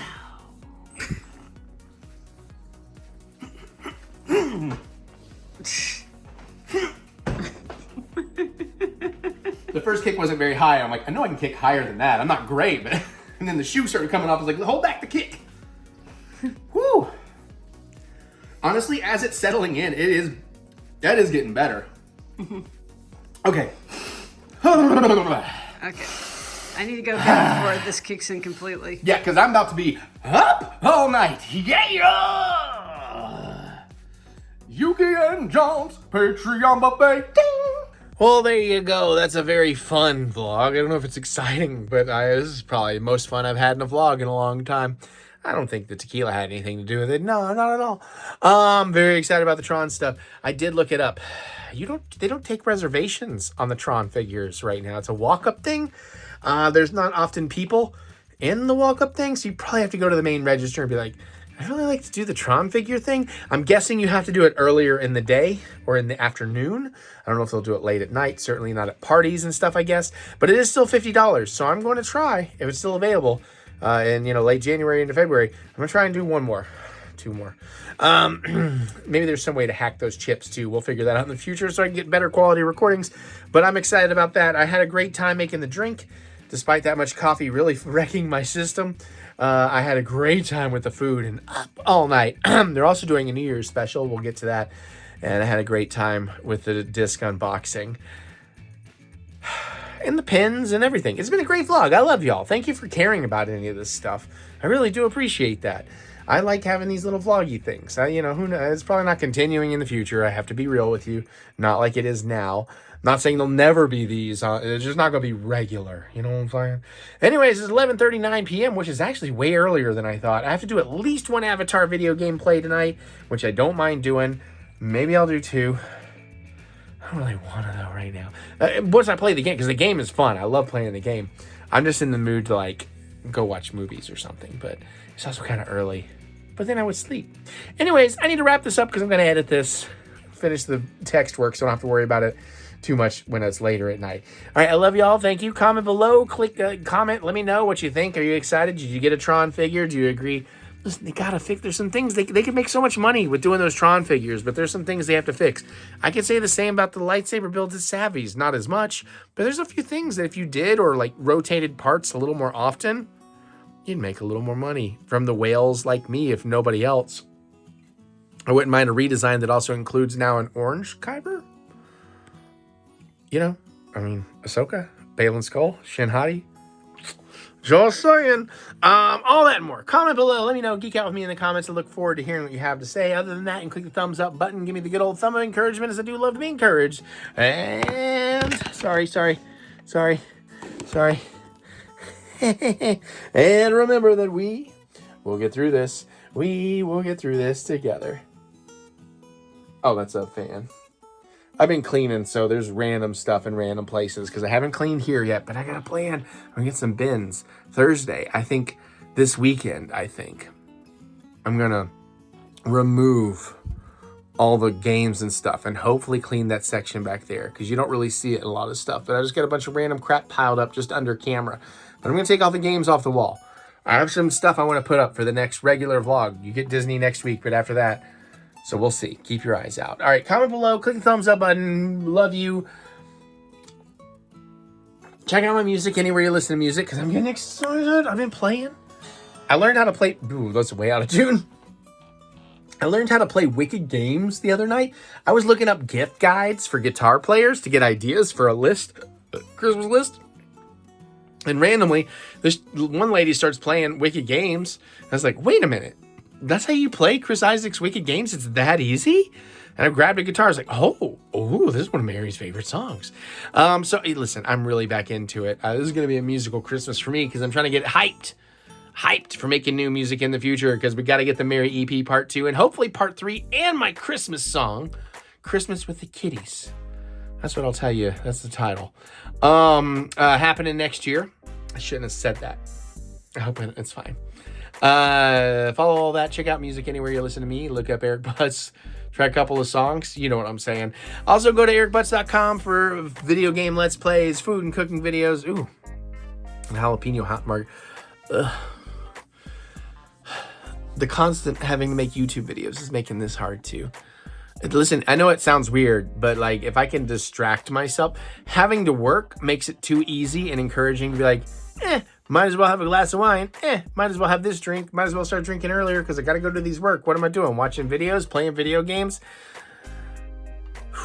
If I don't have to be on camera, I can make better routines for myself and not give myself such an easy out of doing that. So, and that's not the only reason I gain weight. I'm not throwing it on that. There's a lot of other things I need to get back into the habit of doing. Just before COVID, I was doing so good. Down 40 pounds in a year. I got to like 186, which I know is still pretty heavy for my size, but compared to what I was and compared to where I am now, oof, I don't like it. Don't think I'm okay with this. I'm okay with it in the sense of it's where life has taken me. I'm not upset about it. I'm not like, worried about it. I'm not trying to impress anybody, but occasionally editing these videos and look at myself like, bro, like I don't feel like I'm as big as I am, but I'm gonna fix that. And that's a me thing. If you're that big and you want to be, then you're comfortable, you fucking do it. I'm just saying, I'm not happy with where I am. That's a completely me personal thing. I don't give a shit what other people think. I don't care if they think I'm big or not. Trust me, I don't care about any of that shit. But for me personally, it's like, yeah, I'd like to. Anyways, I'm rambling.